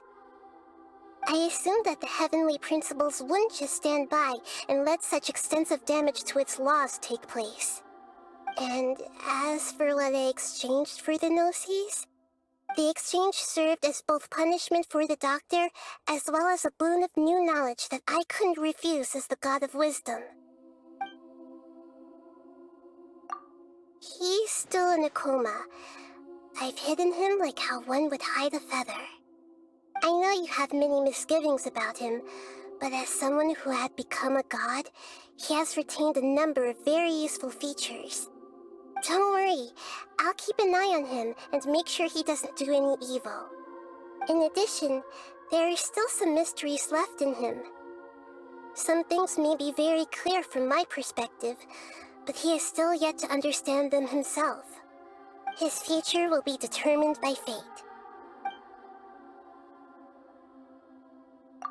Is that where you're headed next? Fontaine, the Nation of Justice?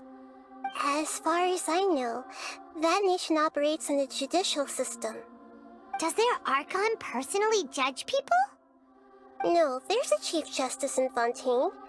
Generally speaking, the Hydra Archon, Focalor, won't preside over individual trials. However, Even then, Focalor will still make herself present at just about every trial. It seems that she just likes to immerse herself in that sort of atmosphere. As Archon, she still reserves the right to influence the final verdict. Anyway, let's just say she's got, a very unique personality. Are you sure? Isn't there something else you haven't asked about yet? Huh? You mean... About your sister. While you were resting at Gandharvaville, I took some time to perform an Irminsul search for information on your sister. Yeah, isn't Irminsul a repository for all the information and memories of Teyvat? So there shouldn't be anything on him or his sister. This is true in your case. Irminsul indeed does not have any information on you. However, there must be something different about your sister. Because, as it turns out, the world has recorded information on her after all. What? There is only one possible explanation. She belongs to this world.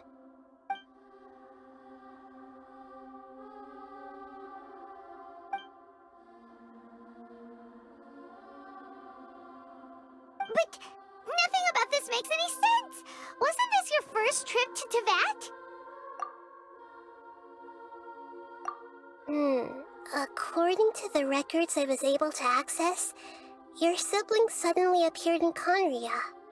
After the Conria disaster, she began her journey through the 7 nations of Teyvat. But just as her journey was about to reach its conclusion, the Irminsul records on her suddenly become fuzzy. What do you mean, fuzzy? Did something happen to her? All I know for sure is that somebody, for reasons only they can know, is deliberately obfuscating her fate. And whoever it is, if they can do that, who knows what else they're capable of. But even that wouldn't explain how she somehow comes from this world. Something else I noticed was that according to these records, the Fatui have not classified your sibling as one of the Descenders. What's a Descender? Paimon's never heard of it.